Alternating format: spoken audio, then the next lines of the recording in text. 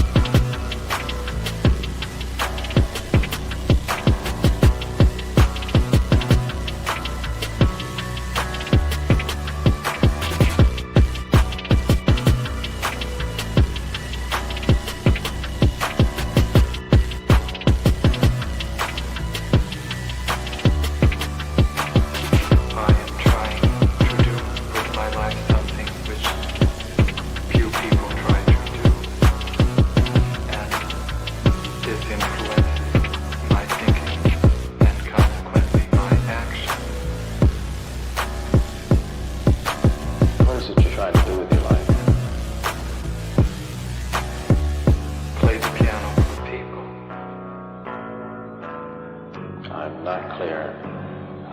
How is it that playing the piano for people has eventually resulted in your being here in the hospital?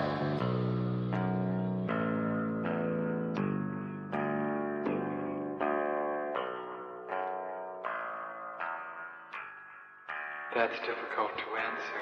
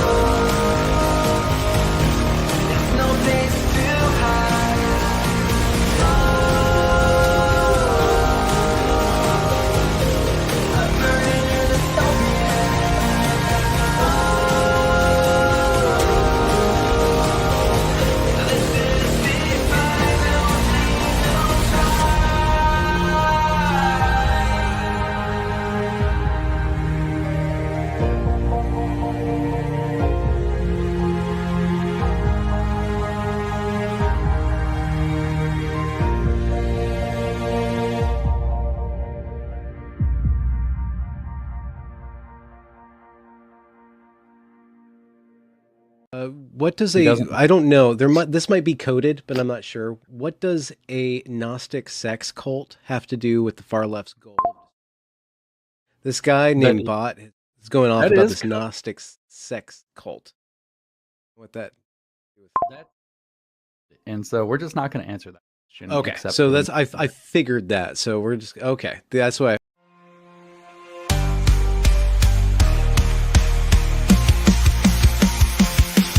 James Lindsay is obsessed with lying to his audience. What crazy things can he get them to believe? He does it irresponsibly to pocket all that money from the mills for liberty.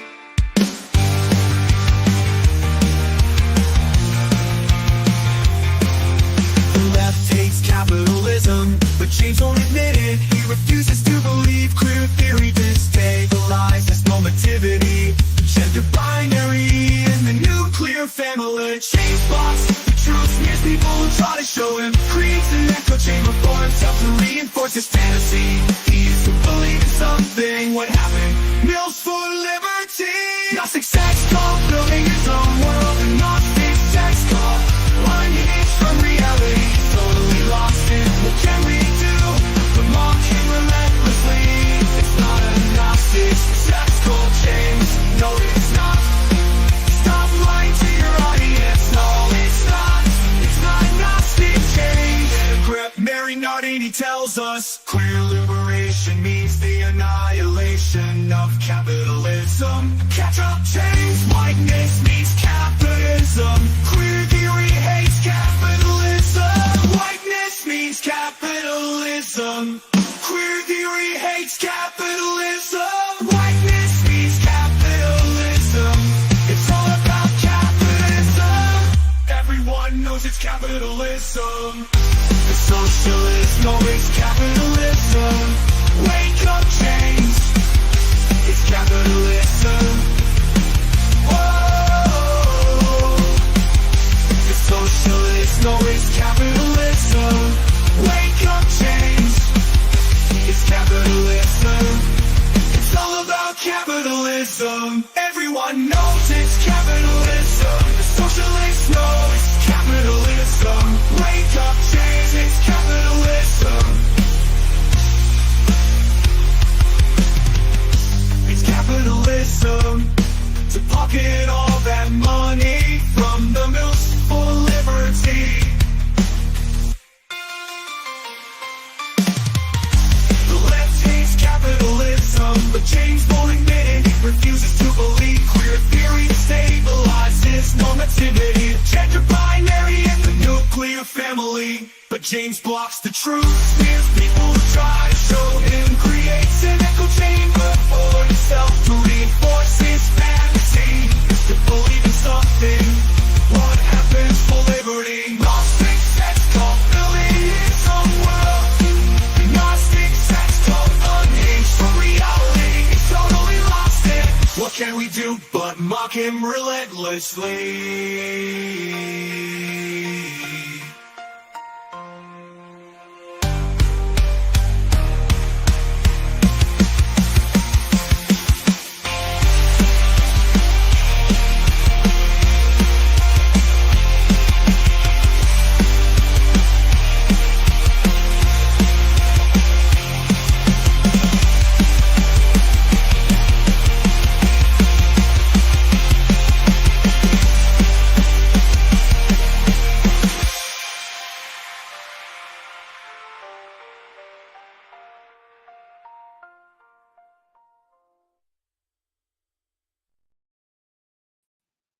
What up, what up, what up, everyone? Happy Friday. Hey, guess what? Guess what? Breaking news. And this is really only going to be interesting to me. It's definitely interesting to me and people who are like regulars in my community. So if you're not a regular, if you're new here, just hang on a second. All right. You guys ready for the breaking news? Breaking news. This impacts a little bit of what we do, which is why I'm letting you guys know about it, okay? I have created my first partnership with Decode the Left, in which And I'm not going to say who it is because it is just better to keep things confidential. It's better for everyone. But at long last, finally, there are some people who have taken an interest in, well, some of the things that I do. And we have come together, and I'm going to be working with them to provide them with information about the left. And what's cool about this is that it has the opportunity to get substantially more reach than what I'm able to do on my own, which is one of the reasons that I want to do it. The downside is that I'm giving them some of the best clips that we are going to collect. And that's okay. And that's all right. Insofar as what we do, it's not really going to change anything other than there might be times that we see stuff on streams that I need to funnel over to someone else because they have the ability to get more eyes on that thing and have more impact with that thing than I am able to have on my own. So I think this is really great. This is the first time I've ever tried something like this. I'm really excited about it. I think it provides the foundation and the experience to be able to grow and expand beyond this. And I just think it's actually really effing cool. And so I wanted to let you guys know, first off, because I want to celebrate. Oh, you're interested in a refutation? I've done about 50 videos refuting everything James says. So if you really want the information, what you should do is go back to basically all my previous coverage of James, because we've debunked him 19 ways from Sunday, and it's not even that hard. But if you want to stick around for this, like, fine. I suspect we're going to be laughing more at James today and making fun of him because his ideas are stupid and wrong. But just so you are aware, I've been debunking James for longer than he's been doing this woke right stuff, and I have a massive archive of this, and he's always wrong, but we like to welcome new people anyway. So it's a big deal for me because it means that my concept for Decode the Left is right on target, to be honest, because I only really launched Decode the Left like a month ago. And I've already got things going and things are moving, and it is working out exactly like I had envisioned it.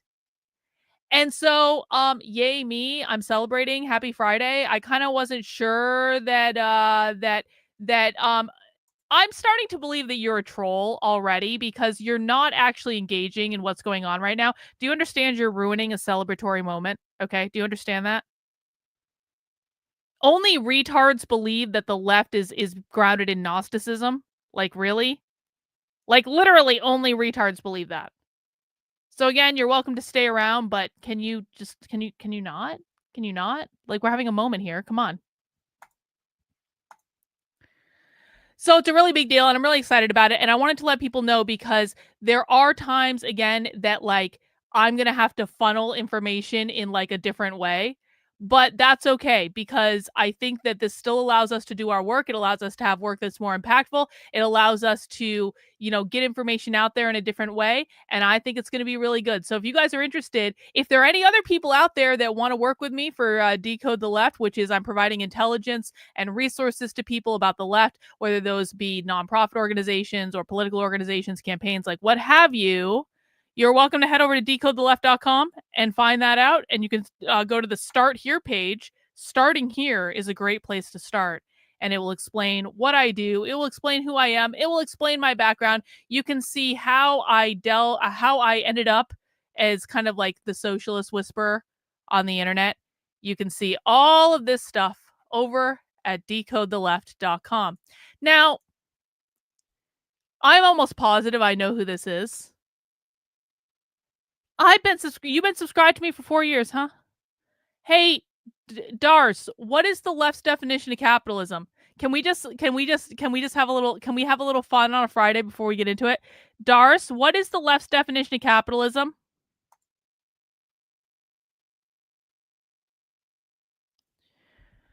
I find it a little hard to believe that you've been subscribed to my channel for 4 years, since this is the first time you've ever chatted in. There are literally no previous chats from you on this channel. So is this the first time you've ever watched my content, even though you've been subscribed to me for 4 years? Do you have any thoughts on how the left defines capitalism? You show up here, you tell us. I am just very curious about why James is wrong, as though I've never covered that when you say you've been subscribed to the channel for 4 years. You say, it is my understanding that the left is about Gnosticism, which only literally a retard would say. And you think that I'm going to believe that you've been subscribed to my channel for 4 years? Hi, Jill. You're not even good at this, Jill. Like, one would have thought that you would have gotten a lot better at this point, but you're literally not even good at this. You suck at this. So, do you have anything else to say before we ban you for being completely obvious about what you're doing? Do you have anything else to say? Comes in here, ruins a celebratory moment. Jill's going to be really pissed off that people are working with me, by the way. This is going to freak Jill the fuck out. Jill's going to be like, why would anyone work with her? Well, it turns out that some people are actually serious people, and some organizations are actually serious organizations, and some people understand that I've got the largest archive of primary source evidence about the left on the internet, while you idiots are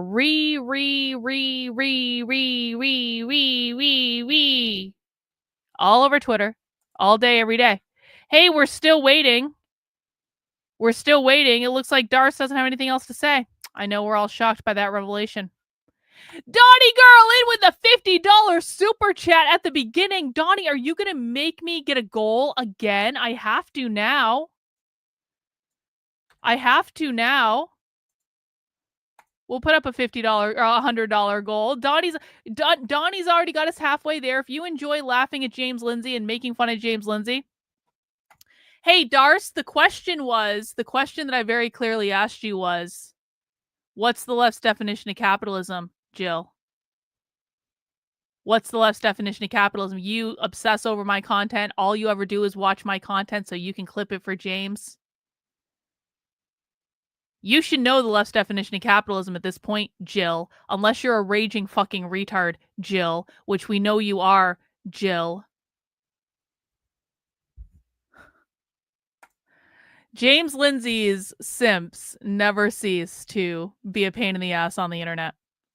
Anyway, so that's some good news. That's a great way to start a Friday. I'm really excited about all the opportunities moving forward. I think this only goes up, guys. This really only goes up. Like, listen, it has become very clear to me that I'm one of the only people doing serious coverage of the left on the internet. I'm one of the only people with the amount of information. I think I might be the only person with the sheer volume of information that I have. Where I haven't done so well is in terms of like making it accessible to everyone. But you know what? We're figuring that out. We're closer than we've ever been. We're like this fucking close. And so I'm feeling really good about things. And so on Fridays, yes, actually, yes, unironically, yes. Because you just proved again that you have not been subscribed to my channel for 4 years. There is no way in this fucking universe that you've been subscribed to my channel for 4 years and you don't know the left's definition of capitalism. You would have to be like really, I mean, we're talking like sub 65 IQ. Like if you were actually subscribed to my channel for 4 years and you actually consumed my content, like you're trying to make people think you do, then you would absolutely know the left's definition of capitalism. And if you don't know the left's definition of capitalism, you are 100% correct. You can shut the fuck up. Absolutely. 100%. No.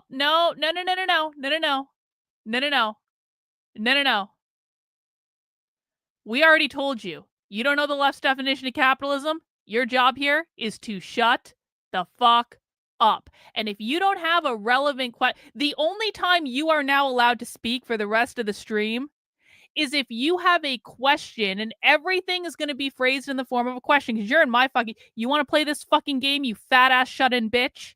You want to play this fucking game with me? Because I know exactly who this is. This is the psychopath that stalks me every single day and has for years. You want to play this fucking game where you're creating yet another account to come into my chat? I've been just such a fan for 4 years, and everyone in the chat sees through you, and everyone in the chat knows exactly who you are. You want to play this fucking game? Then you will remind yourself that you are in my fucking cloud. No.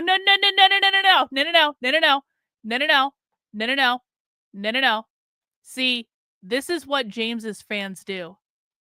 Because the fat ass, the 500-pound shut-in fat ass that is chatting into my channel on one of her many, actually, let's get her picture up. Let's just remind everyone. Should have done this at the beginning. Should have already had it ready to go. God knows we aren't going to do a stream about James without James's favorite cunt showing up to stalk me. God knows that's not going to happen. Hang on, I can't find the file. Let me just go into the Canva. God knows. God knows. Yeah, how have you not seen a refutation of James Lindsay if you've been subscribed to my channel for 4 years? Has everyone seen what our 500-pound fat ass looks like? This is our stalker. She's obsessed with me. She watches everything I do. Hang on, I just need to download this. Come on, Canva, just load. There we go.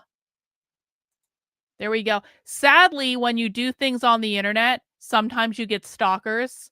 And sometimes those stalkers are just ridiculous human beings that try to destroy everything that you do for years and years and years and years and years. And then sometimes those stalkers make the mistake of putting photos of themselves on the internet. Big mistake. Big mistake. Big mistake in this case. So now let's be clear about who we're talking about, because this is who we're talking about. This is the 500-pound fat ass shut-in that stalks every single thing that I do and say on the internet.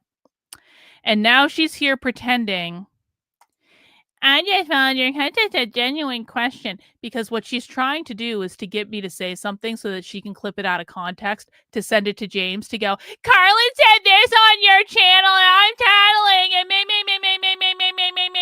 And that's what she's going to do. But what you haven't figured out yet, Jill, is that I don't give actually a flying fuck how many times you cut me out of context. So now we're going to play by my rules, Jill. If you say anything else after this, I'm not going to ban you just yet. We're going to see if you can follow orders like an obedient bitch. And if you can't do that, we're just going to remove your ability to talk. It'll be like we've taped your mouth shut. The only instance in which you are allowed to talk in my chat moving forward is if you are asking a relevant question to what is being shown on the screen. You are not allowed to say anything else. You can't define the left's definition of capitalism. Then your job is to shut the fuck up and ask questions. And until you can define the left's definition of capitalism, that's going to be the chair that you're sitting in. It's off in the back of the room. You are separated from everyone else because everyone else here has done the work to study the left. Well, you've been reeing and whining and complaining on the internet for years and years and years and years and years. I have a chat full of people who, if I said to them, what's the left's definition of capitalism? They could tell me the left's definition of capitalism, Jill. You can't, even though you watch all my content, because you're one fucking stupid fat bitch. So now your job is to sit over in the corner where I've set you up a chair that's been reinforced with steel beams all on its own. And the only time you are allowed to speak is when you are asking a question that is relevant to what we are talking about. Oh my God, Jill, you already failed. You already failed. Jill, this was really simple, Jill, and now I'm sorry. Now we're putting the duct tape over your mouth, and you are no longer allowed to speak. Goodbye. Goodbye.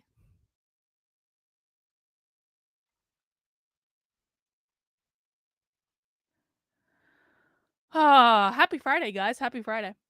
Welcome to a stream where we're gonna laugh at James Lindsay's and his friends. This is one of James Lindsay's best friends, by the way. If you don't believe me, just look at how many times James Lindsay retweets a woman that goes on Twitter by the name Poetry Painter, because that's who that is. She is the one that makes all the clips of me that she sends to James. She's the one that sends all this stuff to him. She photoshops stuff. She does this. She does that. She does the other. And then she creates accounts to come on my channel to try to cause problems because she has nothing else in her sad, pathetic life. Anyway, is there beer today? Oh, you're goddamn right there is. You're goddamn right there is.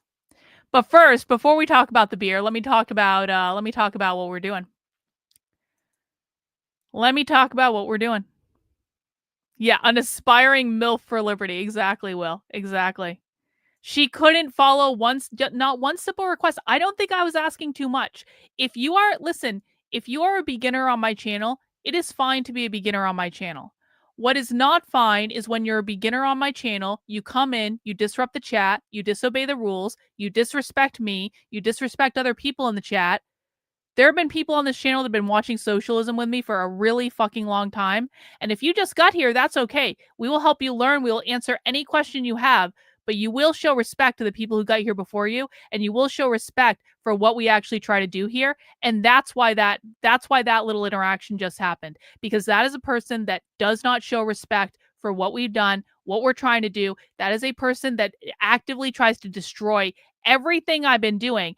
And I saw this. Hang on, we're going to address this too. I saw this from you because I reprimanded you yesterday for whining in my chat, and it seems you're still having feelings about it. Let's be very fucking clear. When I am being stalked on the internet every day of my life for now 5 years, and the people who are stalking me on the internet show up in my chat to try to cause problems, this is not an issue of, oh my God, Karlyn just doesn't tolerate incorrect answers. No, bitch. No. And the whining from you is going to stop. This is now your second warning. This is the second day in a row I've seen you whining. You do it one more time, you're not going to be around either, because it's disrespectful. This is not about an incorrect answer. This is about someone who came on my channel with the expressed intention of trying to destroy every single thing that I'm doing. And I will publicly embarrass and shame the ever-loving fuck out of anyone that tries to do it.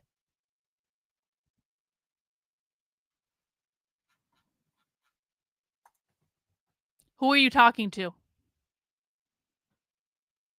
Who are you talking to?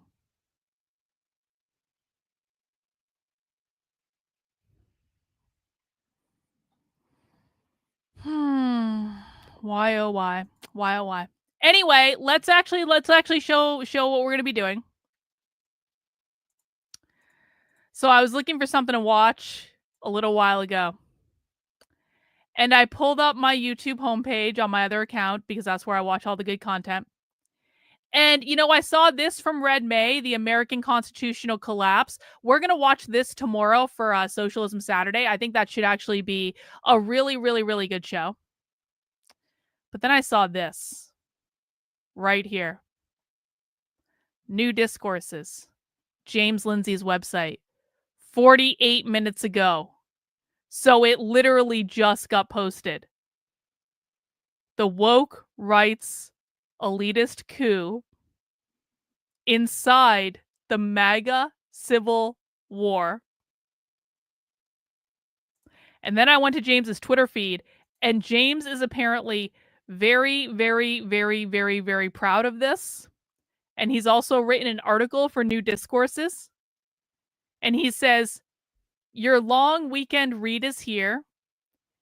If you want to understand the woke right, and what the woke right is doing to MAGA, I've basically written a short book on it for you. I hope you'll read and consider it. And I can only assume that what is in this article is exactly what is in this podcast. And James has asked us to read and consider it. And I am happy to oblige. I am happy to oblige. I am happy to say that yes, James, yes, we will absolutely listen to your crazy podcast about the woke right and the MAGA Civil War. And I'm going to drink some beer because it's Friday and that's what we do on Fridays. And if anyone else wants to drink beer too, they're welcome to drink beer or whatever you want to, or smoke whatever you want to, or do whatever you want to, or be completely sober if that's what you want, because that's okay too.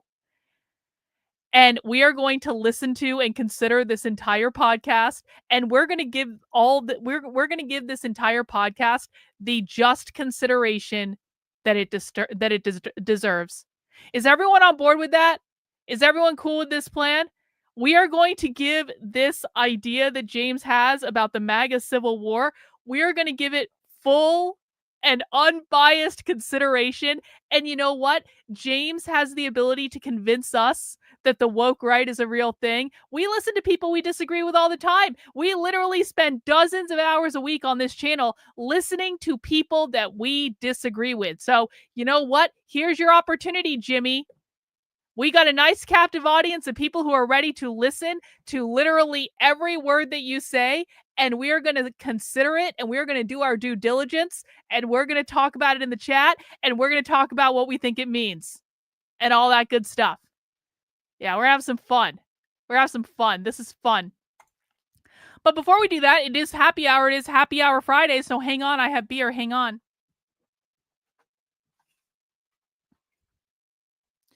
It is the tradition for happy hour Fridays that I go to the craft beer store and I get 4 craft beers. Not that I'm going to drink 4 craft beers on the stream, but there is 4 beer rings and a beer in a 4-pack. And that's the quantity they come in. And I can't just buy 3. I have to buy 4 because I like even numbers. And is anyone else deeply disturbed by odd numbers? I don't know. I don't like odd numbers. I don't like them at all. I like even numbers and things being complete. Anyway, so here's the tradition that we do on the channel is I tell you about the beer I bought and I give you guys a poll and you guys get to decide which beer I drink first. Now, remember, if you don't think you like beer, it's just because you haven't found the beer you like yet. The theme of today, we did a whole bunch of fruity beers last week. The theme of today is beer flavored beer. So I kind of went back to basics a little bit. And we've got 4 options that are some beer flavored beer today.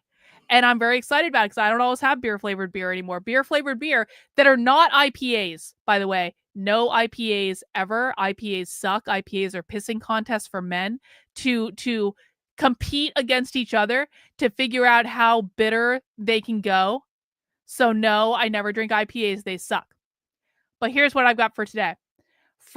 This is from Black Hog Brewing in Connecticut. I've actually wanted to try this beer for a while. It's called the Cold Pizza Pilsner. And it's a dry hopped Italian Pilsner.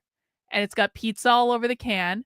And I can definitely, like, a Pilsner is just like a very light kind of crispy beer. like, your Bud Lights are going to be Pilsners and stuff like that. I can definitely envision a beer that's just like a good kind of like light kind of crispy beer that you have like you can eat it alongside cold pizza. I can envision what that might be like. So that is our first option. Number 1 is the Cold Pizza Pilsner. Option number 2 comes from the White Mountains. It is a Concord, New Hampshire Brewing Company creation. The White Mountains White Ale. I do tend to like white ales. A white ale is going to be like, think of I don't know, like a Blue Moon or something like that. This is going to be like a wheat ale, I think. A Belgian style wheat beer captures the vibrance and vitality of the white ale style. So I haven't had a white ale in a minute, so we're going to see how this one is. That is option number 2. Option number 3. I'm actually most interested in this option, if I'm honest about it, because it's from Decidus Brewing Company in New Hampshire, a corn lager. What the fuck is this? I have no idea. It's called Cobb. I can only imagine that it's actually brewed with corn. I don't necessarily think it's going to taste like corn, but like, what is this? I have no idea. Maybe we'll find out. Corn lager is our number 3 choice. And our last option for today is going to be a old-fashioned American red ale. This is from New Hampshire. This is from what brewing company? Abel Ebenezer. Abel Ebenezer is a brewing company that is literally like a mile down the road from my house. They do my favorite beer from Abel Ebenezer, unironically, is actually an IPA. There are very few IPAs that I like. Abel Ebenezer does an IPA that's called Burn the Ships. That's a smoky IPA, and it's actually really fuck off good. So there are very few IPAs that I like, and Abel Ebenezer's IPAs are one of those IPAs, but I did not go for Burn the Ships because I've had it before. I did pick up their American style red ale, and that is going to complete our beer selection for today. And I'm going to go ahead and put that poll in the chat. Which beer do you want me to drink first? Do you want me to drink the Cold Pizza Pilsner? Do you want me to drink the White Mountains White Ale? Do you want me to drink the Corn Lager Cobb? Or do you want me to drink the American Red Ale? Let me know which one you want me to drink first in the chat. And while you're doing that, we will set up our stream for today, where we will be laughing at James Lindsay. And it's going to be great. And I think I saw another super chat come in from Rottweiler. And we can do some chat overlays on the screen so you guys can see your chats, which is kind of cool. Little Jimmy isn't sending his best. Sad. Yep. Oh, Jill tries so hard to convince us that she's a different person over and over and over and over and over again. And it just never works. And we're going to be working on this super chat goal today, guys. So if you are enjoying the stream, if I'm going to make you laugh on a Friday afternoon, if you are enjoying the breakdown that we will do of why James is inevitably wrong at all times, let me know. Let's see which beer is winning. You guys voted for the... Wait. It's a close runoff. It's a runoff between the cold pizza beer and the corn beer. So last chance to vote, guys. 10, 9, 8, 7, 6, 5, 4, 3. Almost there. 2, 1. The cold pizza beer won. It was looking like it was going to be Cobb. And then the cold pizza beer won. So I'm going to go ahead and get that beer poured. And in the meantime, we're going to start off this here podcast. Please, guys, make sure you mount the like button for me. Please make sure you subscribe to the channel. If you are not already subscribed to the channel, I stream Monday through Friday at 5 p.m. Eastern Time. We do Socialism Saturdays on Saturdays at 6 p.m. On Fridays, we chill out. We watch some content from the internet. We drink some beer. So everyone, kick back, relax. Don't be a dick. Be good to everyone. All right? Be nice. And let's just have some fun, guys. It's a Friday. It's almost summer. We got 2 hours and 15 minutes.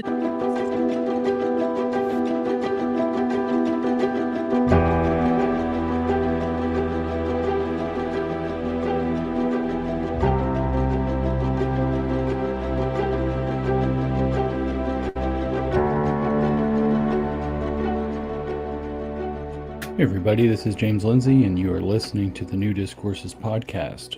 This episode is actually going to be kind of almost an audiobook for an essay I recently wrote, so I'm not going to give you a whole lot of preamble. I'm just going to read this long essay. The essay is 17,500 words, so this is, roughly a third of a standard book. So the essay is in 4 chapters. I'm not going to break this into 4 different podcasts, but I'm going to try to read the whole thing in one go. The name of the essay is... Do you guys have any of you tried to write 17,000 words about something? Listen, I'm not saying it's impossible. I've written 5 books now. I'm not saying it's impossible. Do you know what?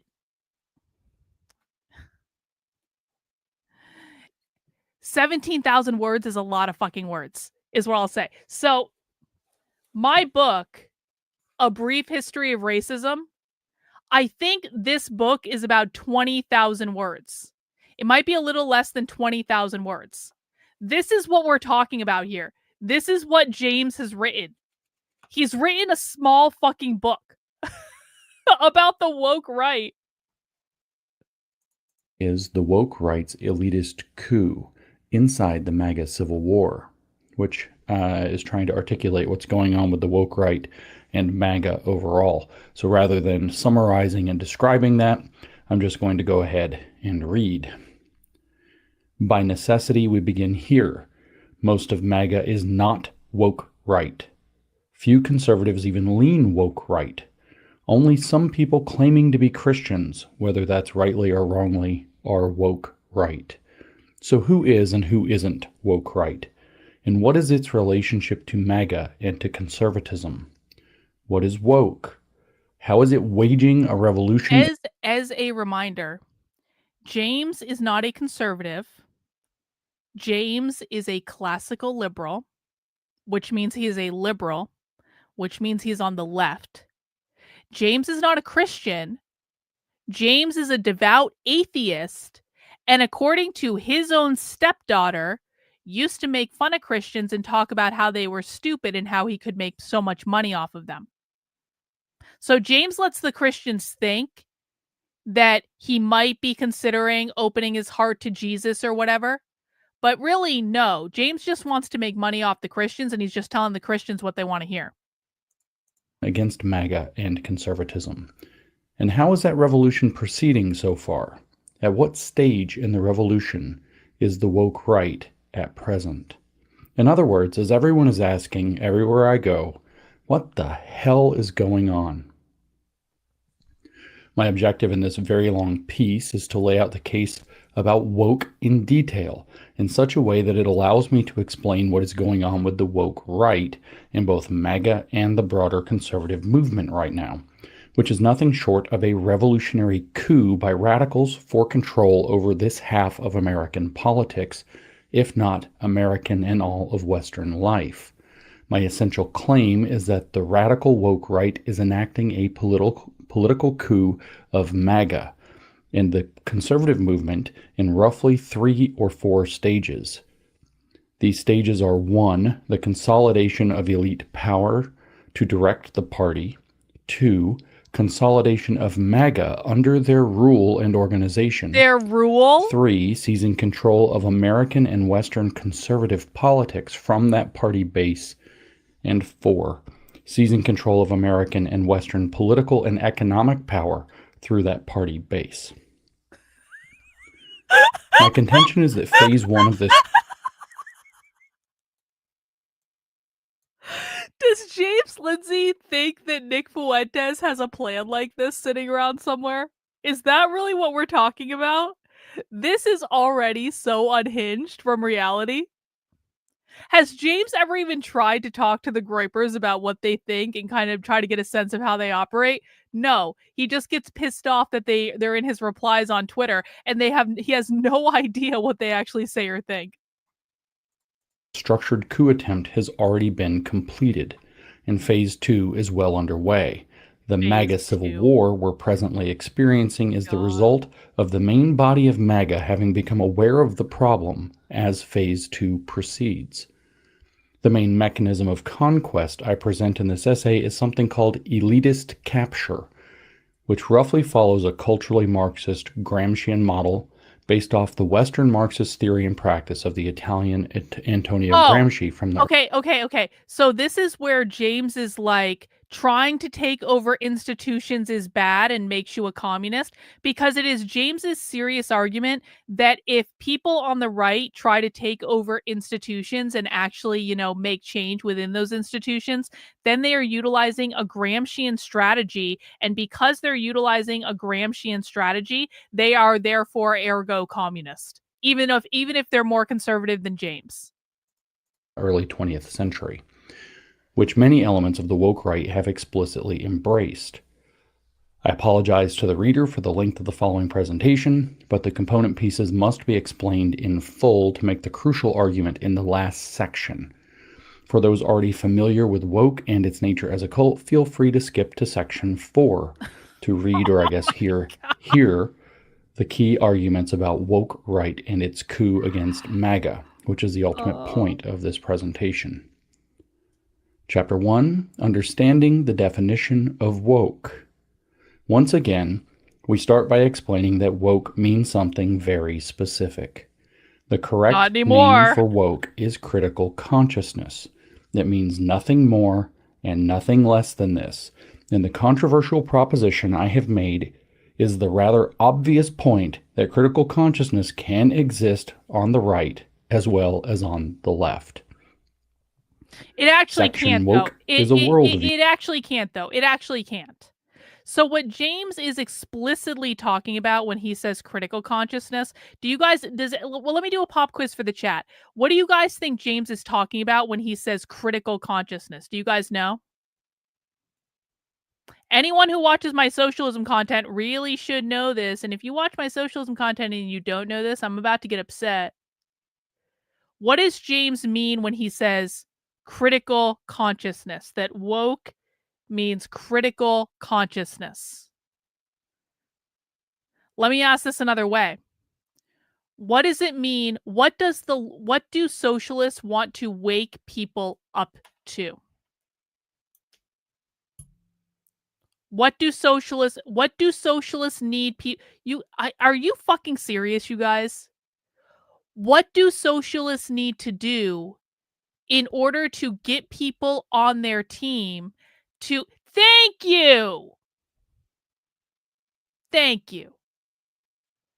One of the things that the left is trying to do is wake people up to the idea of class consciousness. When James is saying critical consciousness, what he actually means is class consciousness. What class consciousness means is you awaken to the fact that there are different classes of people in the world, that we are not all in the same class. There are different classes of people. One of those classes is the bourgeois, the oppressors, the capitalists, the owners, the bosses. The other class is the proletariat, the worker, the oppressed, the renter, whatever that may be, the people without property, the people without equity. This class consciousness creates a hierarchy where one class is above the other class. One class has more stuff than the other class, and they're oppressing and exploiting the lower class in order to get that stuff. That's what class consciousness means. In order for the left to elicit their Marxist revolution, they need people to believe fundamentally that they are oppressed by this bourgeois capitalist class. And in order to liberate themselves, because liberation means to free oneself from capitalism, they need to first become aware that they're oppressed in the first place, because the Marxist supposition is that people just don't know that there are these oppressor-oppressed classes. That is what James means when he says woke means waking up to critical consciousness. So when James says that this can be on the right or the left, no, it can't. No, it can't in any way. The only way it can apply to the right is if James completely bastardizes the definition of what this means. It means a very, very, very specific thing. Now, James's argument is going to be, well, the woke right believes that the Jews are the oppressor and that everyone else is oppressed, except that that's not actually what they believe. It's not actually what they believe. It's not actually applied in the same way. James just doesn't listen to people that he talks about, and so he has no idea that it's not remotely the same thing. This is a very specific thing that is applicable to the left. The left is the one, that's trying to create the class war. So that's what we're talking about. Yes, he could also mean gnostic consciousness, waking up to the fact that we are all oppressed by gnosticism. That is very, very, very true. Okay. If you guys have questions about any of that, please let us know in the chat. View. Woke is a worldview, namely an activist worldview. Every architect of woke on the left understands it as such, whether they use the word directly, use sophisticated terminology like critical constructivism or critical hermeneutics, as does Kincheloe, or use gentler terms like theoretical lenses, as have the identity politicians on the woke left for years. Kincheloe is, for example, specific and literal in calling it a worldview, Weltanschauung, and Paulo Freire and Henry Giroux are specific and literal in calling it a permanent prophetic vision. We love Henry Giroux on this channel. That woke is a worldview means woke is a way of seeing the world and behaving in it. That woke worldview means adopting a conflict base, us versus the world, or friend-enemy distinction, oppressor versus oppressed explanation for the total operation of society, one in which everyone is necessarily a participant. The oppressors are the enemy. The oppressed are virtuous victims by definition because they are victims. The conflict is totalizing and society defining, not something that's merely happening or partly true. Waking up to believing the world is organized this way is called having a critical consciousness. Aha! That is what it means to be woke. Nothing more, nothing less, nothing different. That's not actually what it means to be woke, by the way. What it means to be woke is to want to abolish capitalism. What it means to be woke is to want to gain as much power as possible, destabilize the system, attack capitalism, usher in their Marxist utopia, because woke is the manifestation of far left Marxist activism. That's what woke actually is. Woke is Marxism. Woke is trickle down Marxism. DEI is trickle down Marxism. LGBTQ plus pride shit, not the existence of gay people, but like all the pride shit, all the acting out, all the sex shit in the middle of the streets, that is trickle down Marxism. Protesting the college encampments is Marxism. Environmental justice, climate change bullshit, that's Marxism. All of these things can be traced back to Marxism. That is what that is. And the four goals of the woke left are always and perpetually the same. Gain as much power as possible. Use that power to destabilize the system. Once the system is destabilized and you cause problems, use those problems to attack capitalism. Once you convince enough people that capitalism is a bad thing, you say, hey, how about we replace it with Marxism? And you have to have all four of those things. If you don't have all four of those things, you can't be woke, okay? So it is true that people want to gain power within institutions. That just makes sense. We are in a cultural war.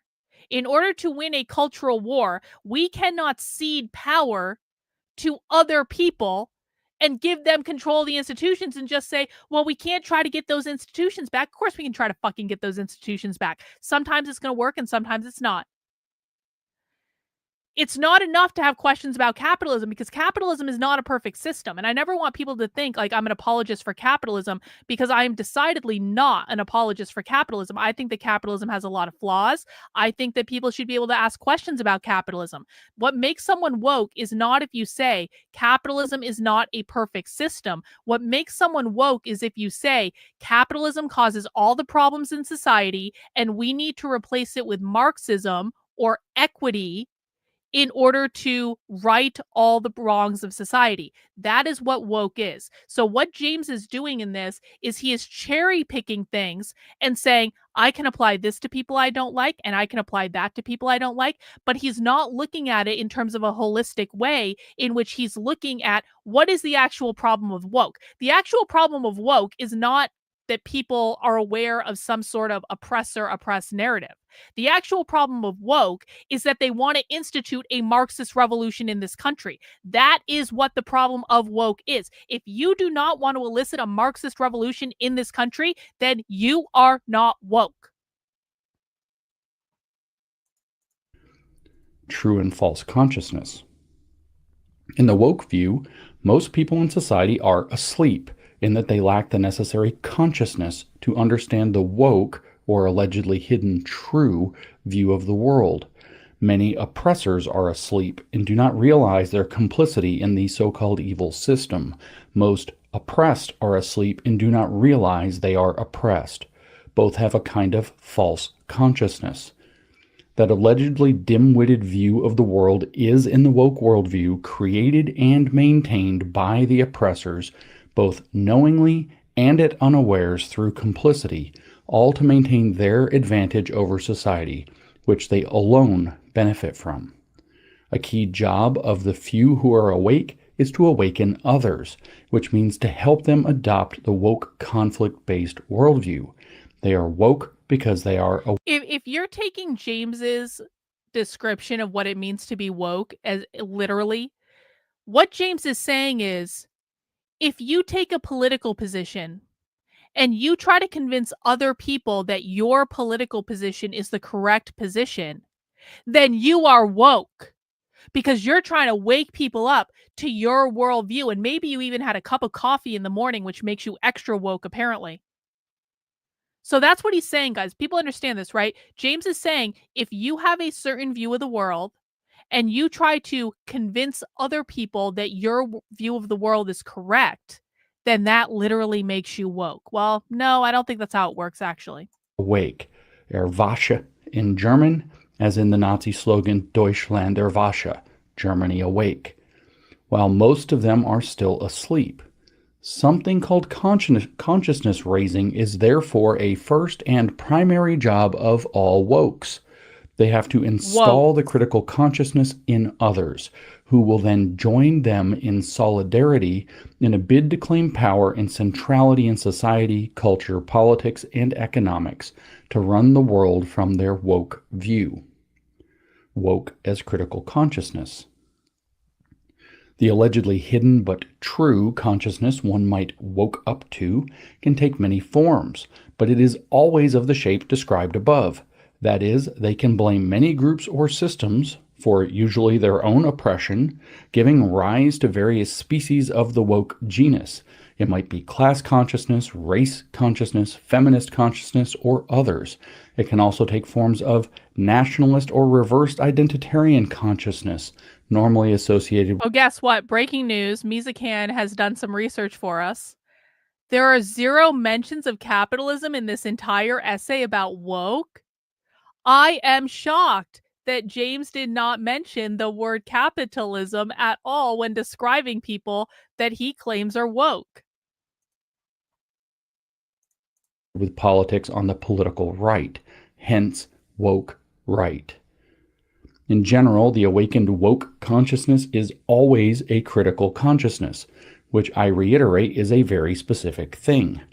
Unambiguously woke authors on the left describe it this way, quote, critical consciousness, the core of social justice teaching, is a heightened awareness of the world and the power structures that shape it, end quote. Their leftism makes it about social justice, which is a kind of radical egalitarianism, but the consciousness is, quote, a heightened awareness of the world and the power structures that shape it, end quote. The woke right would not bend that awareness towards social justice, but to their own hierarchical ambitions and values, but they're still woke by virtue of having a critical consciousness behind how they see the world and act within it. How's that, James? Paulo Freire calls it seeing the reasons behind facts. Of course, the reasons behind facts are given by the woke worldview, revealing it as a lens or interpretive frame. So James just described everyone in the world who's ever engaged in a conspiracy theory, by the way. If you've ever said, you know what, I don't actually think the government is telling me the truth on this, then according to James, you are part of the woke right, because you're talking about things that are going on behind the scenes that aren't readily available to everyone. If you say, hey, you know how Kash Patel and Dan Bongino are now trying to convince us that Jeffrey Epstein killed himself? I just don't think that's actually what happened. I think that something might have happened when Kash Patel and Dan Bongino got their FBI jobs, and now all of a sudden they're trying to convince us that Epstein killed himself. But I don't think that's actually what happened. According to James Lindsay, you're part of the woke right. If you've ever watched one of Alex Jones' conspiracy documentaries about, what is it, like the Bilderberg Group or something like that, and you say, hey, maybe there's these groups of elite people in the world that are getting together to make decisions that affect all of us, that are having these secret meetings, and maybe this is how all this bullshit happens in the world. Guess what? According to James, you are part of the woke right. That is the definition that he just gave. Framing of facts that support the worldview. Another writer who is unambiguously woke left explains critical consciousness this way, quote, critical consciousness describes how oppressed or marginalized people learn to critically analyze their social conditions and act to change them, end quote. The crux of a critical consciousness is being or feeling oppressed about one's socio-political conditions and acting to change them. This disposition is not limited to actors on the political left, as we will discuss in detail in Section 3. Oh, good. How woke critical consciousness acts in the world. Critical consciousness means believing the world is organized in the woke way, as described above, and also believing that there are only three things that can be done about it. As Brazilian Marxist Paulo Freire had it in Pedagogy of the Oppressed, quote, "For someone to achieve critical consciousness of his status as an oppressed man requires recognition of his reality as an oppressive reality." See, that's what I explained to you earlier. James is now quoting Paulo Freire, who is a Marxist from South America, whose ideas infiltrated all of higher education, not higher education, K through 12 education. He's one of the people that James is obsessed with. And so Paulo Freire did give the correct definition of critical consciousness there, or class consciousness, as we discussed earlier. But he's talking about waking people up to the bourgeois proletariat narrative. That's exactly what they're talking about.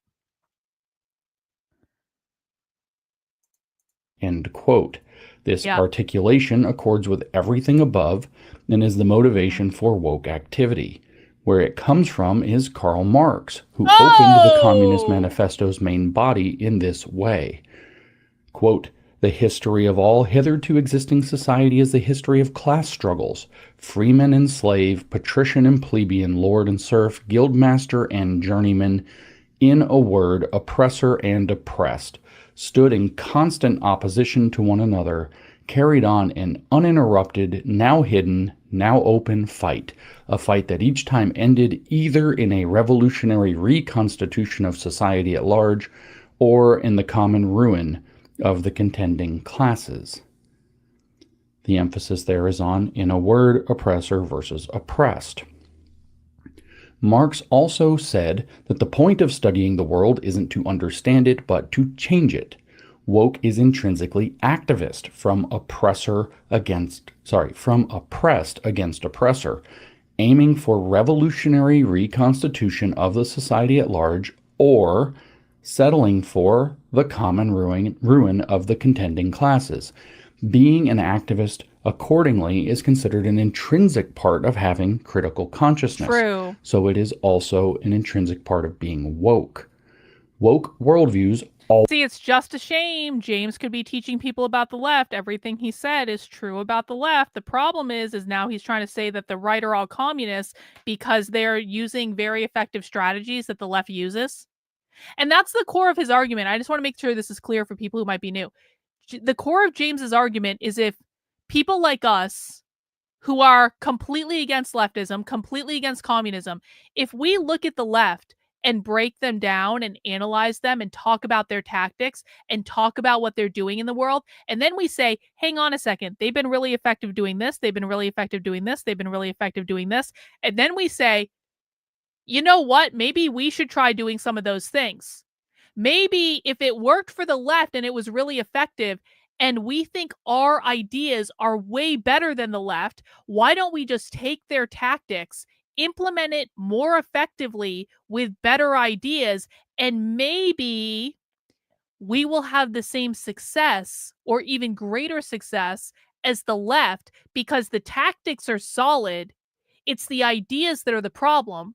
So if you take the tactics and you implement them with better ideas that are more inclined towards our sensibilities, then one might stand to reason that we might actually have some results and could actually accomplish something for once in our fucking lives. So James's position is, if we do that, then we're literally communists.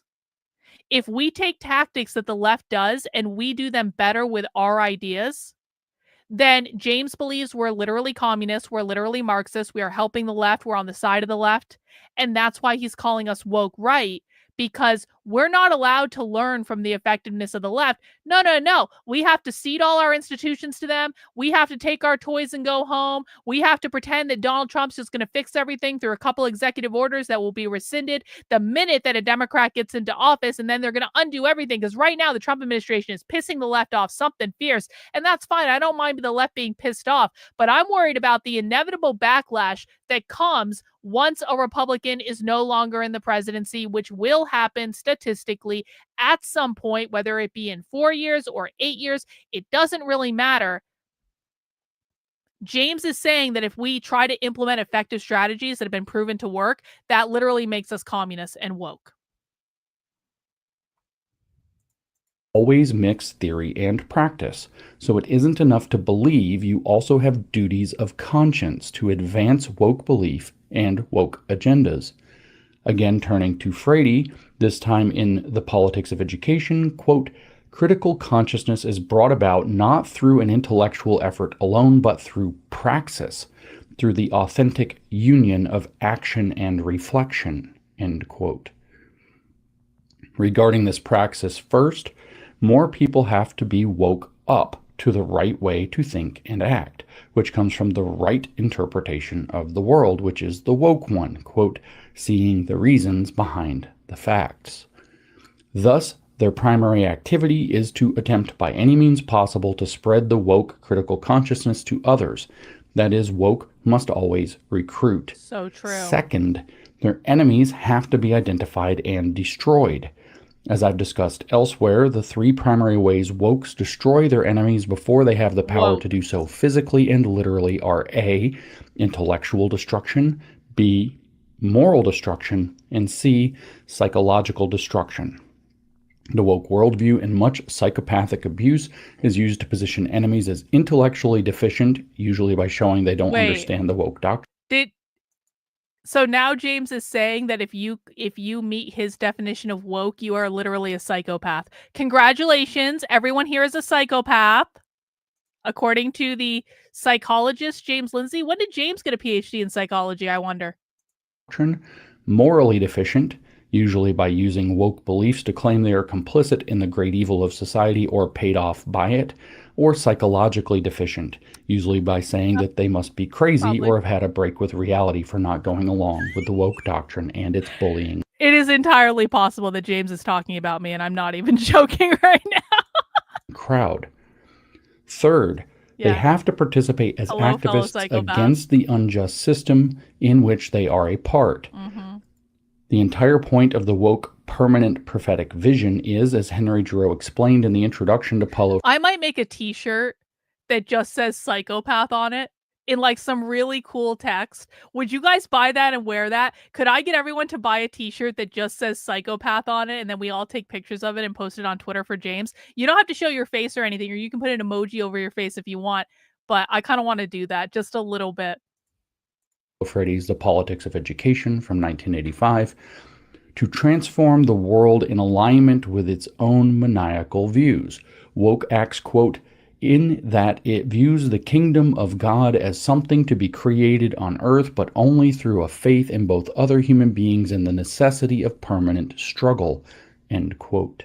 Giroux tells us, woke activism is therefore always intrinsically collectivist and religiously fanatical, and it believes its charge is to build a perfect world that would result if the world was in line with its woke doctrine.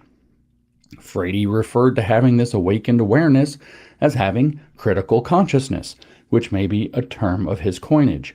The purpose of critical consciousness, Frady told us, is, quote, permanent cultural revolution, end quote. Woke, therefore, only means having a critical consciousness and acting upon it. It does not mean anything else, and it does not apply to anyone who does not have such a thing or act upon it. Critical consciousness and critical theory. Critical consciousness means having adopted critical theory. That's all it means. Therefore, woke means seeing the world through a critical theory. That's all it means. It doesn't mean anything else. Critical theory means believing power is at the bottom of everything in society and that dominant power is corrupt. It means knowing you cannot change the world on the existing terms, though you must change the world, so you must ruthlessly... Again, James is doing a great description of what Marxism is. He's not doing a great description of what goes on the dissident right at all.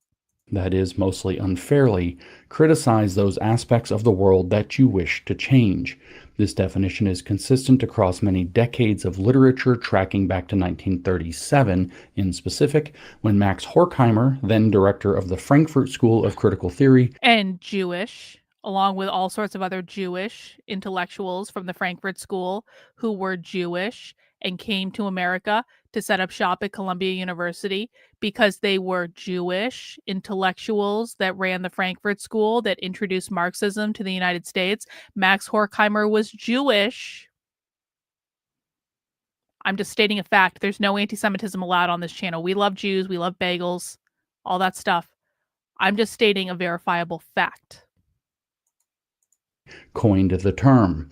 It is the same term and idea used to describe everything we call woke on the left to this day, including in their own literature. Here's Max Horkheimer's description of it from 1969. Quote, "The critical theory which I conceived later is based on the idea that one cannot determine what is good, what a good society, a free society would look like from within the society in which we now live. We lack the means. But in our work, we can bring up the negative aspects of this society which we want to change." End quote. Critical theory, as we're told by Alison Bailey in 2000. Listen. We don't need to choose between pretzels and bagels. We don't need to choose. Bagels are a breakfast food. I mean, you can eat bagels any time of day, granted, and I totally have eaten bagels any time of day. But bagels are a breakfast food, and pretzels are more of like a happy hour snack, okay? With like some hot mustard or something like that. Like, and I'm not talking about pretzels you get in a bag either. I'm talking about like a good baked pretzel, like one of those big ass pretzels you get at a beer bar. We don't have to choose. Yeah, with cheese, with beer cheese. We can have both. 17. This is America, sir. We can have both pretzels and bagels, even on the same day. In an unambiguously woke education paper published in Hypatia, for example, means interrogating power's relevance to how we understand. Wait. This is a great point. Bagels are eaten in the morning. What else do you do in the morning? You wake up. If you wake up and eat a bagel, are you woke? And know the world. She specifically contrasts it against the, quote, critical thinking tradition, which she says is concerned instead with, quote, epistemic adequacy, which is a fancy academic term that means knowing what you're talking about. She tells us about two academic traditions that diverge over two different meanings of the word critical, and writes, quote, "The critical thinking tradition is concerned primarily with epistemic adequacy. To be critical is to show good judgment in recognizing when arguments are faulty, assertions lack evidence, truth claims appeal to unreliable sources, or concepts are sloppily crafted and applied. For critical thinkers, the problem is that people fail to, quote, examine the assumptions, commitments, and logic of daily life. The basic problem is irrational, illogical, and unexamined living." End internal quote. In this tradition, sloppy claims can be identified and fixed by learning to apply the tools of formal and informal logic correctly. End quote. This view of critical thinking she contrasts directly with critical theory, which she sums up this way, quote, "Critical pedagogy begins from a different set of assumptions rooted in the neo-Marxian literature on critical theory commonly associated with the Frankfurt School. Here, the critical learner is someone who is empowered and motivated to seek justice and emancipation. Critical pedagogy regards the claims that students make in response to social justice issues not as propositions to be assessed for their truth value, but as expressions of power that function to reinscribe and perpetuate social inequalities. Its mission is to teach students ways of identifying and mapping how power shapes our understandings of the world. This is the first step toward resisting and transforming social injustices. By interrogating the politics of knowledge production, this tradition also calls into question the uses of the accepted critical thinking toolkit to determine epistemic adequacy." End quote. What she is saying is that critical thinking is itself corrupt and corrupting because the most relevant factor for understanding ideas and questioning them is asking how they are shaped by power, not whether or not they are true, accurate, sound, or valid. For woke thinking, anything that disagrees with woke thinking is an unjust application of the corrupt power-ruling society. Thinking this way is having a critical consciousness. Thinking this way is what it means to be woke. Woke and other ways of knowing. Because critical theory believes power shapes everything in society, that means critical theory is criticizing existing power in the hopes of replacing it with their own abusive power on the underlying hidden assumption that sometimes stated that everything is always power and that all power is ultimately abusive. Doing this means being woke. People who do not do this are not woke, even when they engage in criticism, including of actually oppressive structures.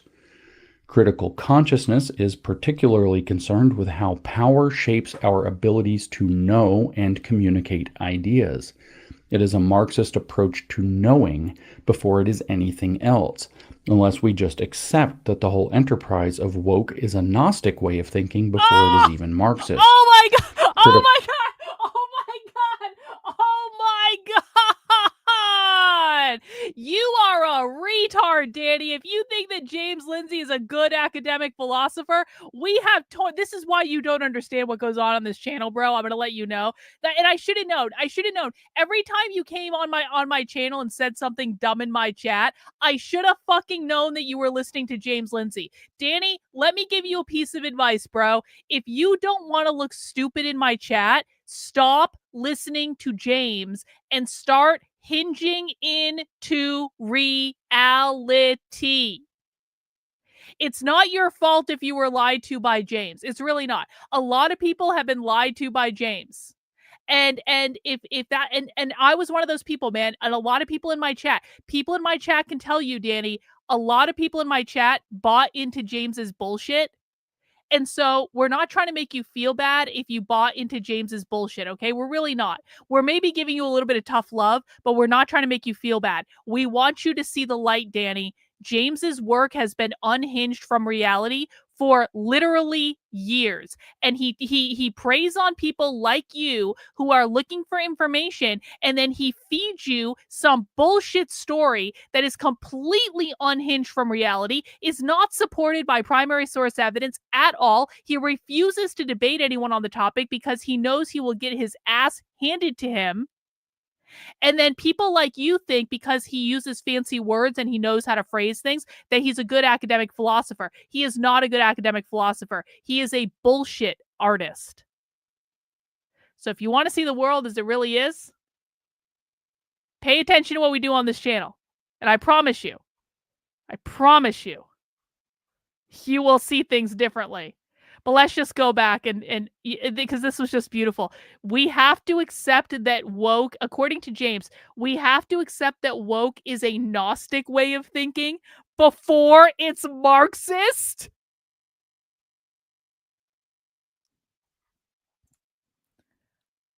I'm sorry, what, James?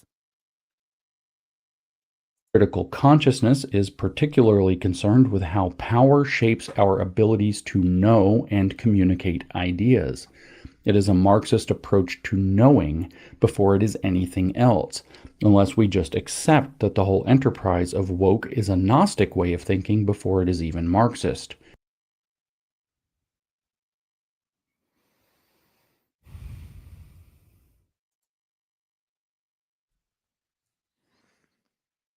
He believes we have to accept that woke is Gnosticism, and then woke went from being Gnostic to being Marxist.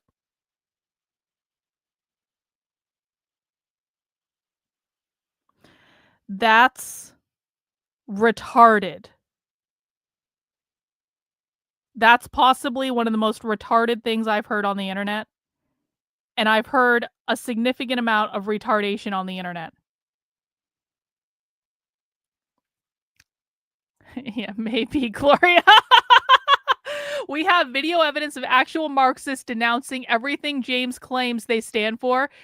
James Lindsay's evidence is just sophistry. So true, Rottweiler. So very true. All right, continuing. Critical consciousness partly means believing the ability to know and communicate ideas is completely captured by an illegitimate elite who use their status as elites to keep everyone in false consciousness for their own benefit. Critical consciousness is therefore a conspiracy theory. Woke is therefore a conspiracy theory. As a result, woke favors, quote, other ways of knowing, and, quote, marginalized knowledges over established knowledges, which they believe are corrupt by the systemic power they blame everything on. Again, they believe this because the fundamental woke belief is that political power contours everything in life, and all political power is currently held by an illegitimate elite who is abusing knowledge and communication to keep everyone else asleep. That is, to spread false consciousness. The woke view is that which the allegedly powerful elites allegedly don't want you to know, so you will stay asleep to their corruption, and it is therefore regarded as more likely to be true and superior to other claims. Favoring marginalized knowledges because of the woke conspiracy theory is therefore a big part of what it means to be woke. Holding dissident viewpoints and expressing them is not woke on its own. Woke as the outsider elite. The people who are already woke in the above sense therefore automatically represent a new, quote, elite, who, quote, know what time it is, because they allegedly broke free of the false consciousness and adopted a critical consciousness. This state could refer to the woke right people who, quote, know what time it is, regarding Marxist infiltration of our society being terminal and thus requiring a fully radical and revolutionary response. Or if you believe Marxists have infiltrated all of society in a way that's pretty severe and requires a severe solution, that makes you woke? Yeah, time isn't real. No, but for real, did James just say that if you believe that that Marxists have taken over society and that we're in a severe disadvantage, then that makes you part of the woke right? Critical consciousness. This state could refer to the woke right people who, quote, know what time it is, regarding Marxist infiltration of our society being terminal and thus requiring a fully radical and revolutionary response. He's saying that you're on the woke right if you believe that Marxists have infiltrated every part of our society and that they control a lot of our institutions, and we're in a pretty bad predicament when it comes to them. And if you think that the predicament that we're in requires a severe response to be able to manage the situation, you're on the woke right. Just when I think I can't be surprised anymore. James DeLulu thinks people are asleep. LMAO. Wake up at the Morning Star when you wake up in the morning. Exactly. So guys, apparently James doesn't actually think this is actually, you know what? Let's infer something from this. This is James basically telling us that he doesn't actually think that Marxism in society is a significant problem, and he doesn't think Marxism in society is going to be that difficult to solve, because it can't be that big of a problem because it doesn't require what he's calling a revolutionary response.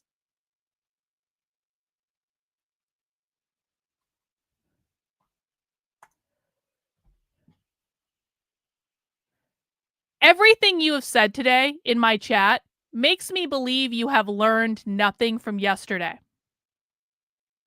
If you're not a serious person, then you don't need to be here. But I've let a lot of things go, a lot of these snide comments in my chat. I told you to stop doing this shit yesterday.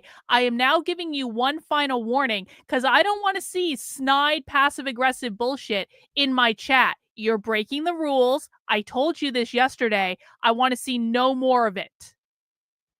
If you believe that James has a point, then go to James.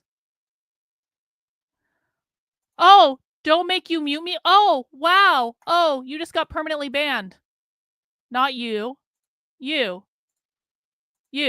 Goodbye. You're permanently banned. Do not pass go. Do not collect $200. Goodbye. What the fuck was wrong with that person? It was probably Jill all along, honestly.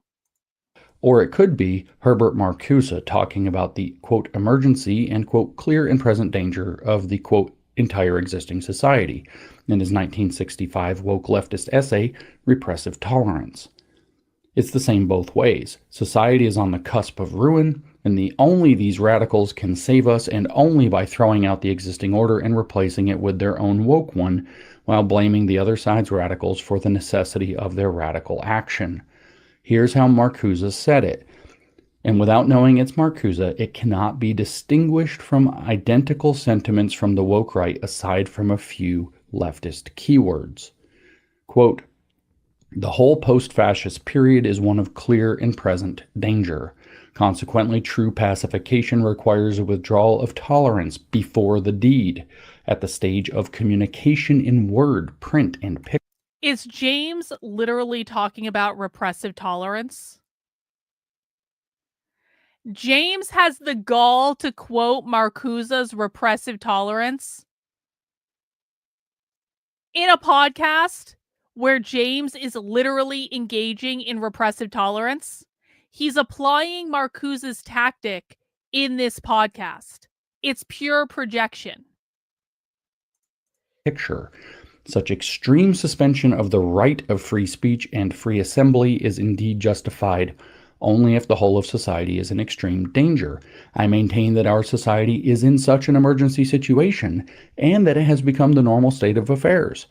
Different opinions and philosophies can no longer compete peacefully for adherence and persuasion on rational grounds. The marketplace of ideas is organized and delimited by those who determine the national and the individual interest. In this society, for which the ideologists have proclaimed the end of ideology, the false consciousness has become the general consciousness from the government down to its last objects. End quote. What Marcuse is describing above is considered ridiculous, totalitarian, and histrionic by most people. The woke right believes that most of society agrees with him and calls the tyranny he's calling for the post-war consensus. They would say when Marcuse says, quote, the whole post-fascist period, what he means is the post-war environment in which fascism has to be controlled, exactly as Marcuse articulates. They believe the world set up a system of power called the post-war consensus along these lines to exclude them as the lost, quote, true right. Look at this! Another $50 super chat from the other Jenny. Sending you some pizza money to go with your... Thank you. I'm actually enjoying this cold pizza Pilsner. This is just like a really nice light Pilsner. It's like exactly the type of thing you want to drink on a warm day at the beach. I could totally see drinking this with some pizza, some cold pizza or some warm pizza, or maybe something on the grill or something like that. Thank you, other Jenny. I appreciate it. Hey, look at that, guys. We met our goal. Goal! Now, if you want to keep sending me money, you totally can. That's totally fine. I don't want anyone to feel like they can't. But I do appreciate everyone that has contributed to meeting the goal today. Let's continue. And that they're merely re-emerging from this Marcusean oppression now. As you can see, what Marcuse is calling for is the revocation of freedoms, including the freedom of speech and of assembly, to stop an alleged existential emergency.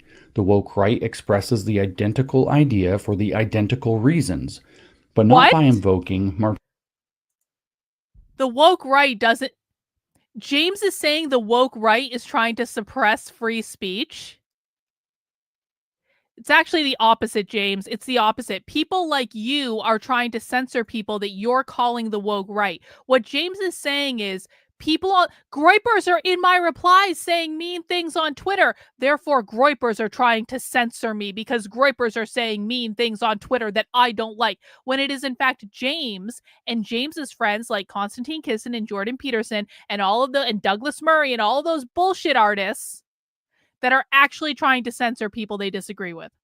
Marcusean oppression now. As you can see, what Marcuse is calling for is the revocation of freedoms, including the freedom of speech and of assembly, to stop an alleged existential emergency. The woke right expresses the identical idea for the identical reasons, but not by invoking Marcuse. Instead, they invoke Carl Schmitt, the crown jurist of the Third Reich, and his concepts of the, quote, unbound executive and, quote, the state of exception, wherein an emergency state in society necessitates the sovereign leader to be completely unbound from the law and any other form of restriction on his action. While this is their justification for ending woke left in our society, it was also the justification the woke left used to perpetrate COVID-19 on us, down to the vaccine, quote unquote, being pushed through an emergency use authorization. Schmidt fleshed out these ideas most fully in a 1933 book written for the Nazis titled The Legal Basis for the Total State, wherein he explained why the Nazi government had a moral and legal justification for being totalitarian. Obviously, the Nazi experiment failed miserably, indicating it might not be a good way to go in our present circumstances. This attitude defines an inherent elitism in all woke, since allegedly they alone know how dire the circumstances are and what its true root causes are. They are elite and must lead. Those with critical consciousness are awake and must lead those with false consciousness who cannot possibly understand what is happening around them. Everyone in the way doesn't get it and must be destroyed. Yeah. That's actually a pretty good descriptor. People who understand what's going on in the world and they understand who is pulling what levers in the world, those people are the ones who should be leading. People who are NPCs and don't know what's going on in the world and have no idea who's pulling the levers and no idea how decisions are made, those people should not be leading. I'm not saying they're bad people, but we shouldn't be giving them any responsibility. So James is absolutely correct in this regard, and I don't think it actually makes me woke right to say that. Is intrinsically elitist, though it pretends it isn't, and represents the common man, be that the worker, the minority, the displaced majority, or the nation's true folk. Woke elite theory. If realizing you're being lied to by a legitimately corrupt influence and stepping out of the matrix is taking a red pill, adopting a critical consciousness is like taking a handful of pills, some red and at least some black, as the metaphor goes. The red pill alludes to seeing reality as it really is outside the systemic power structure and its lies. The black pill refers to seeing the situation as hopeless outside of extreme, radical, and revolutionary measures. A red pill might indicate awakening. Several represents becoming a conspiracy theorist, and the black pill is just demoralization. While one red pill might be a necessary corrective, many are deranging, and the black pill is simply poison. Wait. The people who... Many are deranging?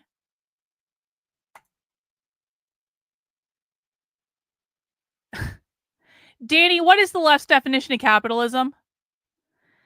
We're stopping the entire stream for you, Danny. Let's see how much James has taught you. What is the left's definition of capitalism, Danny? What is, if James is such a great academic philosopher and you've learned so much from James and James is oh so accurate, what is the left's definition of capitalism, Danny? Let's see how good James Lindsay's education of his students is. What is, we're waiting for you. We are not continuing the stream until you answer. What is the left's definition of cap? No, wrong, completely wrong, absolutely wrong. Danny, you want to try again? What's the left's definition of capitalism, bro? Yeah, we're giving you one more chance. You got that one wrong. You're not doing James Lindsay well right now, and everyone in my chat knows. What's the left's definition of capitalism, bro? We're waiting. Another chance. Now we know that James isn't teaching you anything, and you should know James isn't teaching you anything either, but we'll see how smart you are. Nope. Wrong again, Danny. Wrong again. No. Last chance. Third time's the charm, Danny. Third time's the charm. You've given us 2 James Lindsay endorsed wrong answers. We're giving you one more try, Danny. If James has taught you so much about the left and James is such an amazing political philosopher and you've learned everything you know about the left from James, What is the left's definition of capitalism? And after Danny gets this one wrong, I'm going to have the whole chat answer so that you guys can see this isn't coming from me. I'm just sitting here knitting on the internet. One more time, Danny. You learned so much from James. Let's see that James Lindsay education. What is the left's definition of capitalism?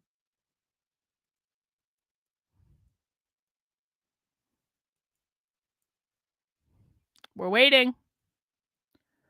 We're waiting. We're waiting for you, Danny. We stopped the entire stream just for you. What is the left's definition of capitalism? You have 30 seconds. 30 seconds, or I'm going to permanently ban you from my channel. Well, so now we know that you're not actually listening to James. We also know that you're not doing your own research. So you don't want us to blame James for your wrong answers, but if James had given you the correct answer, you would know what the correct answer is. The problem, Danny, is that James has never given you the correct answer, and we know that, which is why we know that you don't understand shit. Your independent research, which probably involves watching lots of libs of TikTok, hasn't taught you shit. So now, I will ask my chat. What is the left's definition of capitalism? Let's educate Danny, and if Danny is smart, he's going to learn from this, because if Danny continues to defend James Lindsay after this, Danny's going to be permanently banned in the chat, because we don't need retards in my chat, Danny. We just don't. Oh, you think this is funny? Danny, do you think that the left is funny? Do you think that the left controlling all of society is funny? Do you think the left beating people like you every single day of the week is funny? Do you think that's funny? Because we actually don't think it's funny, Danny. We actually take this very, very seriously, which is why everyone on my channel knows capitalism means private property ownership. Private property ownership, literally in the Communist Manifesto, Danny. Where did you do your research if you didn't read the Communist Manifesto? You don't know that they mean private property ownership? It literally says the goal of the communist is to abolish private property in the Communist Manifesto. In like chapter fucking 1. Not that hard, Danny.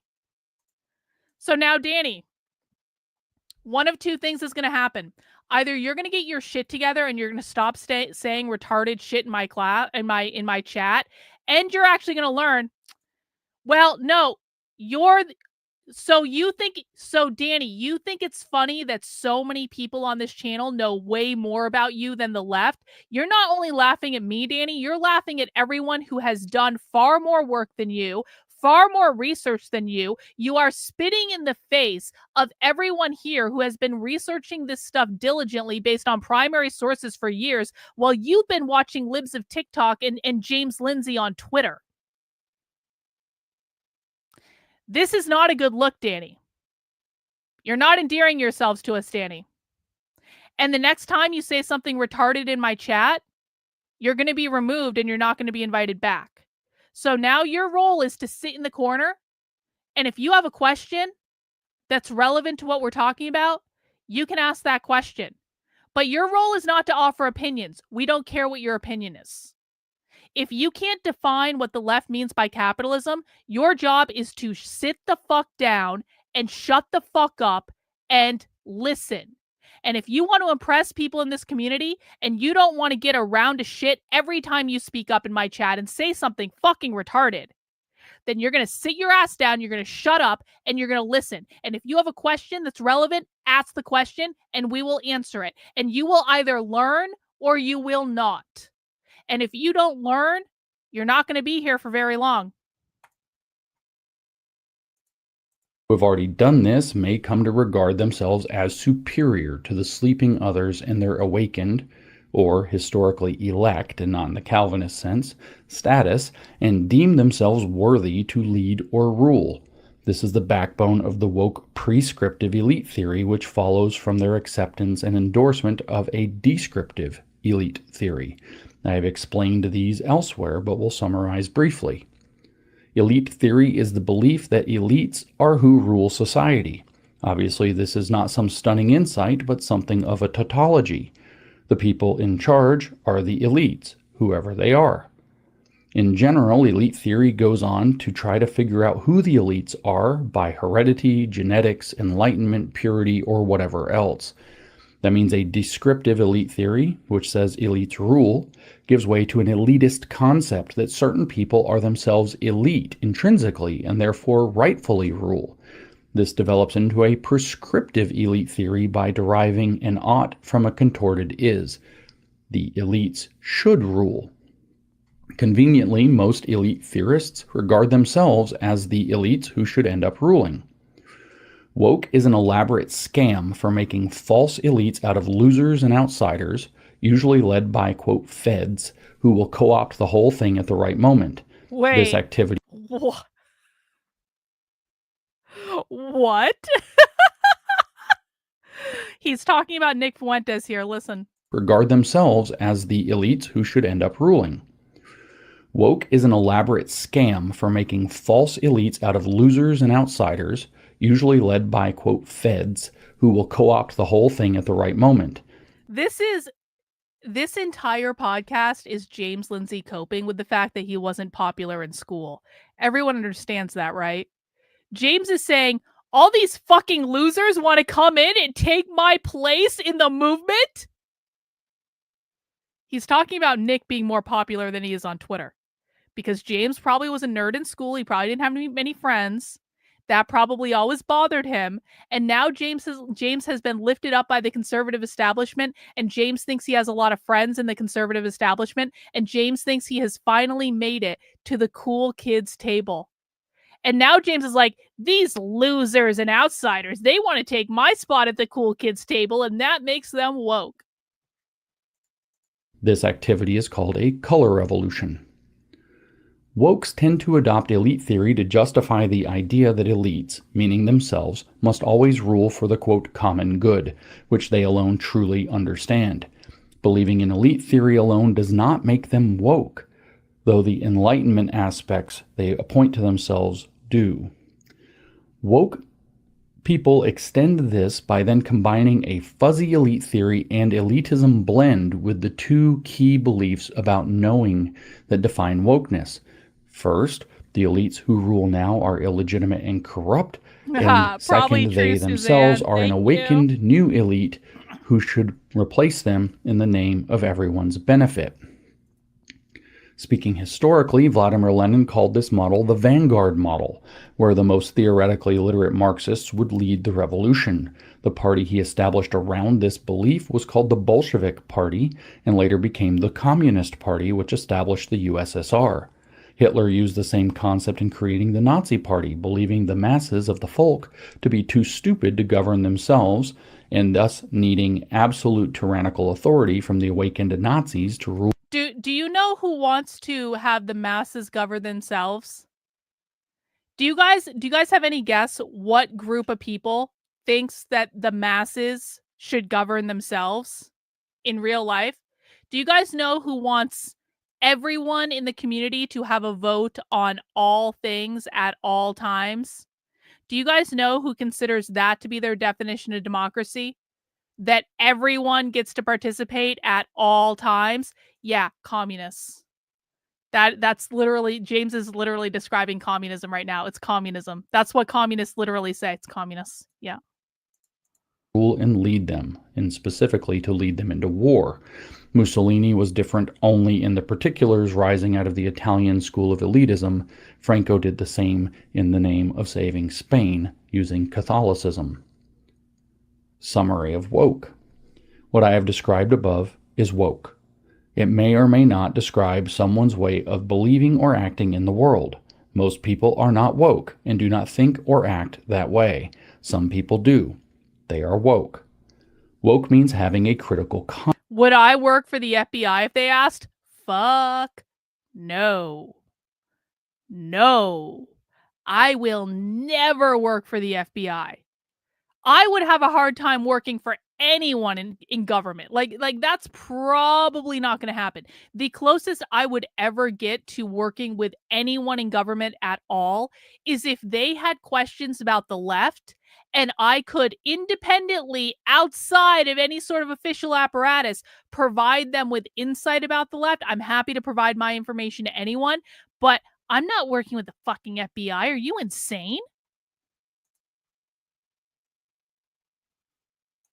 consciousness. Woke doesn't mean anything more or anything less than this. Period. Full stop. Stop pretending it does. Woke bleeds over into believing the critically conscious have a unique right to rule and are the dispossessed elect who must reclaim society under their power, allegedly for the common good. This is a ruse. The structure of woke is as a cult with themselves at or near the top, as I will explain in the next chapter. Oh, good. Woke and wokish. Making things slightly more difficult, however, is that people I will work with literally anyone who actually wants to understand the left.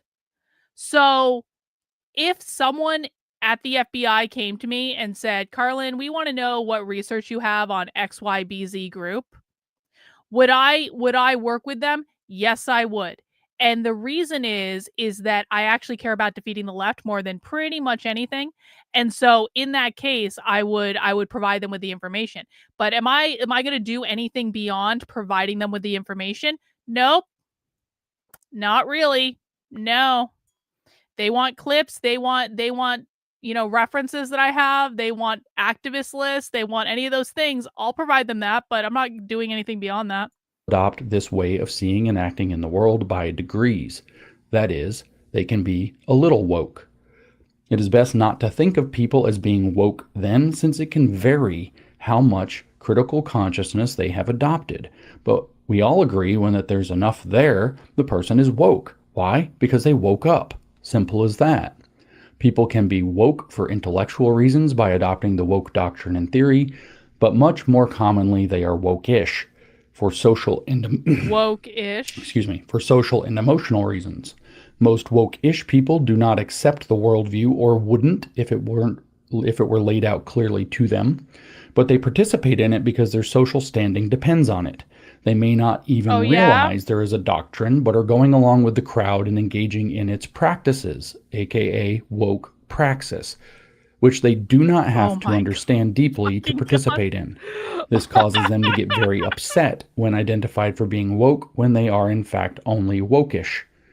Generally, I think it is best to reserve the term woke for people who are not just socially and emotionally caught up in wokeness, but to reserve it for people who are intellectually committed and pushing it.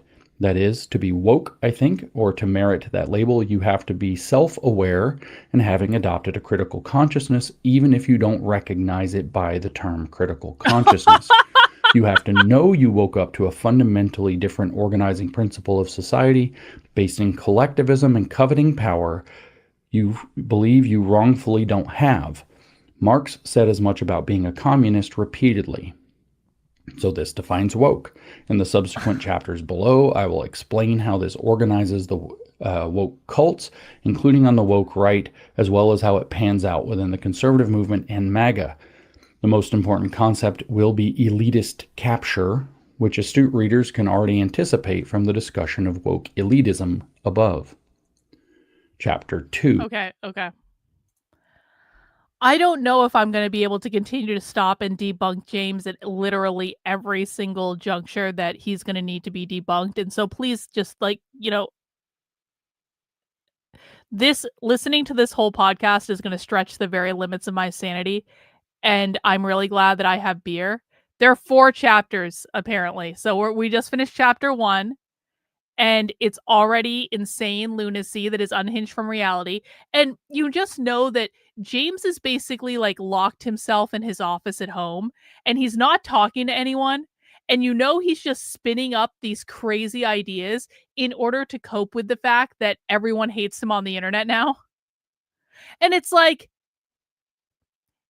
James, as someone who has experienced their fair share of hate on the internet, the advice I would give to James is that he needs to find a goal in life that does not have to do with demonizing people that he doesn't like. Because I promise, if he just spends his entire life demonizing people he doesn't like because they said mean things on the internet, it's going to get worse and worse and worse and worse and worse and worse and worse for James. He's only going to get more miserable. He's only going to get more hate-filled. It's like he needs to have a mission again. He used to talk about the left. He no longer does that. I've taken over that role. I do it way better anyway. James can't come back and do it. We've already debunked all his shit. He's going to look stupid now if he tries. But, you know, I think he could find another goal that might be just as fulfilling, and I think he should do that because he's headed down a very dangerous road of just being perpetually angry and miserable because people don't like him on the internet. And what James really needs to learn is you don't actually need people to like you. You don't actually need people to agree with you. You need to do good work. And if you do good work, people will eventually come around exactly like they did with me. And they will eventually come around and they will see. And, you know, we'll see if this strategy works out, I guess. The woke, the wokish, and the structure of woke cults. As I have discussed in the past, a lot, woke operates like a cult. It does so around the central conspiracy theory and elitism described in the previous chapter above. Woke operates like a cult because it is a cult.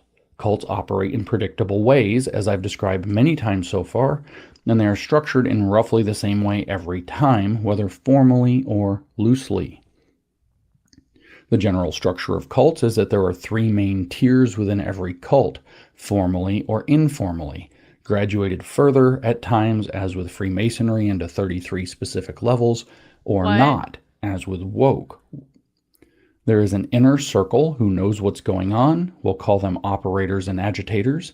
Below them is an inner school of adepts who have become intellectually invested and committed to the cult and know and push its doctrine. We'll call them wokes. Below them still is an outer school of initiates who have some degree of social and emotional investment in the cult, but who might not be deeply invested or even aware of its doctrines. We'll call them the wokish. The wokish. By far, most of the people in a cult are outer school or wokish in woke cults. Woke-ish people have taken on some of the woke cult lenses, meaning they sometimes and partly see the world in woke ways, which means with some critical consciousness. Does anyone else feel embarrassed for James listening to this? Does anyone else feel embarrassed? It's like we're listening to someone that's like drunk at a family reunion just make an absolute fool of themselves. And it's like you're watching in amazement. You're like, and people have tried to stop it. People try to be like, "Hey, honey, do you think you've had a little? Do you want some what?" This is like the crazy girl at the party, and everyone they're like, "Honey, do you want some water? Do you want to stop drinking? Do you want to drink some water? Here, let's sit down over here." And can we just drink some water? Because like you're saying and doing some, like you just took your shirt off in the middle of the party, and you aren't wearing a bra. And that's kind of awkward. So maybe you want to stop drinking, and maybe you want some water. Like, and they act within it as such, engaging in transgression, social enforcement, virtue signaling, victimhood identification, polarized splitting, and so on. For people who are wokish, woke is mostly a social fashion with certain perks. It's an in-crowd they want to be in and to go along with. It's mostly, quote, just how all their friends act or how their friends see things. And it often takes the form of liking and hating certain things, and especially people who are set up as villains by the tiers above them. They are sometimes referred to as, quote, fellow travelers, sympathizers, water carriers, or even foot soldiers by outsiders, all of which are terms of abuse that they project onto the various people with false consciousness outside of the woke cult. In turn, the wokish are the primary victims of the woke cult, which is abusing them from above for their support and their allegiance. Woke-ish people will also frequently be very vague on why they think and feel the way they do about matters of critical consciousness, though they are filled with the talking points, examples, cliches, and especially virtue signals from the tiers above them that help define social membership in the broad movement, which is a cult in this case. Because their social environment is heavily influenced by and eventually totally dominated by the woke worldview, they have become increasingly isolated within the cult and become codependent on it in terms of understanding themselves. James is literally talking about him and his audience right now. Everyone understands that, right? Seek to please the cult even at their own detriment. They are effectively codependent on the woke cult in disposition and practice. The woke. Above the bottom tier or outer halo of wokish people who have become socially and emotionally committed to the woke cult, there is a more definite group who is intellectually committed or otherwise invested as well. They are either grifters or awash in the woke ideology, and they push it. They they're usually know grifters, the that theories explains defining everything. cult doctrine and often care about them. They push woke theories and practices, including the abuse of outsiders, and explain the world in terms of them. They are victims of the woke cult who have become active abusers, rather than the merely passive abusers, as are the codependent wokish below. Reagan, he's talking about you. I'm pretty sure he's talking about Reagan. James hates Reagan. James hates Reagan so much. James, out of nowhere, literally brought Reagan up on a podcast one time to complain about her. Reagan, he thinks that you have been indoctrinated into a cult and that you have now become an abuser in the cult. Definite group who is intellectually committed or otherwise invested as well. They are either grifters or awash in the woke ideology, and they push it. They usually know the theories defining cult doctrine and often care about them. They push woke theories and practices, including the abuse of outsiders, and explain the world in terms of them. They are victims of the woke cult who have become active abusers, rather than the merely passive abusers, as are the codependent wokish below them who take their cues. The wokes in this model are seen as leaders in thought and theory, as with Lenin's vanguard model, for the whole movement, and they set and spread most of the trends, cliches, talking points, virtue signals, etc. that capture the wokish below them. In fact, they are more akin to Mao's Red Guard, which he used and disposed of, than they are to the Bolshevik vanguard, but they will define the majority of the ranks in the party should the woke establish one effectively. The woke are not merely wokish, though, and it is not that they are it is not just that they are intellectually committed in addition to being socially and emotionally committed. They are actually woke, like woke up, except when they're grifters, who are also legion in this tier. What the fuck? Wokes believe the woke worldview is the correct worldview, and that everyone who doesn't get it is actually asleep. The wokish merely feel or intuit this. They understand the woke conspiracy theory to be the true but hidden operation of society. They can and do articulate it as such. They facilitate but only sometimes establish the incentive structures, both positive and negative, the woke cult offers to attract recruits and punish enemies and defectors. They name the enemies of the woke cult movement and put targets on them. They set the terms upon which the boundaries will be policed to keep the wokish in and too afraid to reject the cult or to side with any enemies. The mid-tier woke are the primary perpetrators of the woke cult. They themselves may not genuinely be psychopathological, but they have adopted a psychopathological worldview so thoroughly that they are functionally psychopathological. The wokish, by contrast, are only light. Reagan, you might not be a full psychopath, but you are functionally psychopathological. That would also make a good t-shirt. Functionally psychopathological. Functionally psychopathological for social reasons, like tribe over truth, fitting in, cult-captured psychosocial valuation schema, getting invites to things, and so on. They are often still normal, particularly, meaning the wokish, are often still normal, particularly when interacting with normal people outside of the woke cult. This adoption of woke functional psychopathology as a primary mode of engaging the world is the primary distinguishing feature between woke and wokish. Wokes and grifters. One caveat here is that the woke tier is shot through with grifters who do not really believe the woke worldview at all, but who can articulate it so as to collect the woke cult rewards and mete out the woke punishments for themselves. This actually creates two types of woke perpetrators: genuine, who we should call wokes, and false, who we should call woke grifters. These are often completely indistinguishable even to people within the cult. The reason woke is so susceptible to grifter occupation and domination is that the woke worldview is ultimately very simple, though it's dressed up in lots of complicated theories. So it is very easy for unscrupulous grifters to mimic it, and the reward structures are often generous when the cult movement gets off the ground and gains power. In particular, the mode of woke is the critique. Sir,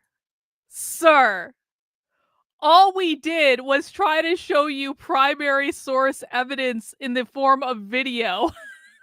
All we did was try to say, hey, James, do you want to look at this video of actual socialists talking? And then James flew off the handle and started blocking everyone and started acting like an unhinged retard. And now he's calling us all pathological, functional, or not psychopathic, functionally psychopathic, woke right, wokes, woke-ish, woke grifters. All we tried to do, James, was show you video of actual socialists. Like, that's it. You didn't need to write a dissertation for us, James. You really didn't.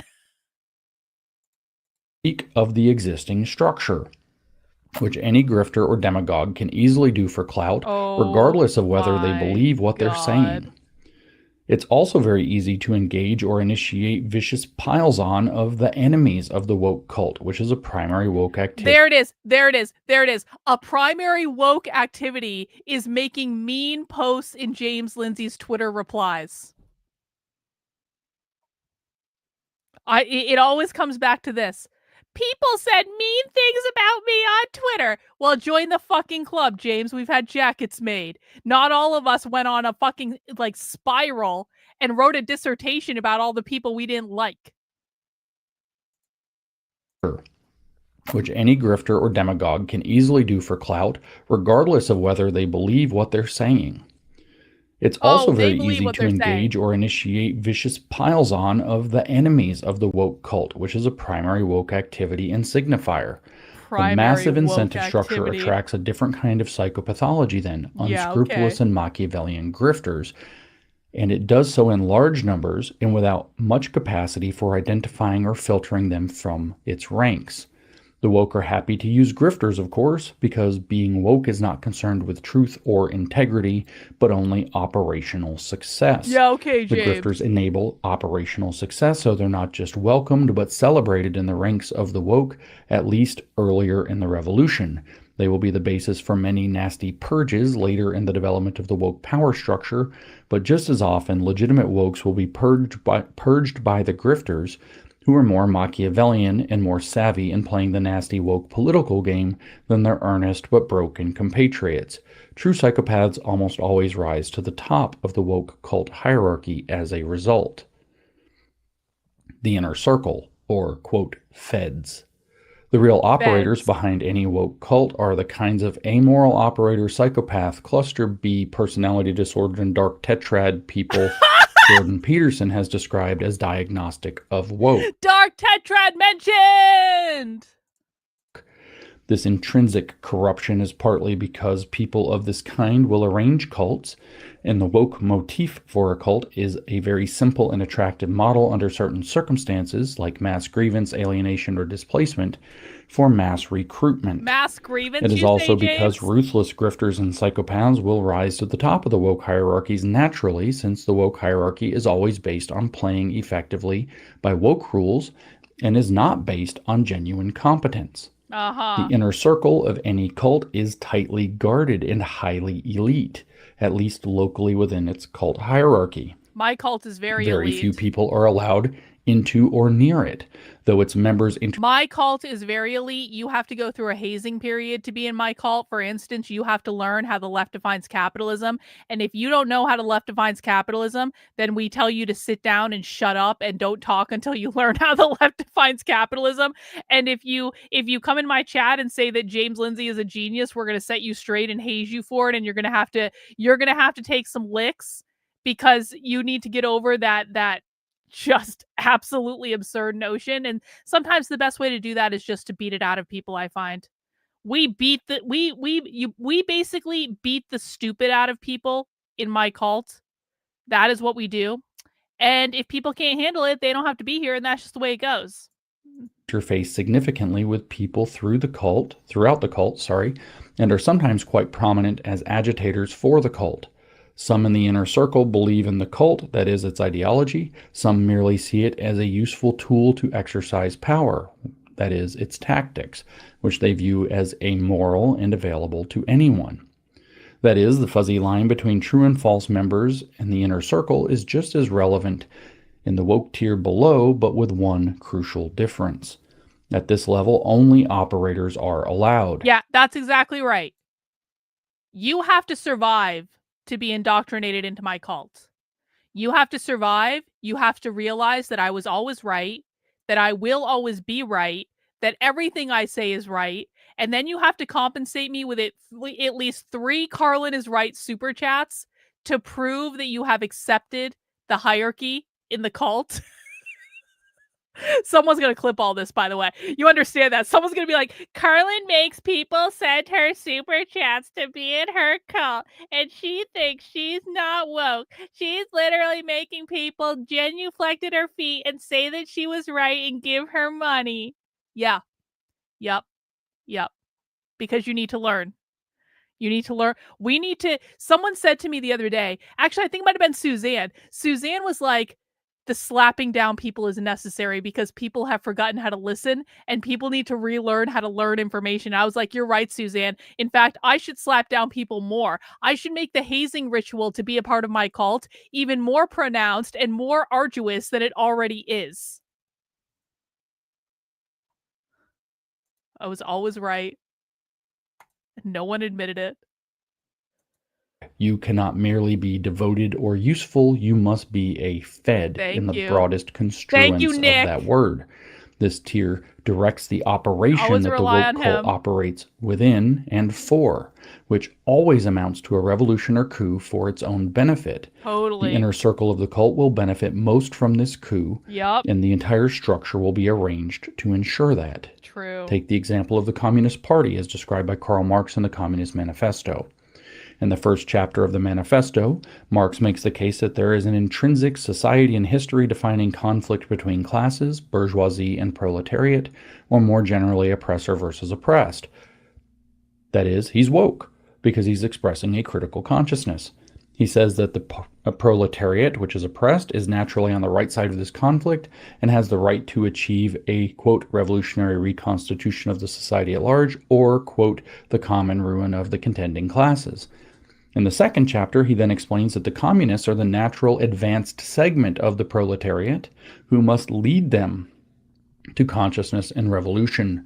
Naturally, Karl Marx and his cronies led the Communist Party. So Marx's woke cult structure was the proletariat as the outer school, an activated halo of wokishes, the Communist Party as the inner school wokes, and Marx himself and his cronies as the inner circle leadership class. Naturally, Hitler's infamous Führer leader principle, worked the same way. Woke elitist capture through, quote, inclusion and belonging.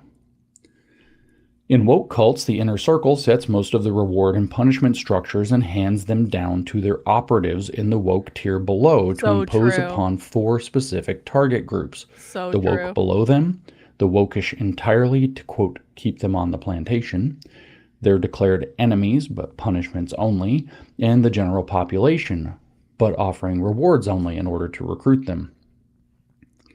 They usually have or are connected to ample means to make reward structures attractive. Oh, yeah, Galas, I'm connected cocktail to ample parties, means, exclusive all right. invites, other parties, paid opportunities, funding, networks, access, etc. by the time the woke cult movement gets off the ground. And sometimes, if you are a content creator on the internet and you have a community that maybe has a members only area in which you get subscriber exclusive content, then you are literally woke because you are offering people an exclusive opportunity to go watch movies with you on a Sunday night in a private Discord that James Lindsay doesn't have access to. And James wishes he had access to the private Discord. James wishes he had access to the other private secret Discord where we have a massive archive of leftist propaganda going back to the 60s. James wishes he had access to these things, but he doesn't. You want to know why? Because it's mine. It's all mine. I built it. I created it. We cultivated that shit. And people pay me money. And then they get into my good graces when they support my work and they pay me money. And then I get to decide who gets to be the elite inner vanguard of my cult and gets invited. Like all supporters get into the general supporter Discord. And then I get to decide who gets access to like the exclusive supporter Discord with all the really cool stuff, with like all the archives and things, because they are the elite. And they have probably given me a lot of money over the years. And they've done a lot of my bidding. They've either given me a lot of money or they've done a lot of my bidding, and they never question me, and they say that I'm right all the time. And that's when people can get into the elite Discord. And so because of that, I am the woke right. That's fine. I don't really care. Times from the outset. This explains recruitment. There is a model for woke inclusion and belonging, and if you play ball with that model, you're included and you belong. Right. If not, you are excluded and punished. Exactly. The punishment structure is mostly directed at declared enemies, plus any defectors who have waded into and then back away from the woke cult's worldview and reward structure.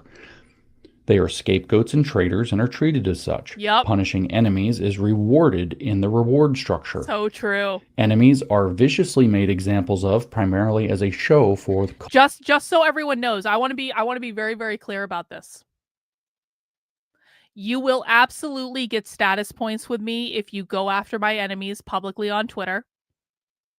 You will absolutely get status points. He is so fucking talking about me. You will absolutely gain status points in the community if you punish my enemies and attack my enemies. 100%. I'm not even gonna lie. You might get a reward. You might get a special acknowledgement. You might get made king or queen of the chat for the day. You might even get a wrench in the chat. Like there are any number of things that could happen if you if bot went from being blocked by me to being the chief investigative officer for the cult because she was so good at attacking my enemies on Twitter. I was like, I can't even be mad on this. Alex got unblocked on Twitter for doing that. Yeah, well, I mean, we don't like to talk about that, Renan. That's just not relevant to James could never be woke. Cult recruits. The cult takes a risk to punish an enemy because it risks damaging recruitment possibilities, even with all those reward incentives dangling out there.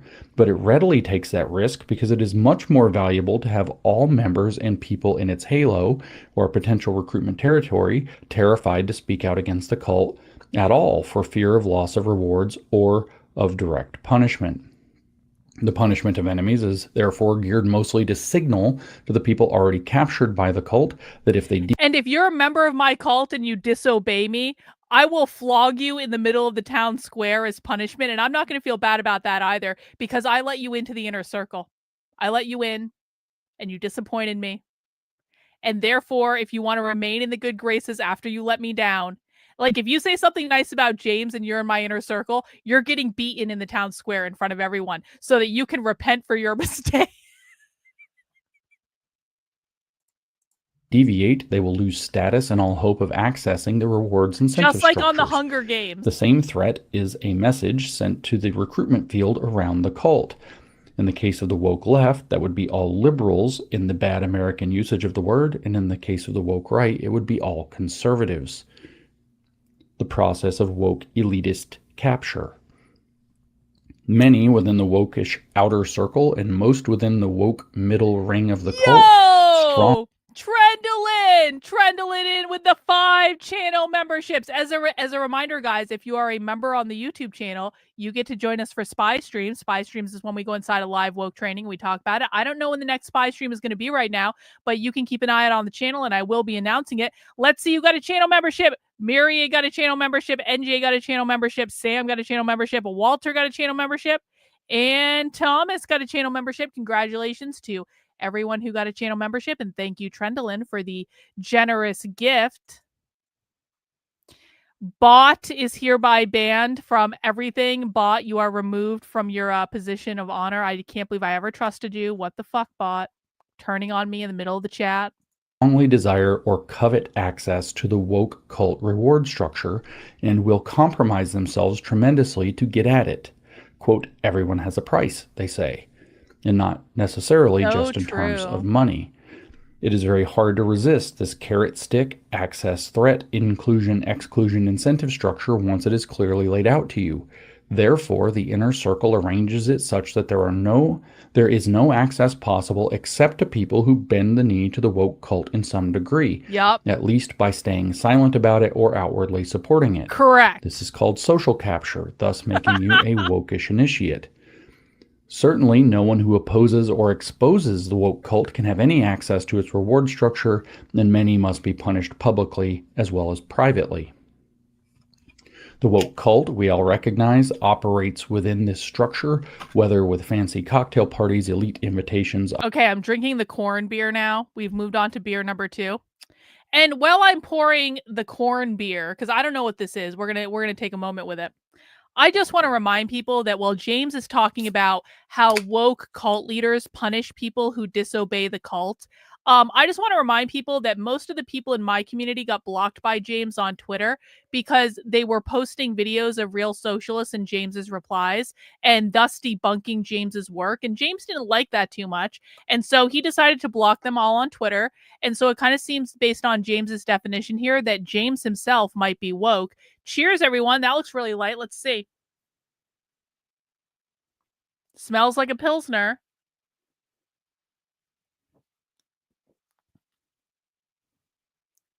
It's actually rather light and delightful.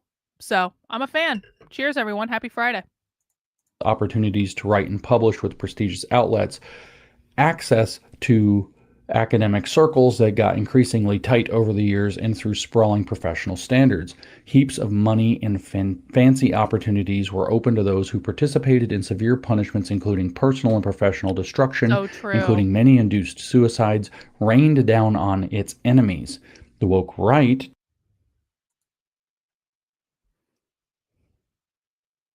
induce suicides, you say? Induce suicides. That's interesting, James, because you have a lot of friends, Carrie Smith, poetry painter Fat Ass Jill, a whole bunch of other people that are friends with James were literally involved in a group of people whose stated goal was to harass me on the internet until I was dead. Induce suicides, you say? You seem to be harboring some woke in your ranks, James. Does not control society overall, but only the MAGA ecosystem within it, so their power is not as absolute, but operates identically within its own large, wealthy, and powerful subdomain of society. In addition to much else specifically within the MAGA ecosystem, the woke right currently sets access to the President of the United States and all associated glamour and opportunity as the crown jewel of its incentive structure. The woke right currently dictates access to Trump is his position. The reason this is James's position is James is pissed off that he doesn't have access to Trump. Wow. Control society overall, but only the MAGA ecosystem within it, so their power is not as absolute, but operates identically within its own large, wealthy, and powerful subdomain of society. In addition to much else specifically within the MAGA ecosystem, the woke right currently sets access to the President of the United States and all associated glamour and opportunity as the crown jewel of its incentive structure. They also control most of the elite MAGA tier tier of MAGA and its opportunity structure, including media appearances, network, paid speaking spots, invitation to exclusive parties and events, and a huge and influential social circle of, quote, it people. So James is upset that he's not one of the it people anymore. James is upset that he's not getting invited to the same parties and he's not getting invited to the same thing. Listen, can I just tell you though, I've been to some of those parties and they're really not that fucking great. And so like James is upset because no one listens to him anymore because he crashed out on Twitter and he made a fool of himself and people decided they didn't want that. And what James really should understand if he was being productive is that none of that bullshit actually matters anyway. But he's not, and he's bitter, and he's pissed off, and all that stuff. The woke right effectively control the elite tiers of the MAGA ecosystem already, indicating the first phase of their structured revolutionary coup is already complete. Summary. In language that is more familiar but less comfortable for the right, what this means is that the inner circle of a cult sets an inclusion and belonging paradigm that is laced with desirable rewards and policed with terrible punishments, particularly in terms of status, standing, opportunity, and access for being at least wokish. The wokish get to play in that field, and the woke who are more effective get genuine but mostly lower level big opportunities within it. The whole thing is corrupt. The way you can tell the whole thing is corrupt, even on a casual glance, is by noticing that the conditions for access and the triggers for punishment are all based in what the left boldly called inclusion and belonging, and the cult on narrowly... This obsession with access. Who is this obsessed with having access? Honestly. It's like... What are your goals, James? What are your actual goals? Is your goal to be rich and powerful and important? Or is your goal to stop the left? Because, you know, James made a career based off the idea that he was trying to teach people about the left. Guess what? The left is cultural. Politics is downstream from culture. Having access to Trump or Trump's social circle or Trump's parties or getting an invitation to Mar-a-Lago, that actually has nothing to do with beating the left. It's actually like several steps removed from beating the left. The things that Trump is doing are not going to stop the left in any way, shape, or form. So if James's real goal was to stop the left, then why is he so worried about whether or not he gets an invite to Mar-a-Lago or whether or not he gets to go to the White House? I'll be really blunt, guys. I've said this a million times. I don't actually care about being involved in any of that stuff. I have been involved in that stuff. I was involved in that stuff in 2020. It sucked. I hated it. And I even said, like, people have asked me, like, Karlyn, would you go to the White House if they invited you? I'm like, I just don't even know, because I actually don't want to be that. Like, I don't want to be, like, I don't want to be relevant at that level, because I actually think it would be an impediment to me doing what I want to do. Like, I go undercover at things. It would be an impediment for me going undercover at things if I became, quote unquote, more relevant or more influential or whatever.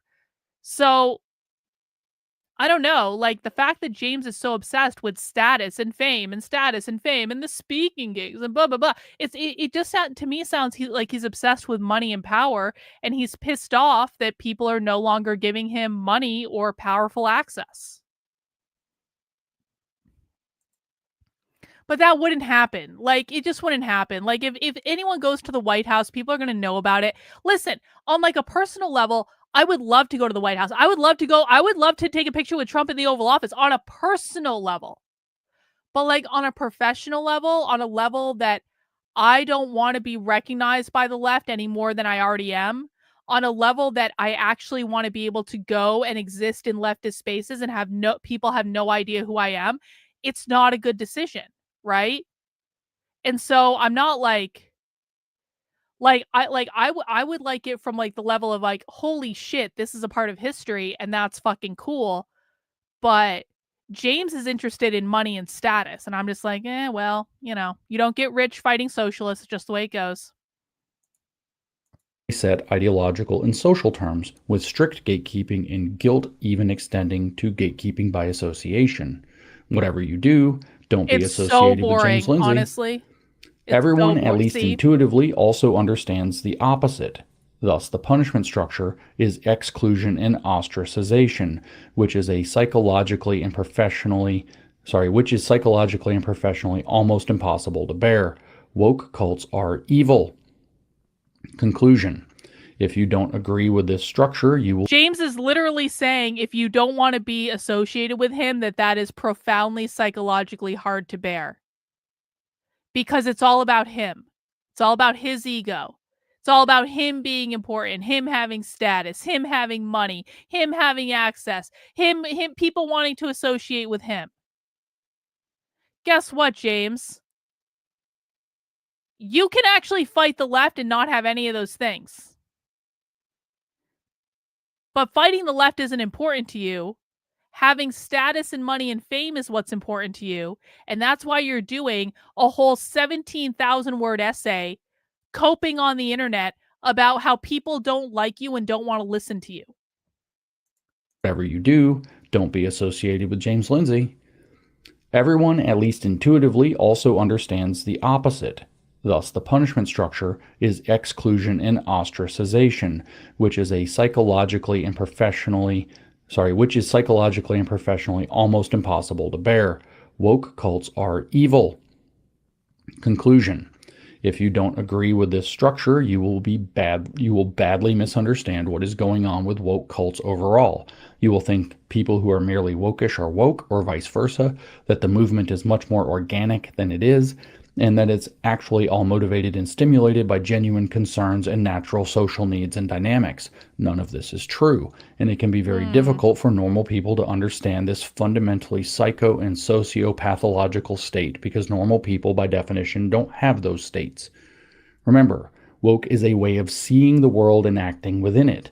One of the ways woke acts in the world, then, is to erect a cult-like structure as described above and enforce it with both rich worldly rewards and strict demonic punishments. Demonic! We will next turn our attention to understanding the similarities and differences between woke left and woke right.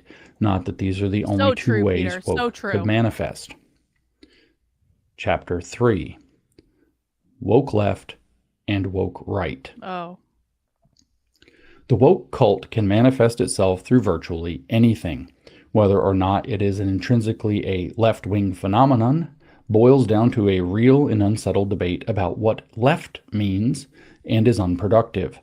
I will adopt the prevailing nomenclature here. Guys, what does left mean? James says that understanding what the left... Hang on. Means and is unproductive. James says that debating what the left means, is unproductive. What does the left mean? Pop quiz for my chat. If you had to say what the left means, James thinks this is some sort of debate. What would you guys say? What does the left want? What is the left's goal? What is the left's always goal? What does the left always want to do? What does the left means? The left is communism, James. Any other ideas? What does the left mean? They're communists, but what does that mean? What does it mean? Anti-capitalist? The left opposes capitalism and supports equity, not equality. They support communism, which is thank you. The left wants to abolish capitalism, James. That's what the left means. When they say capitalism, they mean private property. They want to abolish private property. That is what the left means. This is not a debate. It is in the first fucking chapter of the Communist Manifesto, which you've quoted in this podcast, James. They want to abolish private property. That's what it means to be a communist. That is what the left is. I will adopt the prevailing nomenclature here and will take for granted that people who self-identify as being on the left are on the left. And likewise, I will take for granted that people who self-identify as being on the right are on the right. There's almost nothing productive to be gained by disputing their own self-identifying political status as left or right, though I sympathize and understand why one might do so, both for good and bad reasons. I will offer a particular organizational description of left and right in alignment with how their radicals engage with idealistic societal organizational forms. These are anti-hierarchy and enforced hierarchy.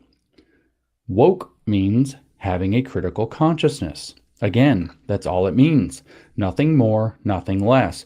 People who have a critical consciousness and advocate for leftism are woke left. People who have a critical consciousness and advocate for rightism are woke right. I don't mean anything other than this by the terms, and I don't think you What should is either. rightism? What is rightism What is exactly? woke leftism? As noted above, the woke left, previously just woke, refer to people who self-identify as leftists, advance leftist causes, and have critical consciousness. That is, they are woke or wokish. Understanding the woke left, therefore, requires understanding leftism. There are a variety of ways to define left, but in the context Not really. we're all most familiar with, leftism pushes a kind of radical egalitarianism as a societal ideal.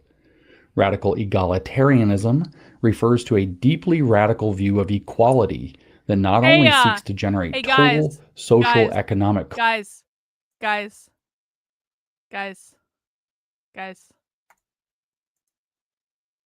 Do you remember how we said that loser in the chat earlier was the 500-pound fat ass shut-in?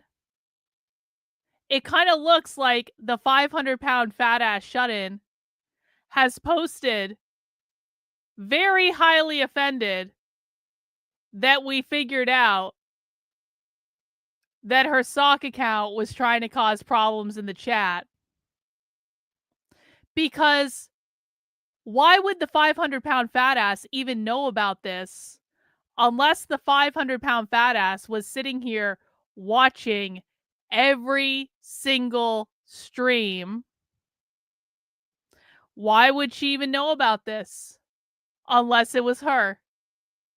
Huh. Not even off the stream yet. Haven't even ended it. We're still on the stream.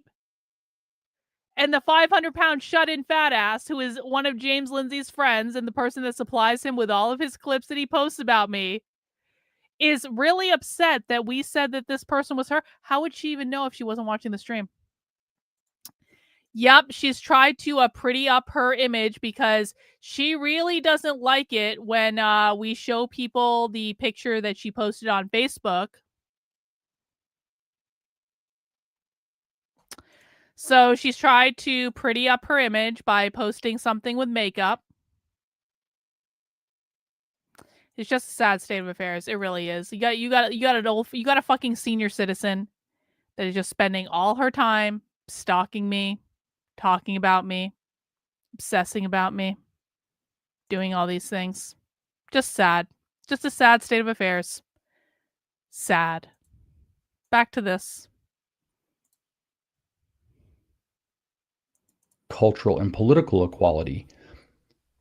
Its extreme is what the Soviets called actual equality, fatocheskoye ravенstvo, and what we call equality or social equity. Leftism does not merely seek to establish radical equality in many cases, but also to make up for historical inequalities as a mechanism to achieving present equality. Note that the reparations component of equity, then, is a means to an end, not the end in and of itself. In a real sense, the ideal of leftism can therefore be described as a radically anti-hierarchical worldview that rejects all hierarchies, both legitimate and illegitimate.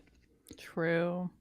This idealistic rejection of all hierarchies, which is impossible in practice because hierarchies always result from any set of ground rules that define the operation of any society, explains why Marxist communism believes that at the end of its period of enforcement, which it calls socialism, the result will be a, quote, stateless, classless society in which there is plenty and everyone is a complete equal.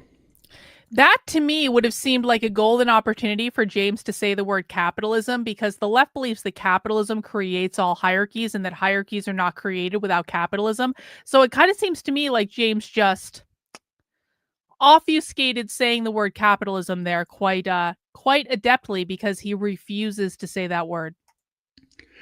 It believes this is only possible by training people to be radically egalitarian, brutally in direct proportion to their unwillingness to accept this anti-human and anti-reality model voluntarily. The result is, of course, extremely hierarchical, with the party on top, favored people next, and enemies last and rejected, all in the name of being anti-hierarchical. Radical equity is enforced on the middle tier of people most. The party rewards itself, and enemies are destroyed in the meantime. The leftist eye is on the idealized state, though, which is a radically egalitarian and perfectly and voluntarily equal society in all ways. Thus, we can understand leftism, no matter how unrealistic it is, as alignment with radical egalitarianism as the societal ideal. This view is not necessarily woke until it adopts a critical consciousness for why society is not already radically egalitarian. Then it becomes woke leftism. Wait. James's argument is that the left isn't woke if they don't believe in the oppressor versus oppressed narrative. So if all the left wanted to do was abolish all private property, but they didn't believe in the oppressor-oppressed narrative, James is like, that's not woke. It would be totally fine. If all the left wanted to do was abolish the police, but they didn't believe in the oppressor-oppressed narrative, James would be like, that's totally cool. Not woke at all. If all the left wanted to do was take away your parental rights because they consider parental rights to be a form of private property, but they didn't believe in the oppressor-oppressed narrative, James would be like, that's definitely not woke. It's almost like James didn't think through these definitions before he wrote a dissertation about them. This fact about woke leftism gives it a marketing advantage that helps it survive even after it causes society to spiral into destruction. It appears superficially to have good intentions. In fact, its real intentions are to take power for itself and attempt to radically transform all human beings and society into something that they neither can nor ever will be. But at least it's because they care about equality. Misfit Patriot is pretty fucking dumb, I have to say. Misfit Patriot might be one of the stupidest people I've ever encountered in my life. So I don't know, that is a tough poll. Or so people think. Eventually, that it is radically unrealistic becomes a marketing hindrance once that fact is exposed. Because it is radically egalitarian, the woke leftist worldview is therefore a critical consciousness about hidden, embedded, structural, and systemic inequalities in society. They believe that these inequalities are intrinsically due to injustices in the organization of the system itself, and that the system itself is therefore unjust and needs to be replaced by one that is radically egalitarian. They believe they have woke up to a critical understanding of why the society we have generates inequities, and that they alone can remedy those to achieve their radically anti-hierarchical perfect vision for society. The woke left worldview is that people in power illegitimately have rigged the system to exclude the real voices who could make it radically egalitarian. They are alleged to have done this both wittingly and unwittingly to help keep society unequal in ways that benefit themselves. So they are evil or complicit in evil, even if only through negligence. Therefore, they, meaning the woke leftists, have to be forced from the margins and into the center, while the people who support the existing system have to be ejected and marginalized because they aren't woke to how the system is said to really work. All woke thinking is ultimately class-based, which is to say collectivist, as we discussed earlier, so the woke left organizes its class structures among the less successful members of the given society who it can convince are structurally disadvantaged by the existing system by their social class. It awakens them to a woke critical consciousness of their conditions by teaching them Marxist class conflict explanations for why they aren't doing better than they are in society. Paulo Freire calls this process conscientization or awakening. Outsider classes can be defined in a wide variety of ways. Economic class gives us Marxism. Race gives us critical race theory. Sex gives us feminism. Sexuality gives us queer theory. Immigration or citizen status gives us post-colonial theory. Body size gives us fat studies. Mental health gives us madness studies, Yeah, this as is we true. saw from Madness Foucault. studies. Criminal status We know gives us about that. prison abolition movements, etc. But in the woke leftist model, they have to be regarded as outsiders, as a class against the dominant power structure as set up by the dominant classes of people. The theoretical model called intersectionality, which is described as a practice and not a theory, welds these outsider groups together in solidarity against the alleged dominant power structure Capitalism. that they say is designed to maintain inequality, Capitalism. which is the only way they believe they can obtain power against the prevailing power. Doesn't say capitalism. Thus, woke is collectivist, including woke Doesn't leftism. say capitalism. Of course not. Why would he? The woke view is always that the outsider classes, meaning the other, is alienated by the system of power erected and maintained by the group. Jenny, I almost watched Bashar last night on a stream. I actually have a Bashar channel pulled up on my in my browser right now. You're right. Like Bashar might be. We might need to do a Bashar stream after this. Honestly, groups who benefit from it, the so-called dominant groups. It alienates them from their rightful heritage in a perfectly egalitarian society, which they believe represents our true but lost human nature. They have come to believe it could and would exist if it weren't for the dominant group's selfishness and lack of self-awareness. Marx described his program as, quote, the complete return of man to himself as a social, that is, human being, and said that it can be accomplished by a single command: abolish bourgeois private property. That is, enforce transformed radical egalitarianism. Oh, yeah? The woke left uses various critical theories according to its radical egalitarian worldview, which it calls social justice. Since a critical theory is defined by its creator Max Horkheimer as being unable to describe an ideal society on the terms of the existing society, and proceeds instead by criticizing those aspects of the existing society that fail to be ideal and that they wish to change, this means woke leftism looks for inequities and blames them on social injustice that's baked intrinsically into the system, since only they can correctly see it and only they can correctly understand it by having woken up to it. Only they can be allowed to fix it. That defines their power grab and their elitism, which is done in the name of radical egalitarianism or equity or social justice, all of which refer to the same thing. What is woke rightism? Woke right is a term that refers to people who self-identify as right-wing. Woke right is a term that refers to people who self-identify as right-wing and who push for nominally or genuinely right-wing causes from a critical consciousness of their circumstances, meaning they are woke or wokish.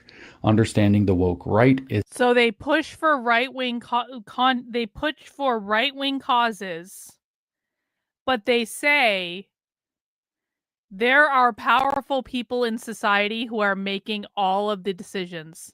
And we should become aware of those powerful people in society who are making all of the decisions. But it's the fact that they're pushing for right-wing causes because they believe that powerful people in society are making all of the decisions. That's what makes them part of the woke right. It's an interesting theory, James. It's an interesting theory that I'm not sure is based in reality to call people pushing for right-wing causes is the woke right just because they're pushing for right-wing causes. Yeah, this is basically what he's saying. It's actually a really good way to put it. James is saying that if you are on the right and you pay attention to things on the right, then you are part of the woke right, and congratulations. Yeah, he's saying that everything that Alex Jones believes is a conspiracy theory. I wonder how Alex Jones feels about that. James is like, why am I never on InfoWars? Why does Alex Jones hate me? Well, James, you did say that basically everything Alex Jones believes makes him part of the woke right. is slightly more complicated than understanding the woke left because the right is not typically woke until it is sufficiently provoked. Because it's fake. It tends toward That's why it's traditionalism hard. outside of provocation by the woke 'Cause it's left, though fake, it is entirely possible not that it can be real. woke independently of provocation, because woke just means having adopted a critical consciousness. Being a traditionalist does not necessarily make someone woke, even if that puts them outside of the classical liberal tradition. This means we have two things to explain to understand the woke right: rightism and reaction, and they are not quite the same thing. Wow. Rightism should be defined here in a sense that is the opposite of the way we defined leftism, as would stand to reason. As there are many ways we could have defined leftism for better or for worse, rightism could be defined in opposition in many ways as well. For good reasons, however, we have characterized leftism as radical egalitarianism, which is to say a radical view against a hierarchical society. This allows us to understand radical rightism, though there's an important caveat here that I'll have to explain momentarily. Oh, And yeah? radical rightism is a radical preference for strictly enforced hierarchies as the basis for social organization. Yup. In some sense, this means woke right lends itself more strongly to elitism and elite theories than does woke left, although in practice the woke left adopts these and is just lying about it in their idealistic hope that they can be totally overcome. 2 points bear elaboration before continuing. One is the meaning of the word radical itself. The other is the notion of radical rightism as favoring strict and rigid enforced hierarchies and how that differs from favoring natural hierarchies. Radical means roots. So a radical political position refers to pulling up the existing system by the roots and putting down new roots for a new system. It doesn't just mean being zealous or a fanatic or caring a lot or being mad. It means wanting to have a revolution of some kind against the current system. In America, that necessarily means removing and replacing the Constitution that constitutes our country. True, James. As for hierarchies, True. reality is simply this. Given That's any set true. of base rules for any system or society, a The rare hierarchy will good form point. around those rules, at least by competence. The thing is, a system's hierarchy can be defined explicitly or not by that system. When it is not defined, it will emerge naturally through competence in the existing system. Most systems present some explicit hierarchy. For example, the president will be the chief executive. The American system aims to minimize explicit hierarchy as much as possible to allow the maximum amount of natural hierarchy to arise in the context of what it calls just powers of government. The founders understood that the ideal would be the natural hierarchy, but that nature tends to be brutal enough to make that state in practice a cartel-driven and faction-driven hellscape without some What? rigid order. On the other hand, they understood that a rigid and absolute hierarchy, explicitly defined without checks and balances to power, would simply be a government-run tyranny. Because A, the woke left is radically anti-hierarchy, B, natural hierarchies will always emerge, C, some explicit hierarchy is called for to maintain order, and D, the woke right is radically pro-hierarchy. The woke right, as well as fascism preceding it, has a better marketing program in some ways to people in that it's more realistic than the leftist alternative, even though it's still wrong. Leftism calls for something most understand to be idealistic utopian nonsense, while rightism calls for an extension of something that naturally occurs, just in a bad way. What woke rightism doesn't benefit from is any benefit of the doubt. Their program is rabidly in favor of enforced hierarchies that are quite brutal and often nakedly malicious and arbitrary.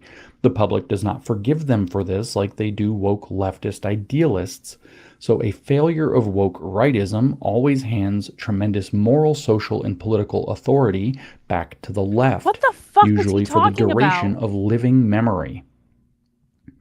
The unfortunate marketing fact that woke rightism is more realistic than woke leftism in some ways is doubly true when leftism has been on the march and making a society completely disordered. Hierarchy seems to be in desperate enough need to justify doing it radically. And this is where we find ourselves now. Is James suggesting that he wants a society without hierarchy? Is James suggesting that wanting a society with hierarchy is bad? Because I don't know, man. I have a crazy idea. I think human beings need hierarchy. I think human beings want hierarchy. I think a lot of human beings want to be led.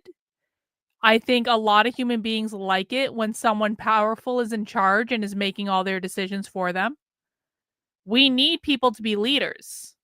Is James suggesting that we don't need people to be leaders? Is James suggesting that people should be allowed to do whatever they want without any sort of like thought or, I don't know, consequence or things like that? Because that just doesn't make sense to me. I don't know if it makes sense to you guys.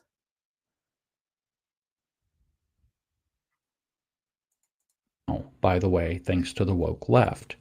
So radical rightism can be understood as the desire to pull up the existing system and install and enforce a rigid hierarchy in its place, usually in the name of some notion of a better time in the past before things allegedly went sideways. The natural hierarchy under a light touch central government is considered too weak and enabling of too many freedoms and must be replaced with an enforced artificial hierarchy. Woke right is therefore intrinsically statist, and in a way the woke left can deny. They are, The woke left lies to its followers about an ideal of a stateless society and so claims to be anti-statist, but by statist means. The woke right is simply vigorously and permanently statist. Woke right as reaction. By comparison to leftism, radical rightism is a radical cry for too much order, frequently in response to leftist chaos, that is, anti-hierarchy. This brings us to the other dimension of radical rightism, which is not necessarily traditionalist or pre-modern at all, namely reaction. Reaction is often taken to mean far right, but it is in fact radical or woke rightism in its defiant and often angry reaction against leftism, including woke leftism. The attitude motivating reaction is that things have already gone too far for too long and enough is enough, which may well be true. The goal of reaction continues that energy, however, so we're going to take control and put things right by any means necessary. That's less wholesome. Radical rightism is often, though not always, a radical reaction to radical leftism. The left comes along and causes problems, and the right responds by overreacting in the opposite direction. Historically, reaction has tended to take the form of same energy, opposite direction in its approach. That is, it recognizes the tactics and modes of leftist agitation, it accepts leftist premises about society, and in response adopts them itself to, quote, fight fire with fire. Historical examples include fascism responding to communism. So fascism as a reaction to communism. Fascism is not well understood in what it is, which is to say, anti-communist reaction, and it will help us to understand the woke right to understand fascism as a form of anti-communist reaction. In essence, when communism, which is woke left, comes on the scene and demands radical egalitarianism and equity and uses destructive critical methods to go about getting it, society goes into a crisis, which is to say a pre-revolutionary state. This is called destabilization. There are three ways the society can go from there. First, it can firmly reject radical egalitarianism in favor of its founding principles. Second, it can fall to woke leftism. Or third, it can react with radical rightism.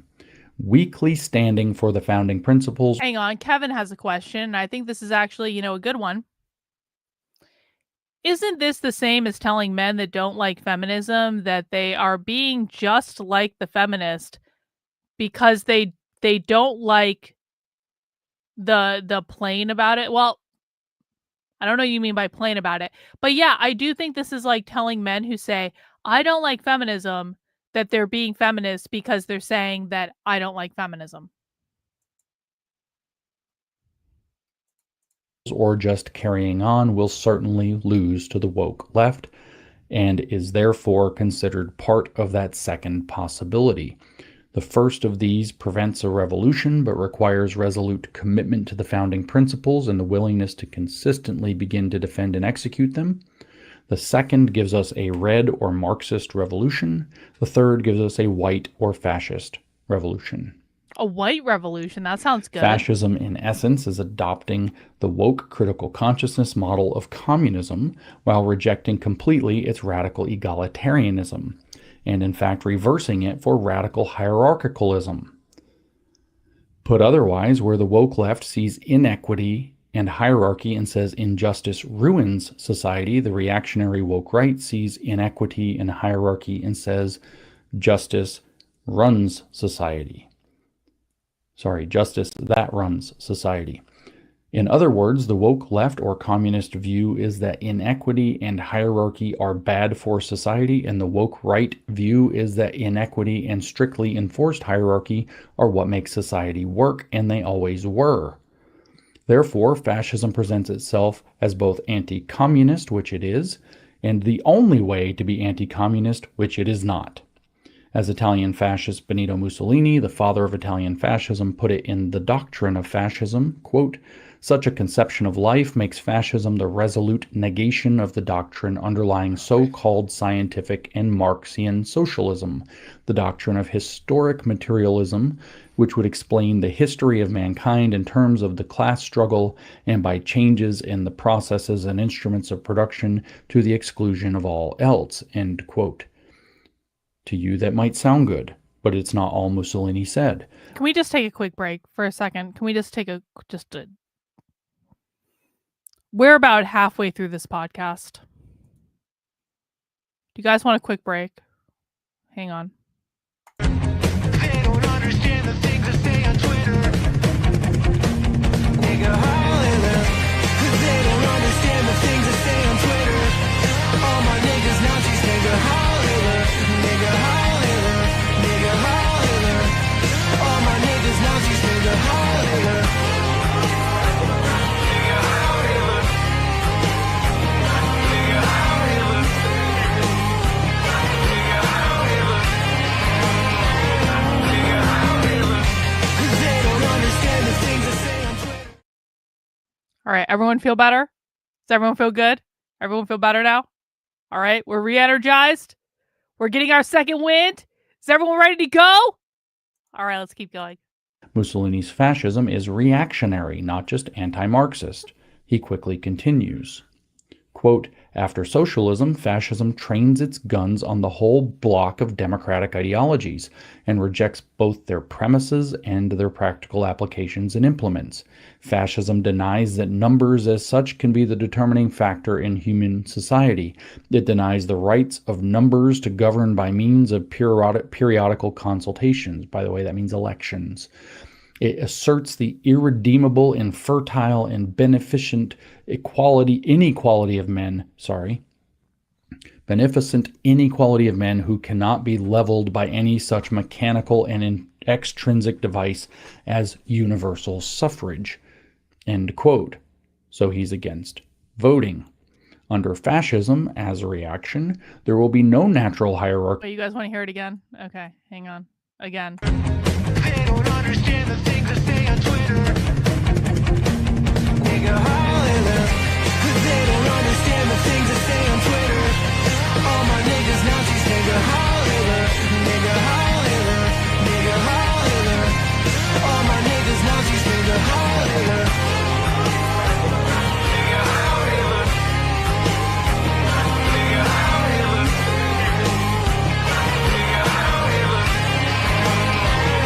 Nigga holler. They don't understand the things that say on Twitter. All right, that's it. That's enough fun. No more fun allowed until we finish.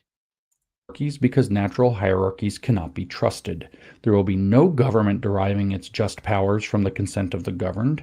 The fascists are too elitist to require that assent or to accept it.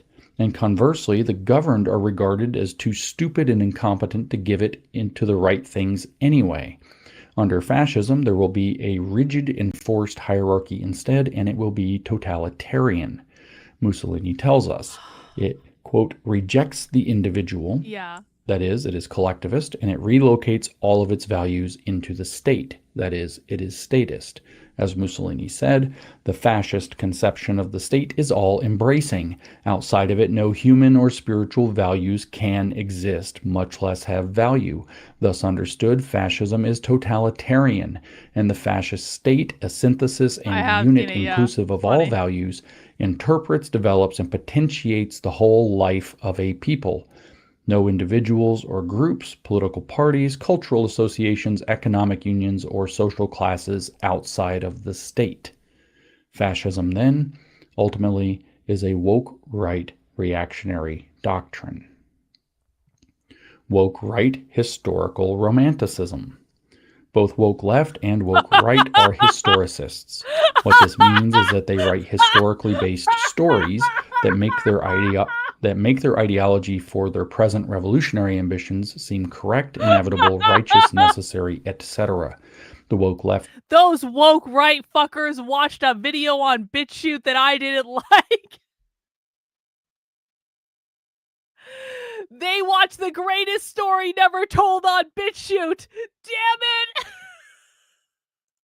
Tells a mythology about how the entire history of the world, after some decisive moment of injustice, erected a system of injustice that produces inequities. The woke right tells a mythology about how everything was great, if not golden, up to a certain decisive moment when some enforced but natural hierarchy was disrupted and caused society to go into the toilet. The woke left therefore tells a historical fall of man story where we cast ourselves out of Eden by introducing some terrible social injustice into history, thus initiating the conflict that defines history. In Marxism, it's the advent of private property. In critical theory, it's the introduction of racism. In feminism, it's the apartheid of the sexes with women as the second sex. In queer theory, it's the acceptance of norms, legitimacy, and normalcy at all. By contrast, the woke right tells a romantic tale of a past socio-cultural glory day that was interrupted by the attempt to make things too fair for people who never deserved it. The woke left wants us to return to Eden on our own terms in defiance of God. The woke right wants to assume the mantle of the Lord of hosts and drive man forward into the inheritance it would have had if we hadn't been displaced from our rightful historical trajectory by undesirables and degenerates. Like Jews? Thus, the woke right historicism tells a romantic story of a rightful but local, that means to the nation or to the race, elitist hierarchy whose members have been unfairly displaced from their inheritance by alien interlopers who came in and broke the system by claiming it wasn't fair enough. They are the alienated rightful inheritors of a society that wasn't allowed to be because it deviated from the rightful elitist hierarchy they have rediscovered and aimed to reinstall. Oppression, they realize, was making the system work. I meant to say bagels. It was aliens. Of course it was aliens. In the past. And they figure it will make the system work again now once it is embraced and enforced. Whereas Marx and the woke left believes the system of power has negated who we are as human beings, as in dislocated our humanity, the woke right believes in a system of power that has negated who we are as a people, who deserved better than we actually got. True. The woke left believes people are intrinsically socialists, anti-racists, and queer, and have been alienated from that state by the unjust imposition of a system of power that creates inequalities and hierarchies. Capitalism. The woke right believes people are intrinsically a nation, a race, or a culture that used to be glorious but has been polluted, and who are thereby alienated by the unjust imposition of a system that refuses to recognize their intrinsic and inalienable claim on the fruits of their own society and tolerates the interlopers. The interlopers. Woke right elitism and the Führer principle. The woke right vision for society, then, is a return, with a V, to the organizational principle of an earlier instance of their society in which the rightful heirs to their society, who are themselves and people, quote, like them, were dominant and not displaced, and this hierarchy will be reinstalled and rigidly and brutally enforced since the people can no longer accept it naturally. It is a story then of a dispossessed and alienated but rightful elite returning into their own and setting things right after things have eroded or fallen apart. Rather than cobbling together the less successful members of a given hierarchy and installing resentment in them for how the system was created to fail them, as does the woke left, the woke right cobbles together people that are less successful members of a given hierarchy and installs resentment in them for how the system was supposed to work for them all along but was stolen from them illegitimately. Resentment is at the bottom of both woke models and defines the critical consciousness both woke models adopt. This means, in practice, the woke right will create a class-based or collectivist identity around not just factors that are meaningful to right-wing people like kin, tradition, and national identity, but around the sense of resentment of being a dispossessed natural... Wait. James's position is that if we want to take care of our family, have tradition, and a national identity, that makes us woke, right? I'm not Slavic. My husband's from Ukraine. I'm French and Irish and English. Is that what he just said? The woke right will create a class-based or collectivist identity based on right-wing people like kin, family, tradition, and national identity. Yeah, actually, yes, I agree, yeah. And defines the critical consciousness both woke models adopt. This means, in practice, the woke right will create a class-based or collectivist identity around not just factors that are meaningful to right-wing people like kin, tradition, and national identity, but around the sense of resentment of being a dispossessed natural societal elite whose inheritance has been robbed from them. National sentiment gives way to hyper-nationalism and ultra-nationalism, for example, where the identity group becomes... What is the difference between hyper-nationalism and ultra-nationalism? Like, isn't just saying nationalism enough to articulate the point? The true Scotsman who is always meant to inherit the fruits of the lost golden system, say, for example, in Mussolini's Italian fascism. Identity politics located in nationalism or kinship, usually meaning majority races, can erupt and arise, as with Hitler's National Socialism. Cultural identity politics tend to arise in national and religious identities, as with Franco's attempted reunification of Spain in a nationalist way through Catholic identity, which was cultural and religious. Because of the rightist bent toward rigid and enforced rather than merely natural hierarchies, the woke right will establish a rigid and enforced hierarchical structure that they believe will return them to glory and their lost inheritance. In its extreme, this model was named the Führer Principle, leader principle, by Adolf Hitler, though he derived it at least in significant part from Mussolini's model of the fascist state. The Führer Principle describes an absolute pyramidal shape hierarchy of top-down control with total obedience at every subordinate level, all based on enforcing and serving the party and its ruling woke ideology. Thus, where the woke left ideal is absolutely no hierarchy or radical egalitarianism, the woke right ideal is total hierarchy, what Carl Schmitt and Aaron McIntyre at The Blaze call the total state. As Mussolini said about this model explicitly, it is totalitarian and it is spiritual. The woke right has accepted that the total state is an inevitability, so it might as well be their own total state. This is similar to the woke left belief that the total state is an inevitability, so it might as well be their own total state. The woke left believes the state exists to enforce class division and takes the oppressor's side in the resulting class conflict, so they have to seize the means of production and establish what Lenin called a semi-state that will force everyone into socialism so it can, quote, wither away of its own accord. Paulo Freire despaired of this condition and said that following the raising of critical consciousness and the Cultural Revolution was the need for more critical consciousness and another cultural revolution. The woke right, on the other hand, believes that the state exists to enforce class division and takes the oppressor's side in the resulting class conflict so that the state and its society and its people will endure and advance forever. The belief in inevitability of something terrible The belief in inevitability of something terrible, so it needs to be the right something terrible, is a woke belief. It's also incredibly mystifying. Not only does it feel like it must be the case and thus bring people into existential fear and madness, it also removes anything but the radical extremes from consideration. If everything really is brainwashing, then of course we must brainwash correctly. If every state really is a total state, then of course we must have the right total state. If every society automatically will have a state religion, then of course we need it to be the right state religion. Yeah, the thing is, not actually, everything is yeah. brainwashing.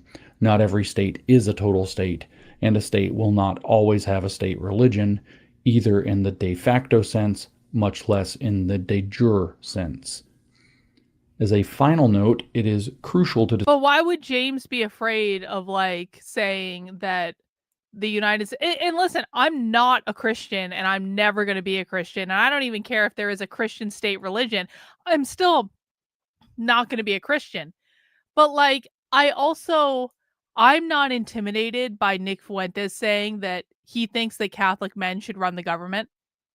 I'm not intimidated by it because I actually think that there is some logic to the idea of having society be run or led by people who have a consistent set of values.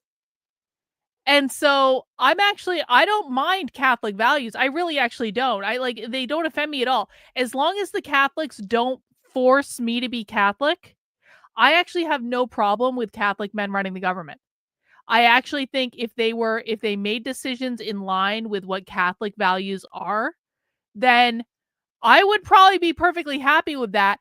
I'm not going to be a Catholic, but I support your right to be a Catholic. And if we have to pick a religion, it's probably like not the worst thing in the world. And it's like, I'm not intimidated by that at all because I'm not offended by people who practice religion. I feel like James is like personally offended by people who are religious.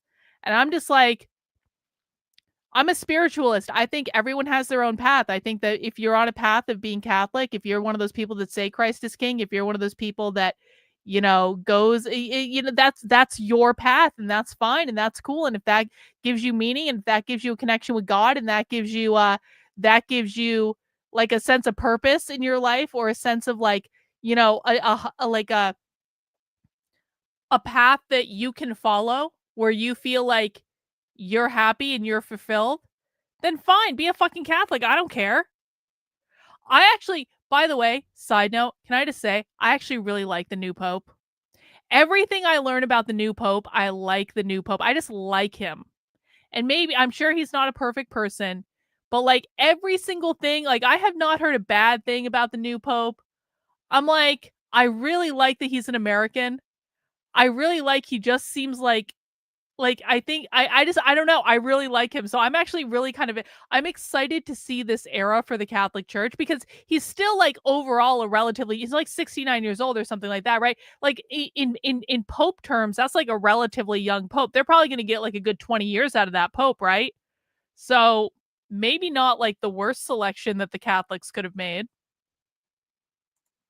Distinguish the rigid and enforced hierarchy of the woke right from the natural and fluid hierarchy of a free society. In a free society, there is hierarchy, and that hierarchy is precisely as legitimate as it is based on competence, not only in the system, but to the degree that the system is itself aligned with or in correspondence with reality. Competence in a psychopathic woke socio-political game defines the hierarchies in practice on both woke right and woke left, but it is not genuine competence in alignment with achieving real goals in reality. It is in both cases instead competence in a suite of artificial, pathological force and Machiavellian power games that a healthy, free society aims to minimize in their impact on its natural hierarchies. What makes the woke right woke? What makes the woke right woke is having adopted a critical consciousness of their circumstance, including the identity class-based thinking that comes along with it. These dispossessed, alienated elites, like their woke left counterparts but differently, have a form of enlightenment based on who they are and how they suffer. They are the rightful inheritors of the society, so they understand it on a deeper level than others. They are also alienated from it, so they, quote, know what time it is, in terms of having been dispossessed and alienated and thus full of resentment. There is little different from what's going on the woke left, but for different reasons. Both have adopted a system of social authority based in their identities, which is called standpoint epistemology. Both derive an unquestionable right to rule from their belief in their own awakening. On the woke left, the belief is that having been alienated from society by the dominant powers that erected the system in the first place gives true insight into a second dimension of human experience known as alienation. Thus, they have special authority and insight into the true nature of society and gain right to rule through it. The rule is meant to liberate mankind to his true, perfectly and radically egalitarian state, which they refer to as human nature.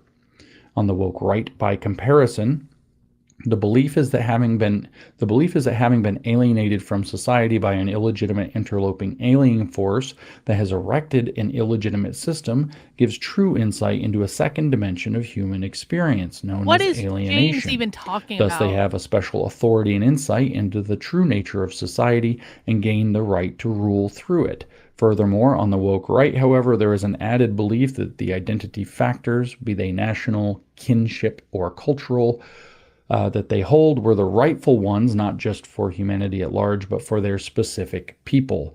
And therefore, they have an even greater standpoint-based authority and right to rule.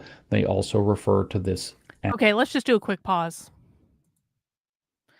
Do you guys think that James's audience actually listens this far into his podcasts? Do you guys think that James's audience actually understands what James is saying right now? Because I have no fucking clue what James is talking about. And I feel like I'm listening pretty closely. I might be drinking beer, but don't be fooled. I'm a professional.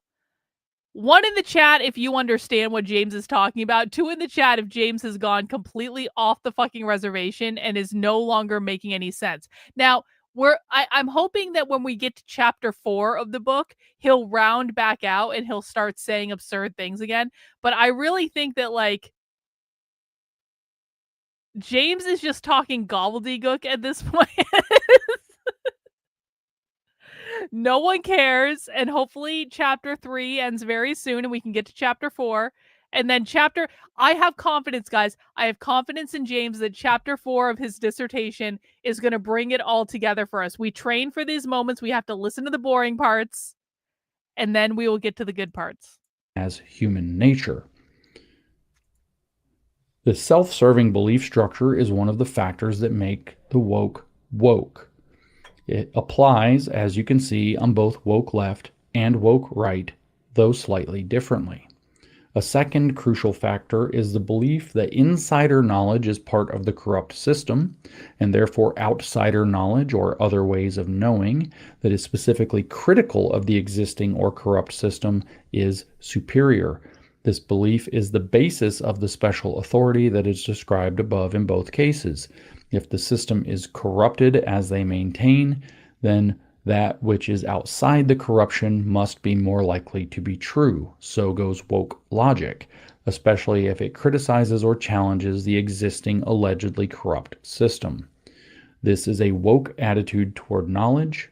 It's taking too many red pills, so to speak. It is also called having a critical consciousness. Can you actually imagine a reality in which you say, you've taken too many red pills? Like, red pilling is waking up to the fact that you've been lied to about how the world works. Red pilling it means waking up to, reality, hinging into reality. And as it turns out that it turns out that there are a lot of things that we need to reverse engineer because most people have been lied to their entire lives. We've been lied to by our parents.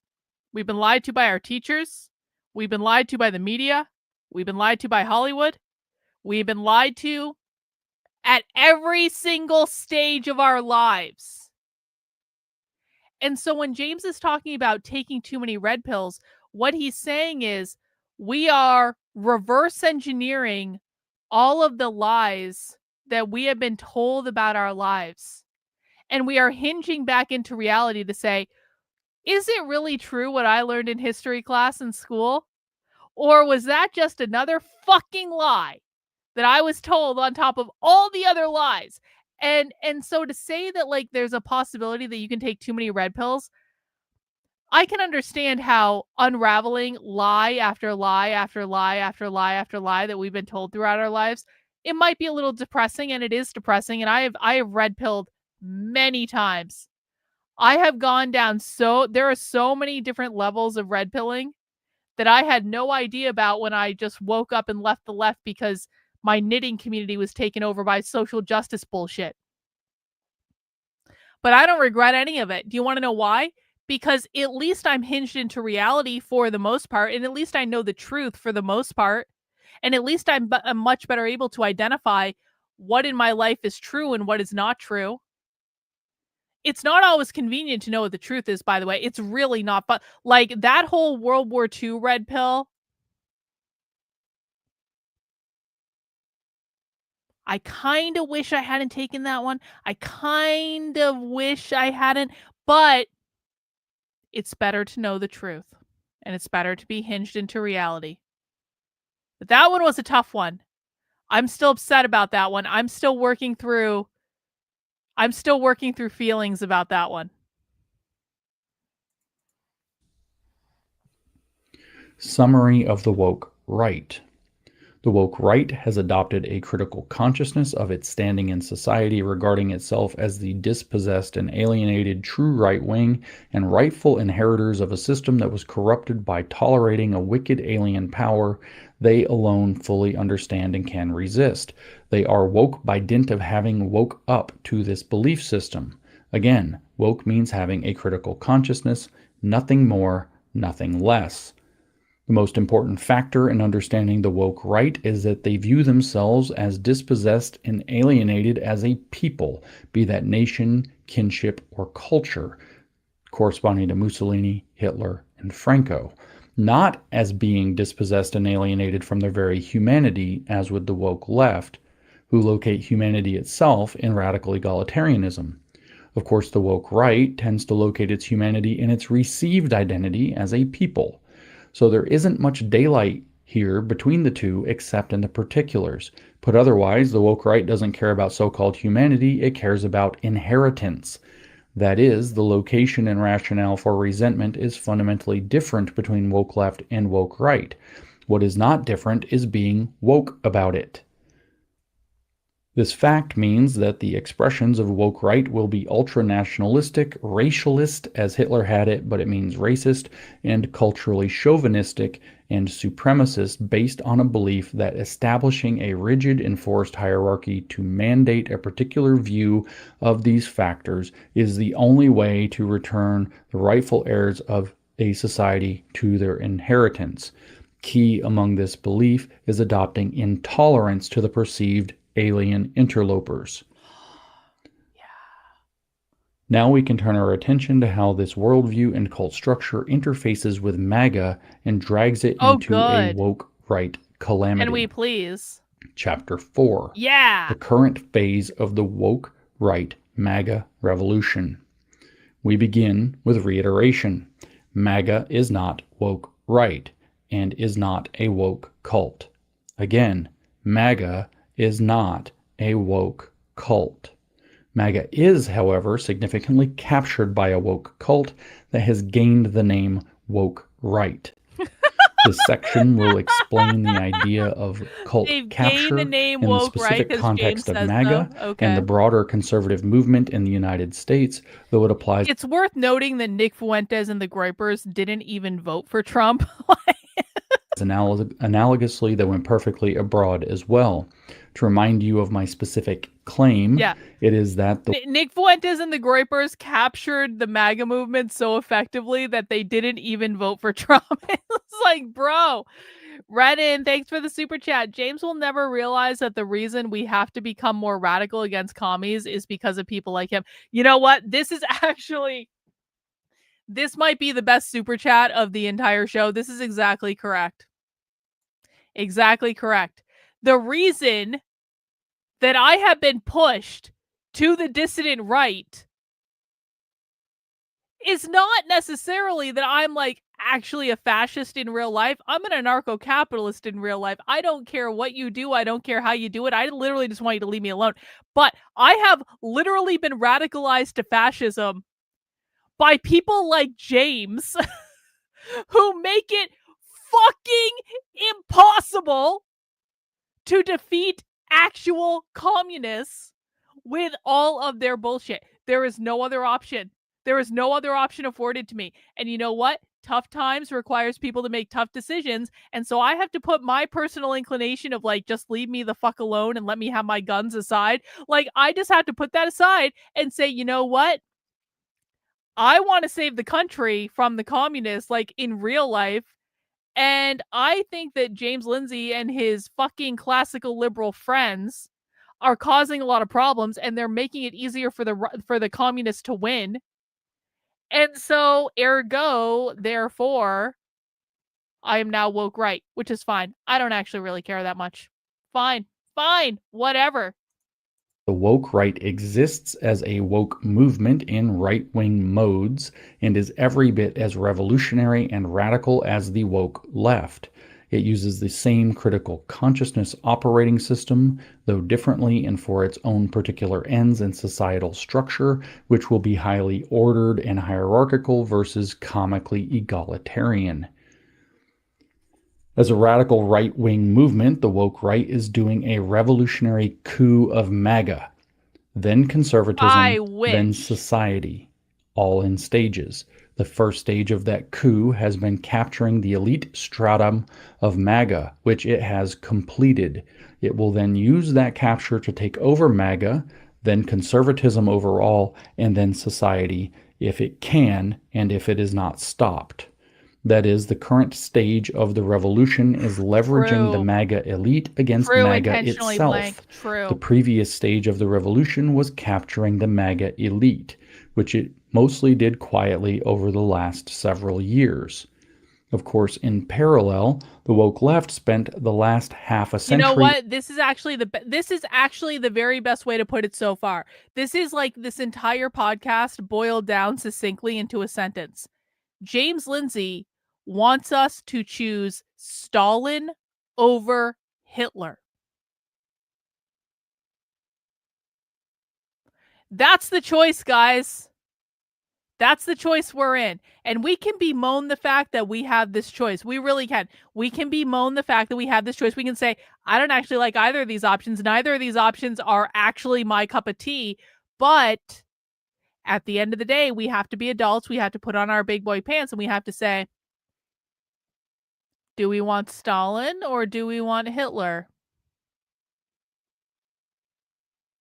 And obviously, I disavow Hitler. Obviously, Hitler was the worst person that ever lived. No less than 10 million Jews died in the Holocaust. The Holocaust was the worst event ever in the history of humanity. Even though it didn't kill the most people in the history of humanity, I mean, communism actually killed the most people in the history of humanity. But the Holocaust was obviously worse. No less than 10 million Jews died in the Holocaust. And Hitler is burning in hell and all that stuff. But I also think that Stalin killed a lot of fucking people. Stalin killed a lot of people. I personally don't want to go to a gulag someday, and I think that there is actually like a greater listen, man. As much as I try to fly under the radar, leftists actually do know who I am. They actually do. I actually found myself. Do you guys know that guy we watched on the presentation yesterday from the Party of Socialism and Liberation in Eugene, Oregon? The guy with the beard that we saw yesterday? Do you know what I found out today? That guy has me blocked on Twitter.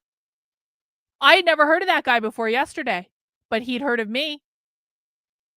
So it's not as though leftists don't know who I am. And I think the left is going to win. And I think it's going to be in the next 10 to 15 years. And I'm still going to be alive. And I don't want to go to a gulag. And I'm pretty sure there is a higher than average chance that I would be carted away to the gulag. I'm pretty sure, because they do actually know who I am. And so I don't want to be on the side of Stalin, because Stalin was the overseer of the gulag. And I don't think that's a good idea. And so ergo, therefore, I'm left with one option, and that option is Hitler, even though Hitler was the worst person that ever lived, and he's burning in hell, and he's an awful person, and no less than 10 million Jews died in the Holocaust. The Holocaust was horrible and bad and wrong and all these things. But I don't want to go to a gulag. I'm an Aries. I'm very selfish. I'm inherently selfish. I don't want to go to a gulag, okay? And so I can't choose Stalin. And so Hitler is my only option. And at least we can say of the Nazis had like the best fashion of any fascist regime in history. And the Nazis knew how to throw a good bonfire. And I'm very much in favor of the bonfire. I think the bonfire needs to be brought back. I think that all of the queer books that exist in the United States need to get thrown on the bonfire. We need to have a giant fuck off bonfire in the parking lot of every school and every library and every university, where all of the queer books go in the bonfire, and we can hand out marshmallows and sticks and things and like fancy chocolate and snacks to put in the s'mores. We can do all that. People are going to have a great time. We can hire bands and play music as we have the bonfire, and it's going to be awesome. It's going to be like a party. Everyone can get to know each other. Sometimes hard times call for difficult decisions. And Hitler wanted to protect my private property. I mean, this actually goes down to it as well. Hitler was not opposed to private property. And really all I care about is keeping my stuff. And I would just want my stuff, and I want you to leave me alone. And so Stalin wanted to take all my private property and put me in a gulag, and Hitler wanted to leave me alone and let me have my private property. And so even though he was obviously the worst person that ever lived in the history of humanity, I didn't create this situation. I'm just trying to deal with it, guys. That's all.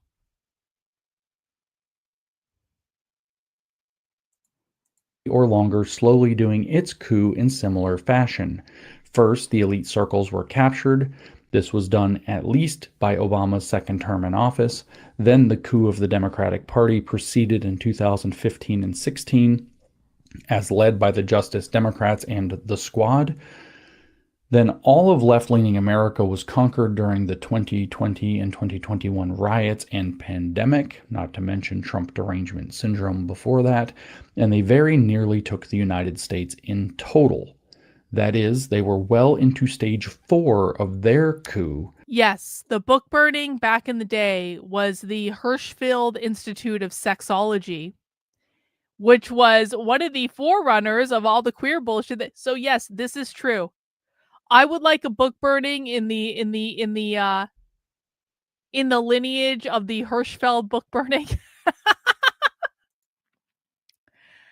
Andre says, I need my private property ownership licenses, CCW, fishing licenses, passports, etc. Exactly.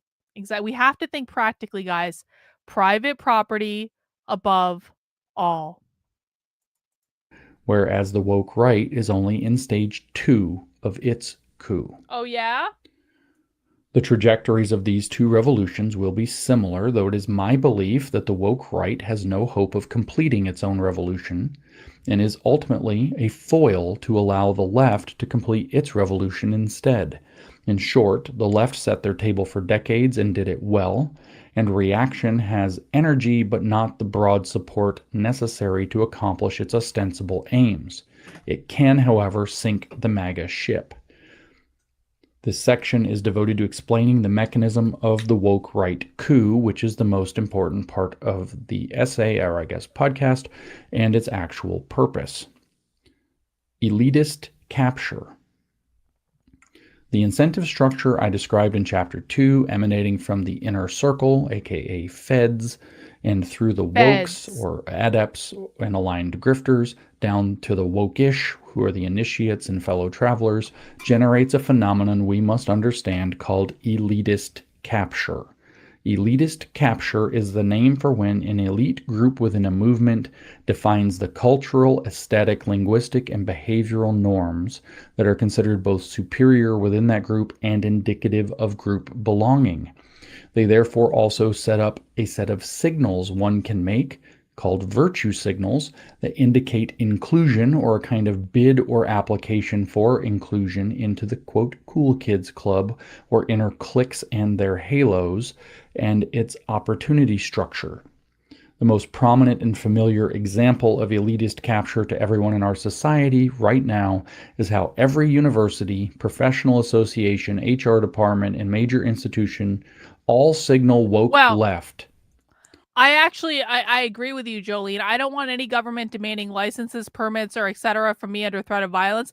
Listen, I am currently in a 3-week-long battle with the state of New Hampshire to get them to approve a trade name for me to be able to operate a nonprofit. Let me see if my one-page application for a trade name to being able to open my Center for Left-Wing Studies has been approved yet. I filed this application on May 1st. It is now May 23rd. Let's see.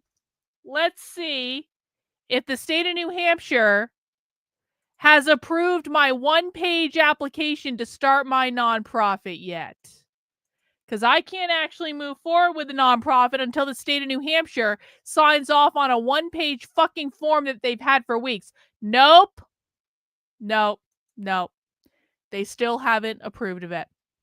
And they're trying to blackmail me, and they're trying to extort me by making me drive to Concord, which is about 40 minutes north, to pay them $25 additional for them to take the application right out of the pile it's sitting in and approve it today. But they want me to drive 40 minutes north and pay them more money than I've already paid them, and then drive they're basically wasting at least minimally 2 hours of my time, and I have to drive to fucking Concord, and I have to pay them more fucking money than I've already paid them, and I've already been waiting over 3 fucking weeks for them to approve a one-page application for a trade name so I can open a bank account.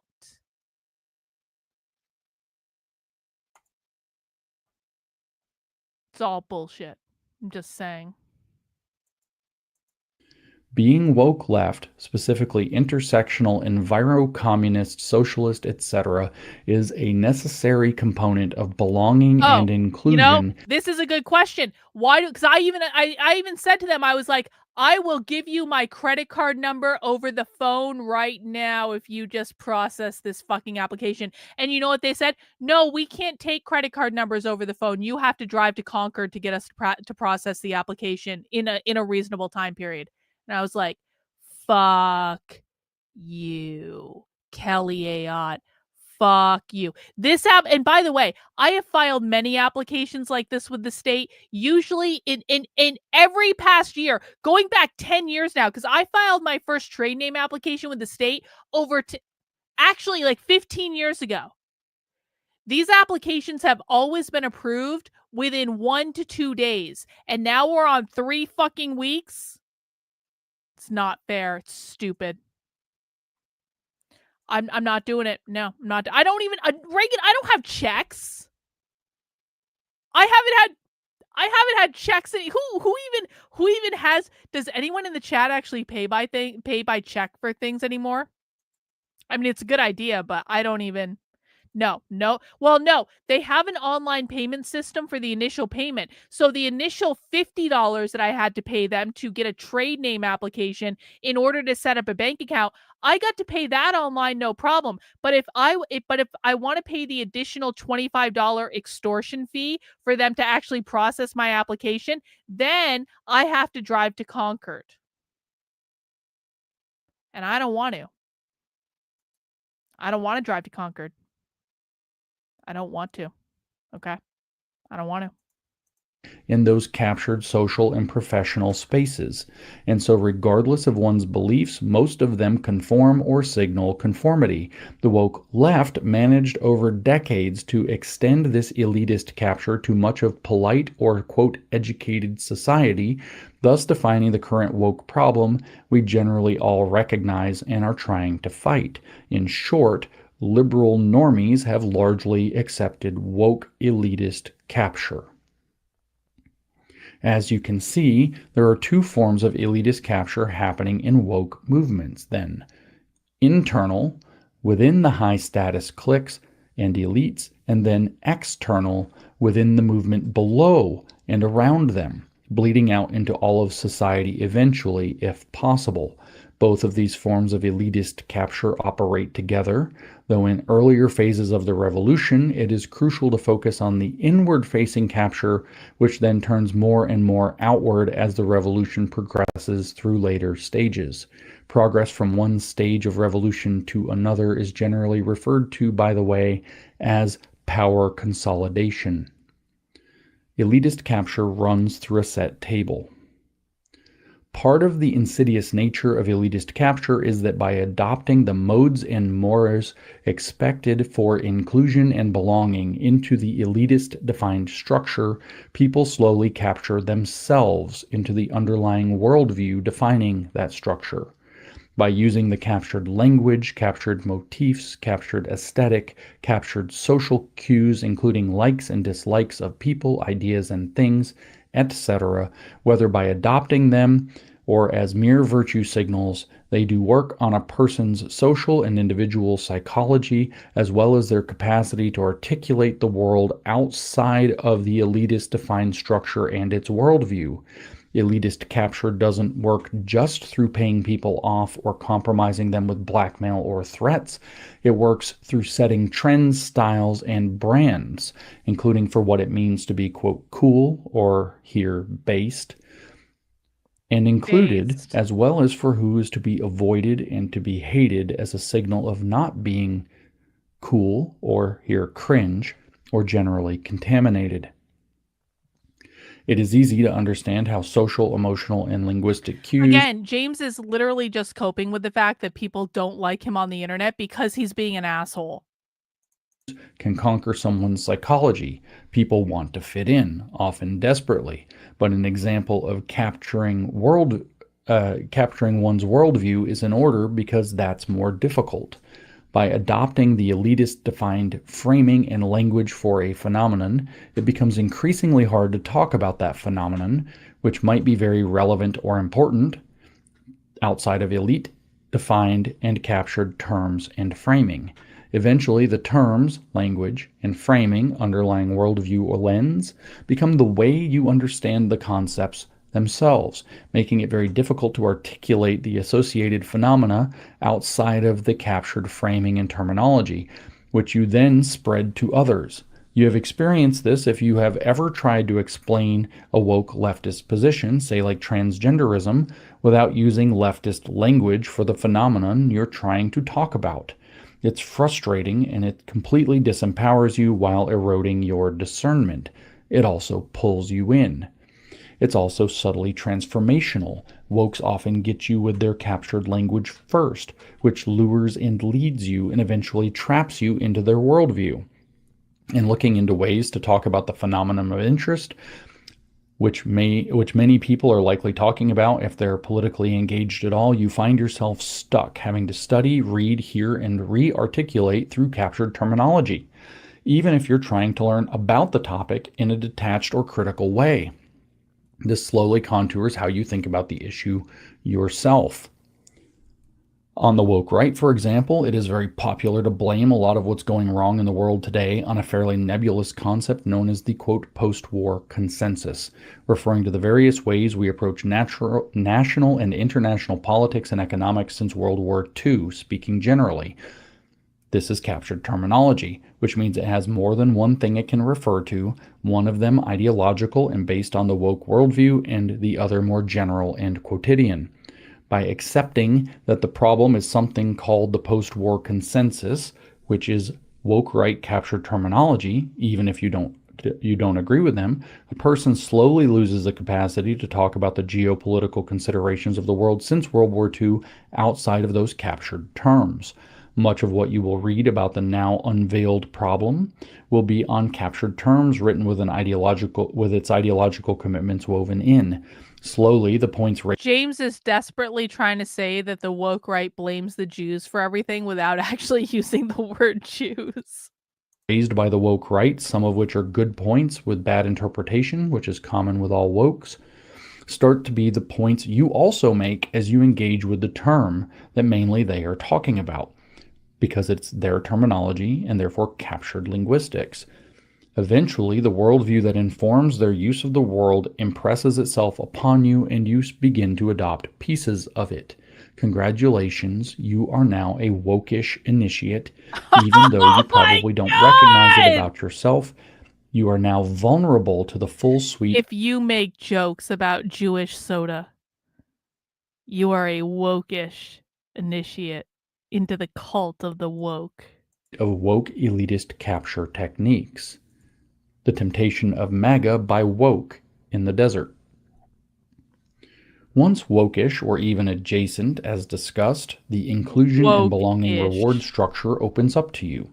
The elites behind the elitist structure at hand, or the wokes below them with sufficient means, can and will make more and more offers to you within their growing institutional frame of influence and opportunity, or sometimes with just cold, hard cash.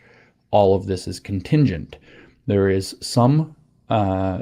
some things you should or should not do. I did not read that right. I apologize. I don't think I wrote it right. There is something you should or must do, and you must also not say or do if you want these rewards. So you learn performativity, self-censorship, and self-criticism to enable these opportunities. This is the first step of selling your soul to the woke cult, which is ultimately Luciferian down to the last jot.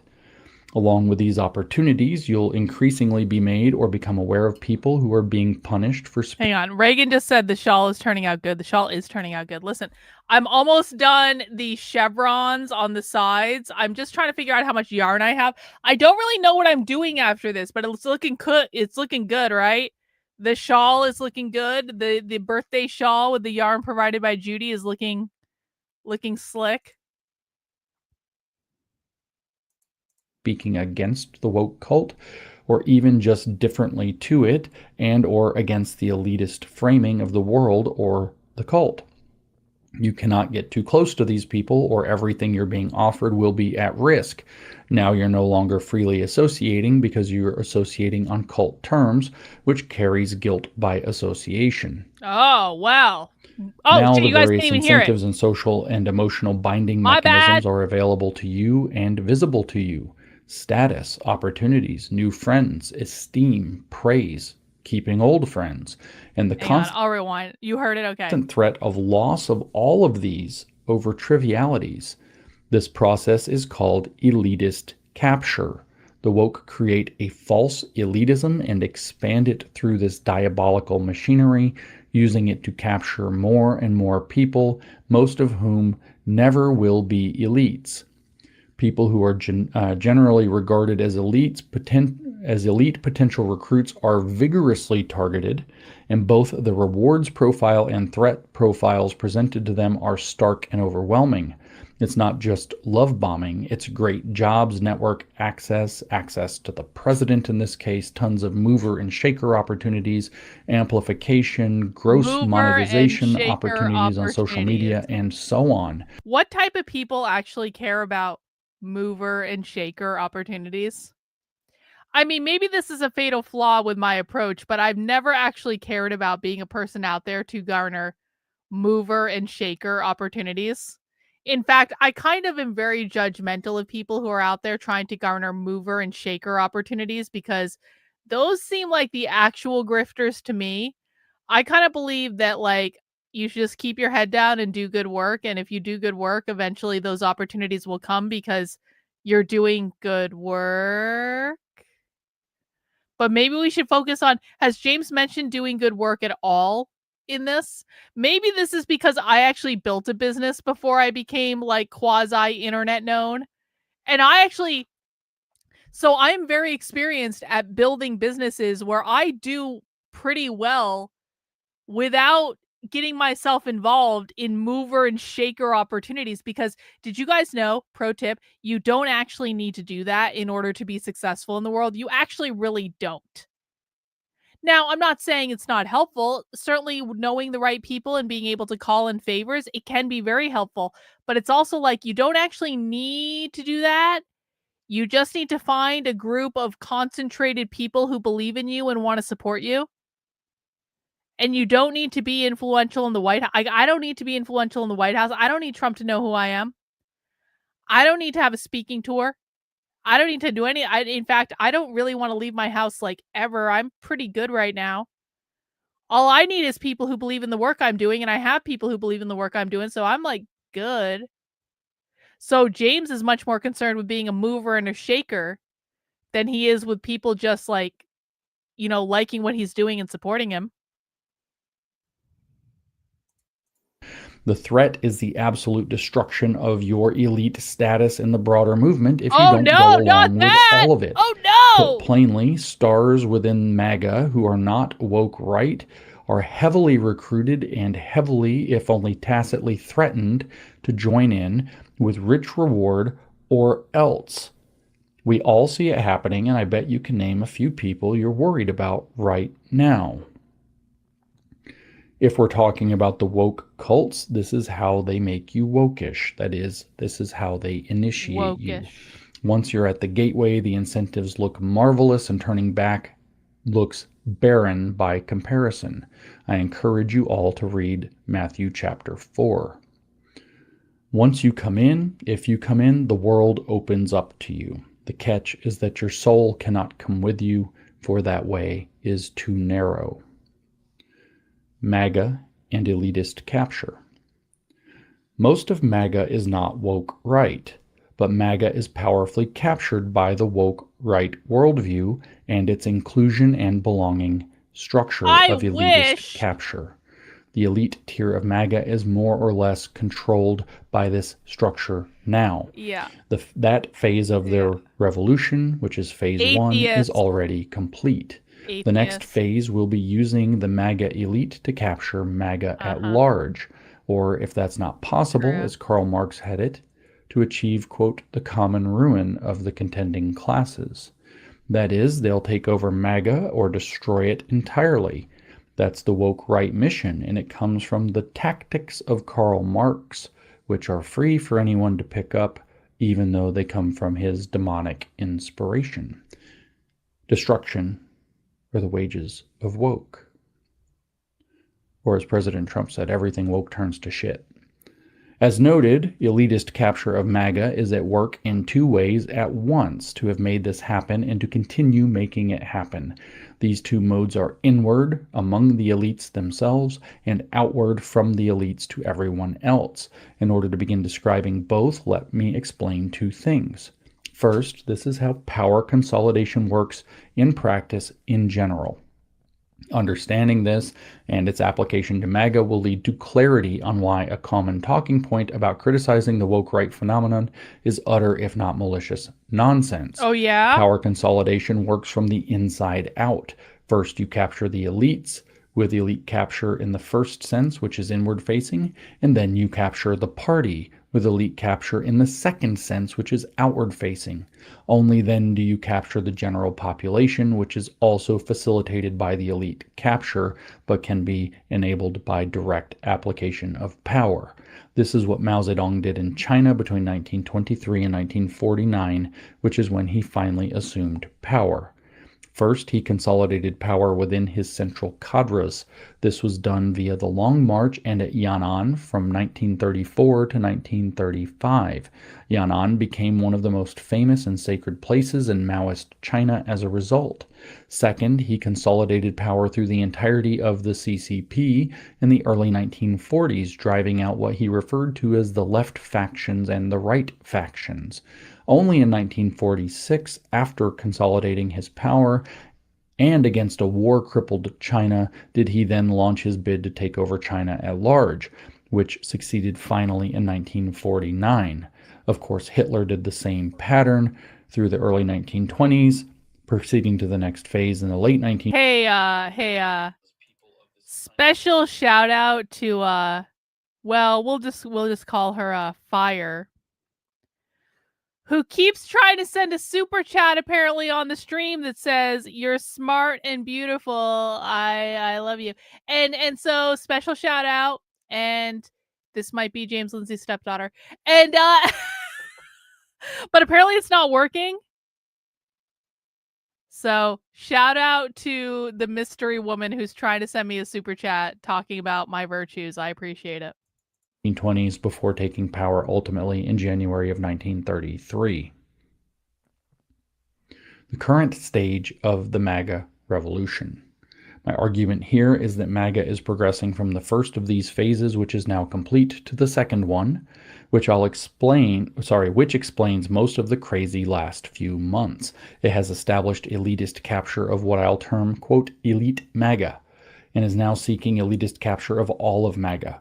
Only after that will it seek to capture all of conservatism or all of America, if it can get that far.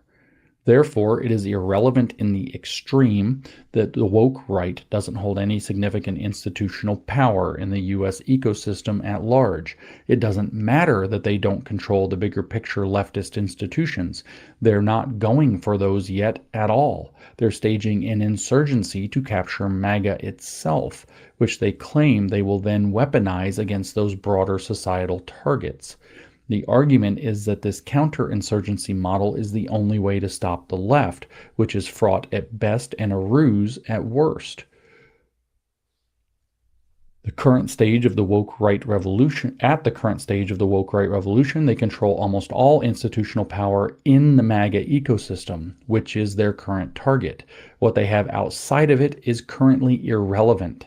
This is why their main target for activism at present is the Daily Wire, which represents the largest and strongest media institution.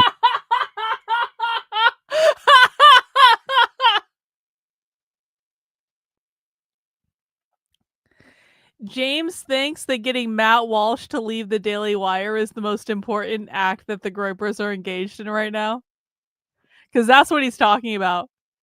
The current focus of their activism is the Daily Wire.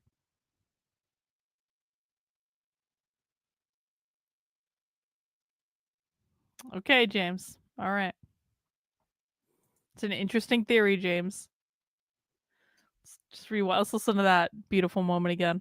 In the MAGA ecosystem, which is their current target. What they have outside of it is currently irrelevant. This is why their main target for activism at present is the Daily Wire, which represents the largest and strongest media institution in the MAGA ecosystem that is still outside of their control. The largest and strongest institution in the MAGA ecosystem that is outside of their control. James, have you looked at the stats on the Daily Wire lately? Have you compared the stats of Ben Shapiro to Candace Owens lately? Have you looked at the stats of Britt Cooper lately versus her replacement for her show on the Daily Wire? Have you actually looked at the numbers? Maybe, I'm just saying, maybe it's that people don't like the Daily Wire and Ben Shapiro and Jeremy Boring. And Jeremy Boring's not even there anymore. Jeremy Boring had to step down, didn't he? Because he ran the Daily Wire into the ground by doing all sorts of stupid shit. This is like James Lindsay's audition for the Daily Wire. So James Lindsay wants a show on the Daily Wire so fucking bad.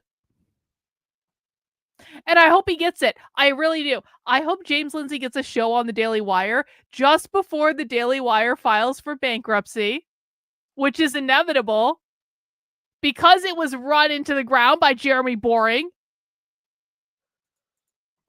When someone says that the woke right doesn't control any major institutions or that it's, quote, fringe, they're missing the point entirely, often very much on purpose, by the way. Its entire sphere of relevance at present is only within the sub-ecosystem of MAGA, not the super ecosystem of the American socio-political landscape and economy. Woke right is currently rapidly doing a coup of MAGA only, which will lead it toward its ultimate ambition of a full revolution or coup against the United States. Second, not all MAGA suffers elitist capture yet. In fact, we need a more refined and discerning view of MAGA overall to understand how this works. The current objective is for all of MAGA to be captured, and it hasn't been captured yet. In fact, a large and increasingly influential sector of MAGA is fighting back against the woke right, hopefully just in time, and hopefully effectively. This is the MAGA Civil War. Tears of MAGA. Tears of MAGA? That's Tiers, not crying. Okay. To make tears. easier sense of this, Okay. I need to split MAGA into 3 spheres of influence that I'll call elite MAGA, middle MAGA, and normie MAGA. Normie MAGA represents most of the people in the movement, and they're almost all good, decent Americans who are passionate patriots who want to make America great again. They are generally not activists, however. Middle MAGA is made up primarily of the people doing the heavy work within the MAGA ecosystem. They're showing up to hearings, writing, teaching, reading, organizing, running for offices, and everything else. What they aren't is influencers or celebrities. Some of them are not quite famous, but most are less visible, though no less important, and often more important than almost all of the influencers. They're the massively unsung heroes of the MAGA movement and its ambitions to make America great again. Elite MAGA is its celebrities and influencers, and I purposefully exclude Trump from this group because Trump is Trump, and Trump is singular in his everything. They may or may not be American elites, but they are MAGA elites. They are big fish in a now pretty big pond. They set the trends, deliver the talking points, participate in the pageantry, and all that celebrity stuff. All the Most things of them James have very wants to low-risk, do. soft jobs, such as in alt media and politics, and sometimes think tanks, but most think tankers are relegated to the upper and middle rungs of middle MAGA. Their world is niche, elite, and ephemeral. It is heavily aesthetic. It is a cool... He's talking about Christopher Rufo, by the way, just in case people are confused. He's pissed off that Chris Rufo kind of blocked his ass from being involved in the administration, I think. But, and by the way, did anyone see the fuck off statement that the Manhattan Institute issued yesterday? The Manhattan Institute issued a whole statement saying, "We condemn anti-Semitism in all its forms, and anti-Semitism is the worst crime that's ever been perpetrated on humanity, and anti-Semitism is so bad." And they issued this whole long statement, and I was like, all right. And then Chris Rufo retweeted the Manhattan Institute's statement, and he said, I swear to God, this is what Chris Rufo said: "Anti-Semitism hurts white people." And I responded to him, I was like, how the fuck does anti-Semitism hurt white people? I mean, are you fucking serious? He said, anti-Semitism hurts white people and Jews and everyone else, basically. And I was like, what the fuck are you talking about? Anti-Semitism hurts, Western values. Oh, that was the other thing. Rufo was like, anti-Semitism hurts white people and Jewish people and Western values. I was like, how the fuck does anti-Semitism hurt white people? What are you even talking about? Anyway. Yeah, well, yeah, exactly. It's like, oh, now you're white. Oh. No, but he enumerated. Listen, I'll bring it up right now. Hang on. I'll bring it up right fucking now. I will show you guys. Hang on. This is critically important information that I'm reporting on 3 beers in on the internet right now. I'm not signed in under my account, but I can show you guys what I tweeted on my account. Hang on. By the way, my Twitter is all effed up in that I'm literally only seeing like stuff from Jewish influencers on my Twitter now, which is ridiculous. Okay, so here is the Manhattan Institute's statement. Last night, 2 Israeli embassy staffers were gunned down outside the American Jewish Committee event in Washington, D.C. Blah, blah, blah, blah, blah. This is not an isolated outburst. The accused killer was affiliated with a U.S. Marxist group that glorifies Hamas. They actually really don't. And embrace a vision of armed resistance. Well, they do that, but Rufo has never. Christopher Rufo has literally never reported on the Party for Socialism and Liberation, even when I sent Chris Rufo clips from the Party of Socialism and Liberation saying they were going to stage a pre-revolutionary crisis leading up to the 2024 election. And even then, Chris Rufo never reported on the Party for Socialism and Liberation. And all of a sudden, the Manhattan Institute is worried that this Marxist group is engaging in armed resistance. I've been reporting on this shit for 2 fucking years, while Chris Rufo has been ignoring it the entire time.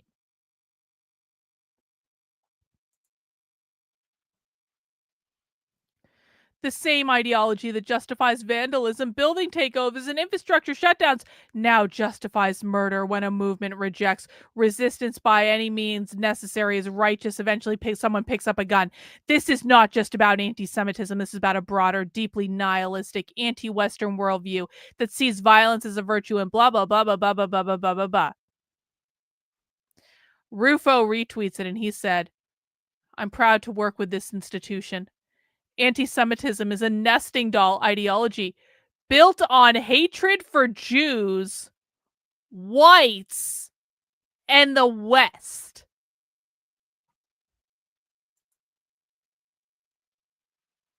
How the ever-loving fuck is anti-Semitism a hatred for whites and the West? I can understand, obviously, anti-Semitism is built on a hatred for Jews. I think we can all agree on that. Fine. True. Okay. How the fuck is anti-Semitism a hatred for whites and the West? That makes no sense. So I replied to him and I said, what does anti-Semitism have to do with white people? How are you even defining it? You guys fired someone for speaking to a historian you didn't like because of anti-Semitism because he didn't say anything about hating Jews, whites, or the West. Okay, maybe I had a typo. Whatever. I have typos, okay? But like, there is no fucking universe in which anti-Semitism is hating white people. He's even got Jews as a separate category. He's acknowledging that Jews are not white. And listen, I fucking hate the race stuff. I hate the race stuff. I hate the race stuff. I don't engage in the race stuff at all. I do not like it. But I do know enough to know that Jews are not white and white people are not Jewish. And that's just a statement of fact. I don't think that's a statement of like, Jewish people would tell you this. Jewish people would say to you, we are not white. Okay, fine. You don't have to be white. I don't really give a fuck. But how the ever-loving F is anti-Semitism harmful to white people?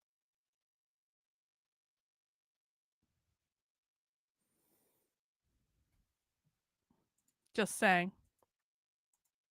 All right, we're almost done, guys. We have like 25 minutes left. Okay, we're going to get through this. We're going to make it. I have half a glass of beer, and I'm definitely not drunk on the internet, and we definitely haven't been listening to this podcast from James for 4 hours because it's forever long. We're going to get through this, though. We train for these moments. Kids Club, and it is both subject to elitist capture inwardly and capable of engaging in elitist capture outwardly. I will add also I don't know, man. Well, whatever their maybe sentiments later. and their hearts about making America great again, elite MAGA largely has Make America Great Again as an aesthetic fashion that it wears. My contention, again, but in these new words, is that elite MAGA is almost entirely captured by the woke right and is working to capture the rest of MAGA as described above. Middle MAGA is mixed, but is increasingly becoming aware of the woke right and rejecting them. Normie MAGA lands all you over the think place so, with this James. regard You and think mostly so. isn't aware of the Okay. fight, except that they are dimly aware of an ugly fight that, quote, hurts MAGA, that will have to see people take sides, which is what makes them Normie MAGA. They are also largely and significantly demoralized and rely heavily on favored MAGA influencers to make sense of the world around them. How elitist capture works in MAGA and elite MAGA. As for the two forms of elitist capture of MAGA, both work generally the same way. The key dynamic of the entire process is the inclusion and belonging elitist capture mechanism controlled by the woke right through elite MAGA. Your ticket into elite MAGA inclusion and belonging is at least staying silent, if not positively signaling or supporting woke right people and initiatives, using their language, shunning their enemies, etc. Of course, you also have to be useful to them in the coarsest sense of the word. That is, history uses people and then discards them, as Hegel said. On the other hand, your boot in the ass out of elite MAGA and its faux glitzy halo is defection from the woke right, of which I have personally been made a stunning example, but not only me. This is why so many influencers who should know better about the woke right remain dead silent or are playing dumb. The woke right may not butter their bread, but they control access to the butter and increasingly to the bread too. On status games and elite MAGA self-censorship. The biggest threat to elite MAGA by the woke right is revocation of their elite status. If you are or aspire to be elite MAGA with all its captured perks, you have to support woke right things, or at the very least, keep your damn mouth shut. You also have to be useful to them, and you have to distance yourself from their enemies, if not join in the attacks against them. Otherwise, you will be ostracized and cast out. Hey, listen, I think this person isn't even going to hear me say this now, but hopefully he sticks around. Way behind on the chat because I'm farther west, but I regret getting sucked in by his channel when I was watching this one at the same time. Listen. There have been a lot of people that have been fooled by James over the years. I was fooled by James. I also think that we need to acknowledge there was a time when James did good work. There really was. And people might want to question this. I don't question this. I think that James's work up to about mid 2021, I can vouch for the fact that he was doing good work up until about mid 2021. I think things started to go downhill because I mean, James has a traumatic head injury. I mean, this is just fact. I'm not making stuff up. James talked about on Joe Rogan how he has a traumatic head injury. I think something has gone horribly and terribly wrong. And I actually do mean that. I think that James should go to a specialist and get his fucking traumatic head injury checked out because he has been an absolute psycho for at least 3 years now. But that doesn't negate the good work that he used to do. And I stand by really admiring James's work early on. It's easy to get sucked in by him because he speaks with such confidence and he is lifted up by so many people as an expert. And so people shouldn't feel bad about getting sucked in because it's hard to kind of like deconstruct what's going on. It really is. But I'm glad you're here. I hope you come back to other socialism streams. Come to Socialism Saturday tomorrow at 6 p.m. We do Socialism Saturdays every Saturday at 6 p.m. We're going to be watching an amazing presentation from the Revolutionary Socialists out in Seattle tomorrow, all about how they feel about the Constitution. And so come hinge into reality. I'm glad you made it to my channel. Welcome to the little piece of sanity on the internet. Of the elite status. That is, you will suffer status loss. Status loss is very difficult to bear psychologically, socially, and professionally. Look at how many who left the left, so to speak, talk about the horrors of the great unfriending, cancellation, and the experience of ostracization. It's much more than losing professional opportunities, though that's very important too. On the woke left, it eventually led to unbelievable personal tragedies, including suicides. These were common in Mao's China as well for similar reasons. Everyone to a person in elite MAGA fully understands that if they deviate too far from the woke right, regardless of their principles or values or their contributions, they will be cast down into middle MAGA, where some of them might have to do real work. And there will never be a another real big job? opportunity Oh, or point of access for them no! ever again. No! Most of their current, quote, friends and professional networks will shun them by necessity for the exact same reason, to avoid going down with them or just behind them. They will not be going to any more galas or official cool things at the White House. They won't be speaking. James is really telling on himself here in that he wants to go to galas and official cool things at the White House.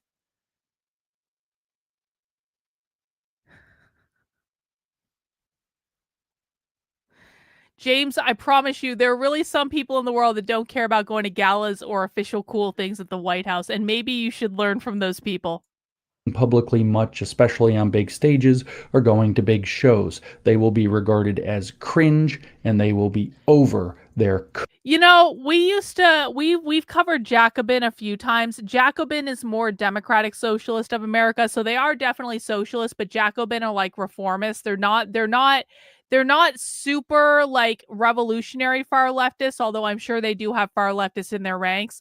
But Jacobin's kind of like in the spectrum of like socialism, they're kind of like not really that interesting, if I'm honest about it. Cooked without credibility or acceptance. This, by the way, is called cancel culture or cancellation. It's not. It's the vicious exclusion. James, you not being able to go to a gala is not cancel culture. You not getting an invite to the White House is. James is literally saying, if I'm not invited to the White House, I'm being canceled.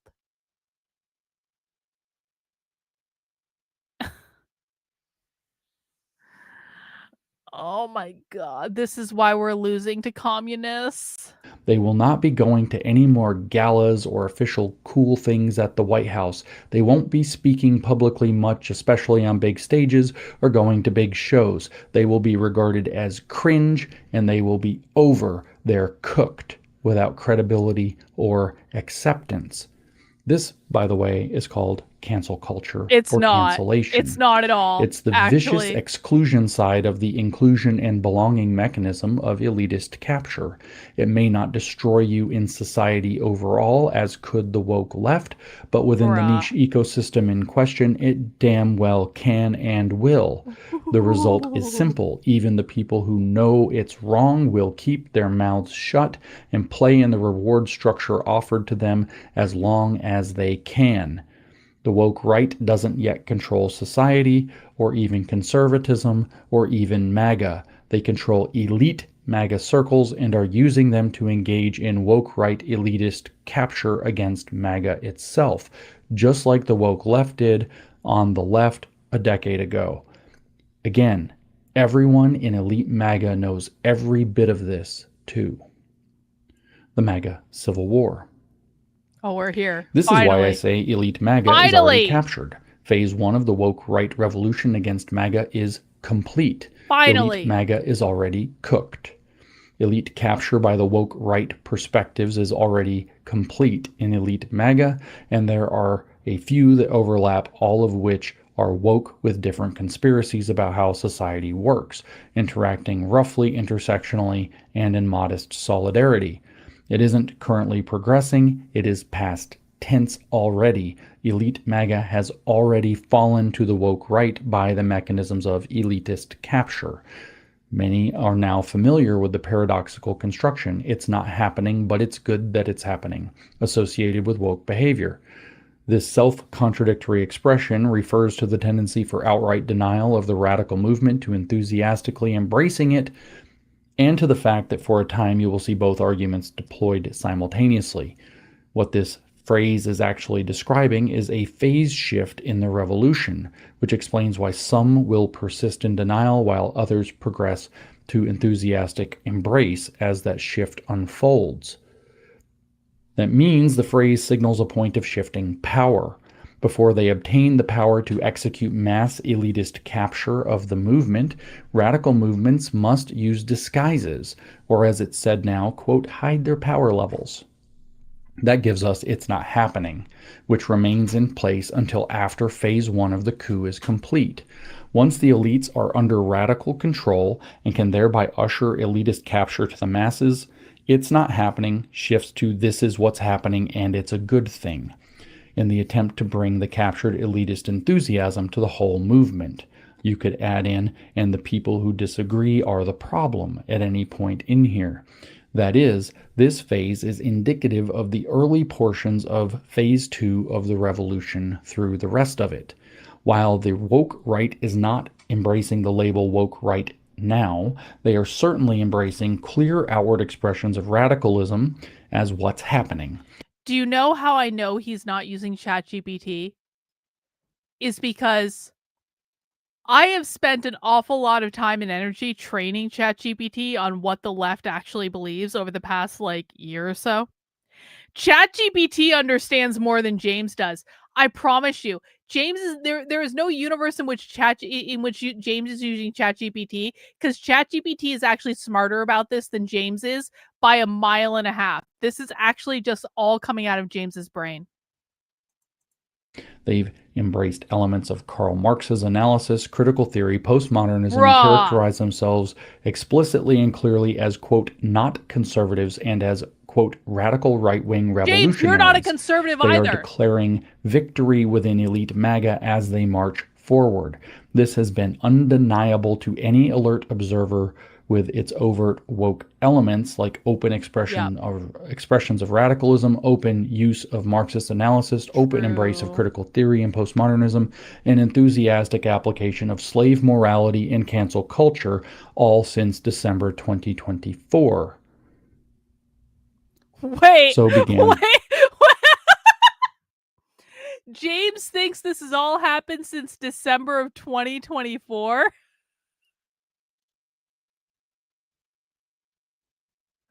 James thinks the woke right and Nick Fuentes just popped up in December of 2024. What? So 6 months ago, James thinks there's been a Nazi woke right revolution in MAGA since December.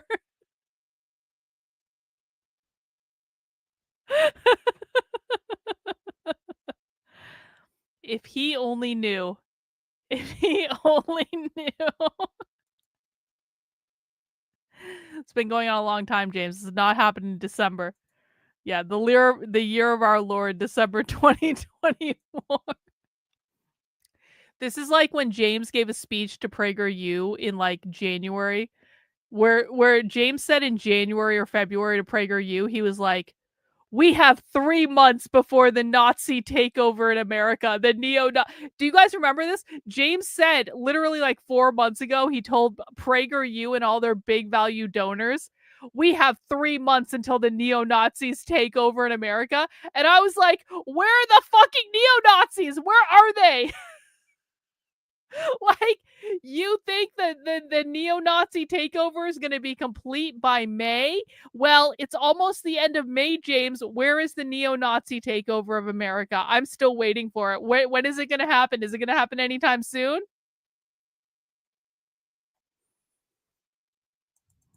The MAGA Civil War. Now, many within Middle MAGA still do not understand this inclusion and belonging mechanism because it hasn't and won't make them any great exclusive offers. But they intuit that their access points require being politic, which is to say politically correct on woke right terms. Their intuition keeps them silent on the issue because it's absolutely crucial to the other objectives they're trying to accomplish. Not necessarily because of potential bigger opportunities in the elitist captured reward structure.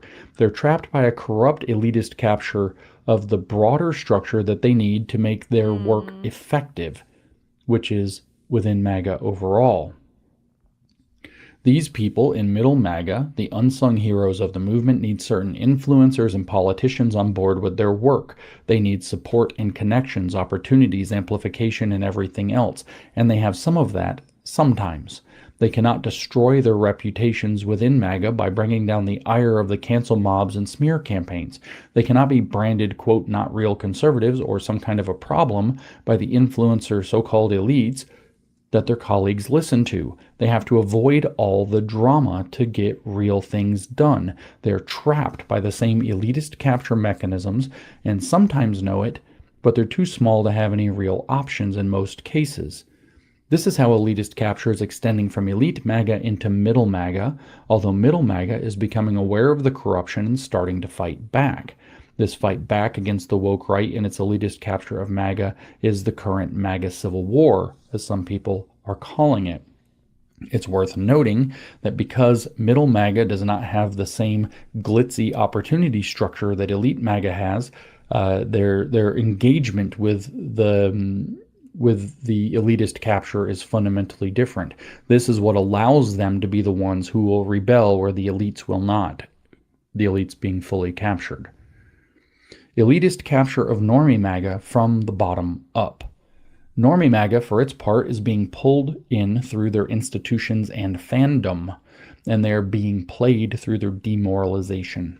On the one hand, they support their stars, and on the other, they are demoralized. They are not easily able to tell what is true and what is false, and instead must rely upon other factors, including popularity, MAGA consensus, which is called parology, and personality to make those decisions. They have seen how lied to and Hang on. Why, Judgmental Lizard says, why is he operating on this assumption that all these people care about being canceled? You want to know why? Because James himself cares about being canceled. Because James himself cares that he's not invited to the galas and he's not getting the big speaking gigs and he's not invited to the White House and he's not influential in the Trump administration. He actually cares about this stuff. Like, I promise you guys, there are ways to not care about this stuff. And I say that as someone who was once in this world. And I really don't care about this stuff at all in any way. I think it's all stupid and lame. But the reason James is so focused on it is because James really does care about it, because the only way that he can feed his ego is by being relevant in the Trump administration. It's like, bro, get a fucking life. Subverted they have seen how lied to they are and subverted our institutions are, and being unable to believe in any of them anymore. Yep, true. They will believe almost anything, so long as it's rightly oriented outsider knowledge. Even when they are not wokish to the right, they are Also disposed true. toward woke rightism. That is, they are well within the woke right target recruitment field. Elitist capture of normie MAGA proceeds similarly but differently to how it operates in middle MAGA, where middle MAGA has objectives to accomplish and aspires to possibly gain access to some of the elite MAGA tier or perks. Normie MAGA has no such aspirations or opportunities. They need to know what to believe, and they're searching for voices they can trust to tell them what that should be. Where middle MAGA can be elitist captured by the grips of the movement and the reins from the hands of elite MAGA, and is in the hands of elite MAGA. Normie MAGA can be elite captured by the winds of the movement as they blow from elite MAGA, and it shows. Normie MAGA knows it has lost the backbone societal institutions. Worse, their key remaining trusted institutions are being infiltrated right in front of their eyes, even if they don't recognize it. This includes their alt media and their churches. Again, woke right is not yet making a bid for America at large, but for the MAGA specifically, and the conservative movement generally, and the main institutions they can infect are the MAGA alt media, political institutions, and churches. This dynamic is the so-called top-down but bottom-up dynamic of counterinsurgency movements and color revolutions. Thus, we understand the much less visible Christian nationalism movement, which actually has mostly hidden deep ties into elite MAGA, for example, through Yoram Hazony's National Conservatism, which is in the White House through the Vice President, which isn't just directly and strongly supportive of Christian nationalism, but also includes characters like Albert Mueller and others who know how to play this game very well.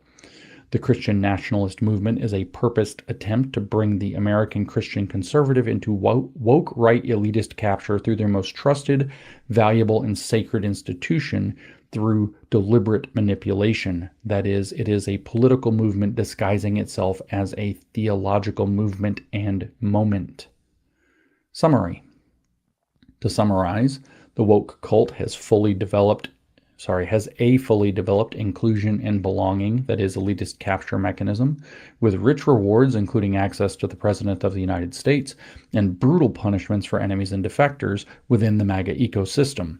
This has already achieved them a near complete elitist capture of what I have termed here elite MAGA. The first phase of the woke right coup is complete. Power is consolidated in the elite tier of its target ecosystem, and they can now turn that elitist capture outward to capture the rest of MAGA. The woke right objective for now is to expand this elitist capture of elite MAGA to the rest of MAGA, which is the second phase of the woke right revolution against MAGA. The mechanisms are described above. They are clear and they are simple. They are also being executed at blinding speed. My rough estimates, if I had to guess, would be that elite MAGA is at least 90% internally captured by woke right in one of a few typical ways. Through rent and opportunity seeking, through going along with the flow and the positive momentum, aka vibes, or simply by silencing people who know better. The remaining 10% in elite MAGA represent grifters and active perpetrators, what I've called feds in the broadest construing. James thinks that elite MAGA is entirely made up of 90% woke right people and 10% grifters and feds.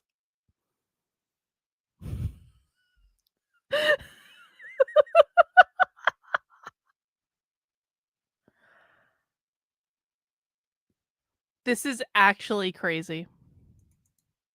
Assets, or plants. Only a few people in elite MAGA dare to speak out, and not all of them can hold on to their elite MAGA status once they do. This is an extremely bad and dangerous situation for MAGA, and thus for America. Middle MAGA is starting to realize what is happening and fight back, which is becoming ugly now. The so-called MAGA Civil War, or War for the Right, it's being named.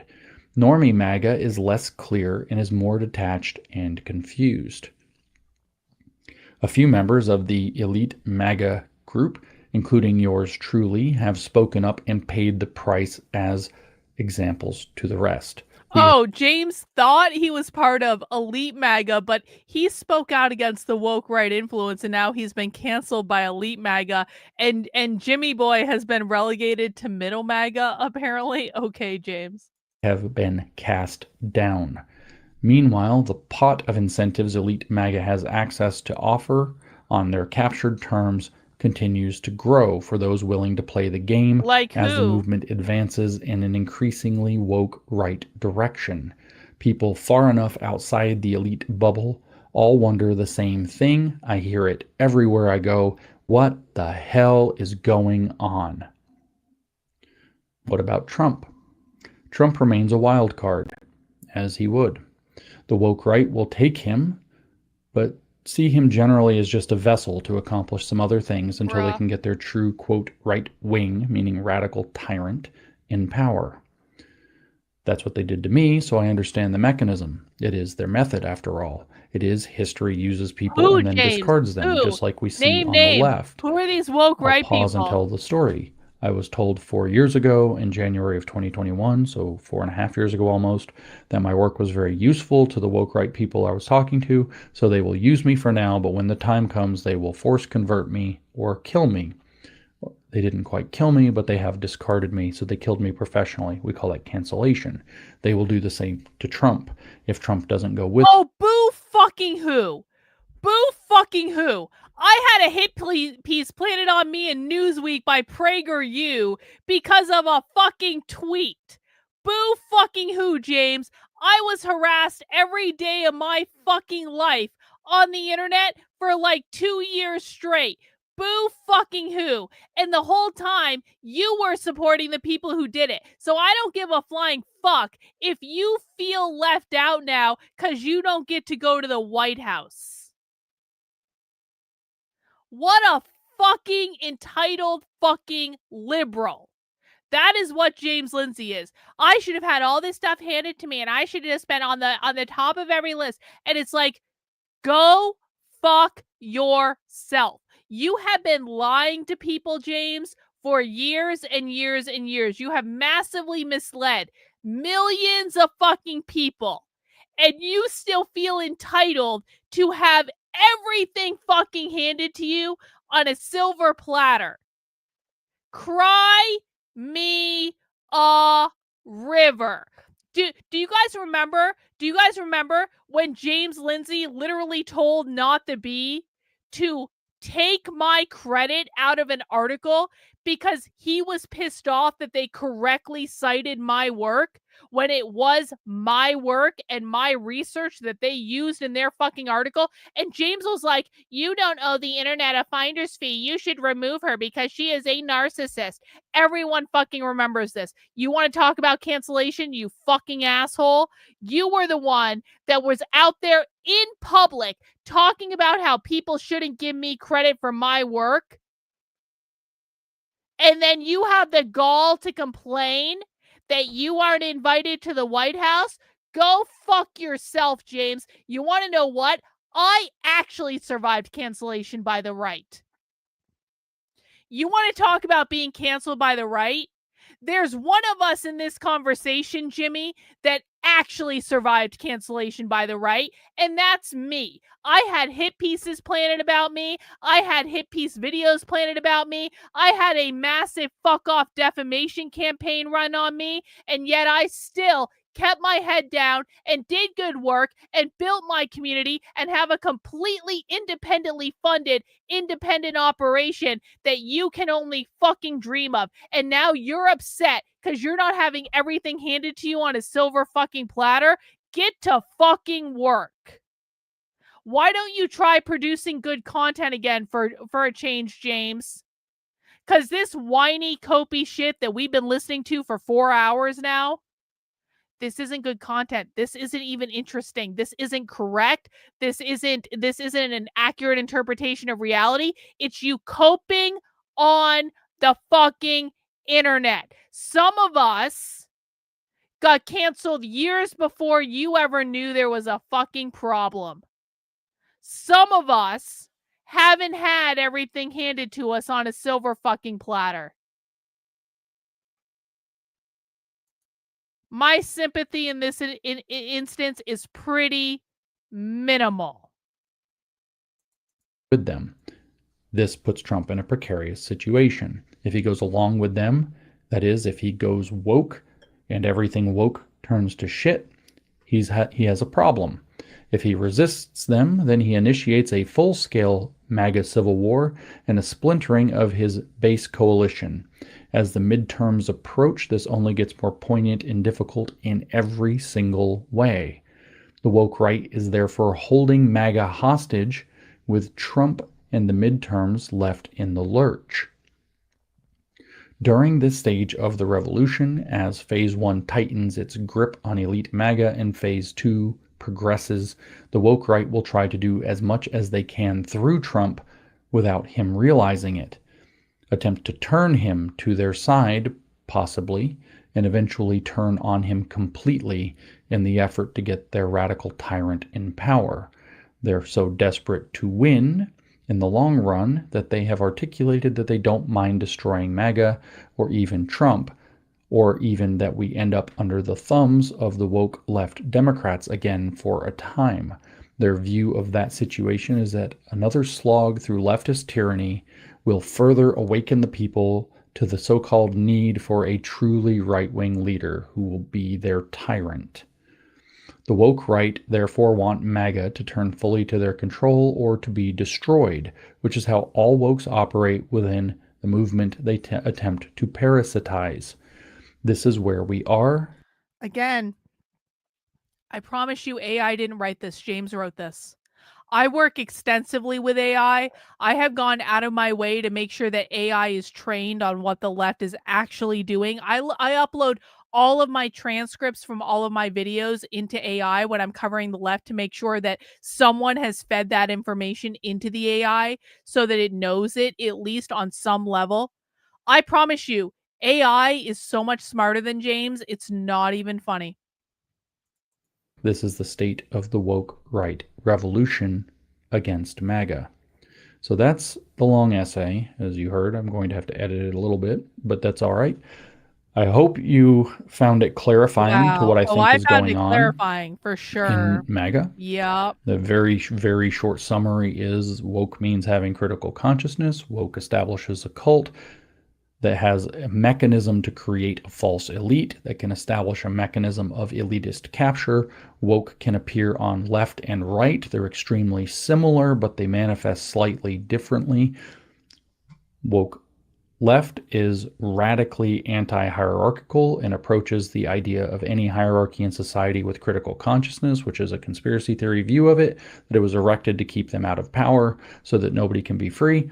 Woke right approaches the issue favoring radical enforced hierarchy and believes that the past state of affairs was superior and that they, as the rightful inheritors of the society they could have had, need to seize power and establish a firm enforced hierarchy that forces people to play along with the vision of the past that they have written, such that they are no longer tolerant of the polluting and corrupting elements that have weakened our society to the state that it's in now. And then finally, that MAGA is undergoing a revolution. The mechanism of that revolution is elitist capture. They have already captured MAGA elite, or elite MAGA as I called it.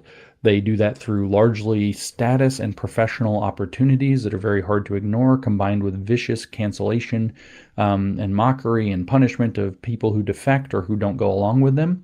I have personally experienced that and can testify that it is very unpleasant, but it's also not going to make somebody like me stop. And their goal is to take this phase one revolution where they've captured the elite through elitist capture, through opportunities and status, and to weaponize that to capture the rest of MAGA. What's actually happened is that the middle part of MAGA, the He's hard work, talking about me. I wasn't even paying attention. Hang on, I gotta go back. I gotta go back. I wasn't paying attention. need to seize power and establish a firm enforced hierarchy that forces people to play along with the vision of the past that they have written, such that they are no longer tolerant of the polluting and corrupting elements that have weakened our society to the state that it's in now. And then finally, that MAGA is undergoing a revolution. The mechanism of that revolution is elitist capture. They have already captured MAGA elite, or elite MAGA as I called it. They do that through largely status. Did he actually say that? Did I miss that? Hang on. Where did he say that?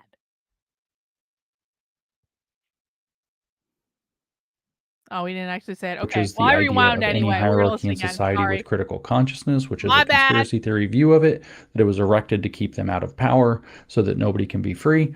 Woke right approaches the issue favoring radical enforced hierarchy and believes that the past state of affairs was superior and that they, as the rightful inheritors of the society they could have had, need to seize power and establish a firm enforced hierarchy that forces people to play along with the vision of the past that they have written, such that they are no longer tolerant of the polluting and corrupting elements that have weakened our society to the state that it's in now.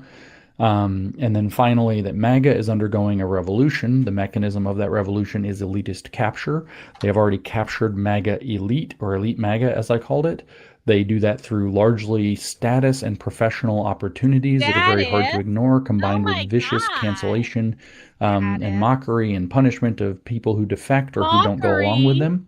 I have personally experienced that and can testify that it is very unpleasant, but it's also not going to make somebody like me stop.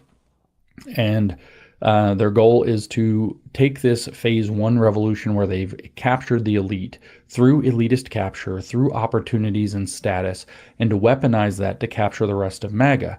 What's actually happened is that the middle part of MAGA, the hardworking activist Poor group, which Jimmy. varies in status pretty widely, Poor from virtually James. unknown people getting a lot done to very well-known people getting Like a lot me? done. What characterizes all of middle MAGA is getting a lot done and not just being a damn celebrity. That these people are very rapidly awakening to the fact of the woke right and its problem, to the elitist capture problem, and they are becoming very concerned and they're very angry, and some are very rapidly increasing in number, I should say, are starting to fight back. And this has created something like a MAGA civil war. I The don't MAGA think it has, civil war James. is not caused by middle MAGA. It is not caused by the people speaking out. The MAGA civil war is It's caused by the people people I don't on the like. woke right who have tried to do a radical coup of MAGA and of conservatism and of eventually the United States, if they can get it, for their radical hierarchical vision of society that they wish to impose upon us. Rejecting this in the name of maintaining America as in a country that rejects this radical elitism is absolutely not provoking the war. It is self-defense. And so the iron law of woke projection never misses, and the victims are being blamed by the perpetrators as they're being called out, as one would expect. But at any rate, this is the state of affairs. I think it's a very precarious situation. As the midterms come close, I'm very nervous. They put this heavy deadline clock on the whole scenario. If woke right continue to gallivant as they are, I think it's not just that we're going to lose the midterms for the Republican Party side. You're but we're not a going to get Republican, you're a completely blown liberal. out. Trump will become largely My ineffectual. God! He will probably He's get not a impeached by a Democratic Republican. Congress. 2028 will not be a pleasant ride for Republicans either. And I believe ultimately, as I've said many times, that this is the real ultimate purpose of the woke right, though many people firmly do believe it. It's not just a Fed operation. The top-down, bottom-up structure that I mentioned is that the top-down sets the tone. That's your elitist capture, and the bottom-up goes along and makes it look like an organic uprising from just following their influencers who are actually planting the ideas that are meant to cause the problem or generate the revolution. So this is what I think is going on. This is what I think the woke right is. I hope you understand the woke right better, why I call it woke, what woke is, which was generally useful before we started talking about the woke right, and it's even more useful now. We understand.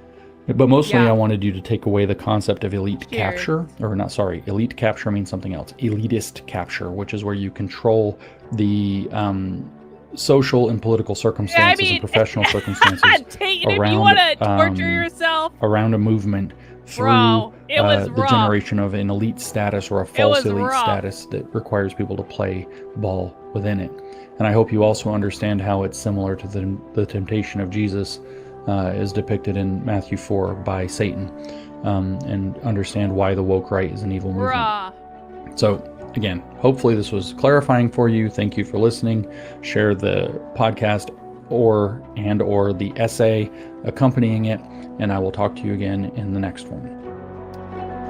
James, that was extremely clarifying and extremely edifying. And, I'm going to say this.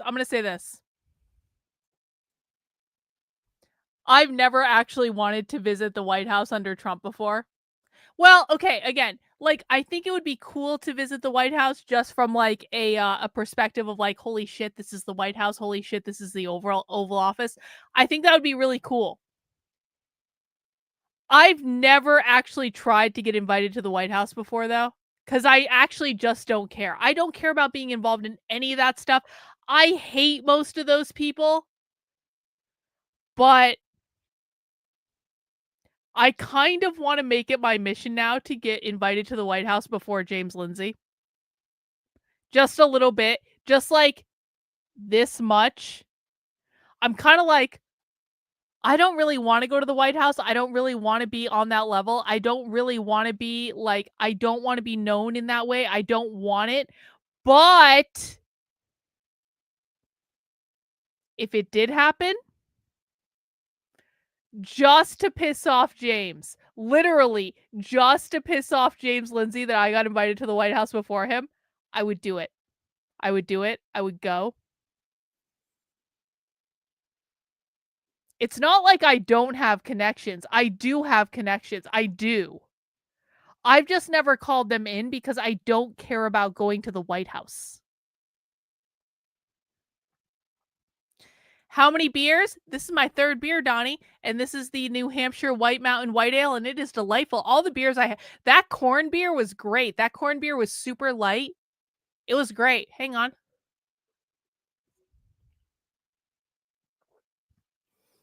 Cheers. All right, that's all for tonight. We have spent almost 5 hours listening to James, and that is about 4 hours too many. Congratulations to everyone who made it to the very end.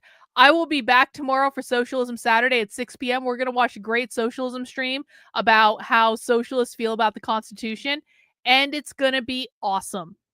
So thank you, everyone. Yeah, I'm sorry. Tayton, you showed up late. Tayton, you didn't even suffer through all this. You have to go back to the beginning and watch the whole thing by yourself. Have fun, Tayton. I appreciate you.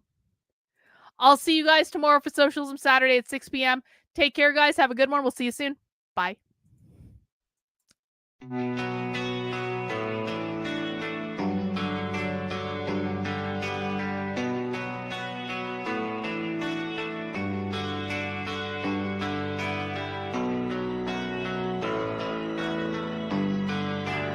How are you feeling? How long have you been here? 3 months, May 17th. And what brought you? That's difficult to answer.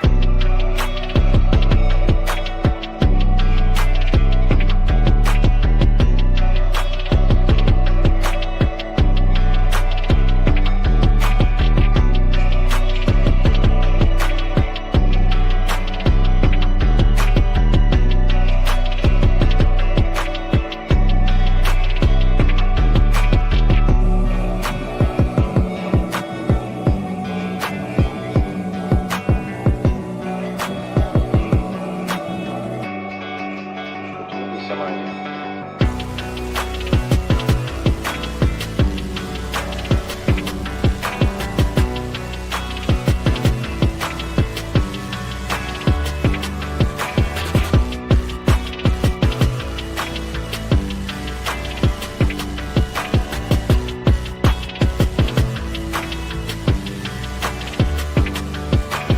I am not completely like other people. What do you mean by that?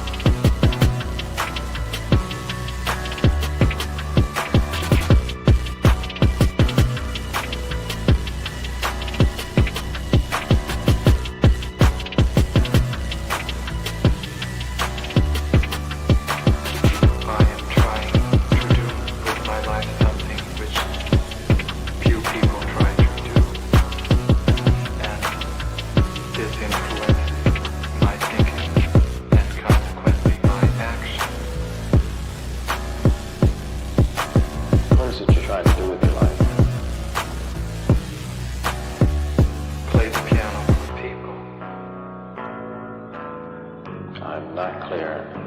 How is it that playing the piano for people has eventually resulted in your being here in the hospital?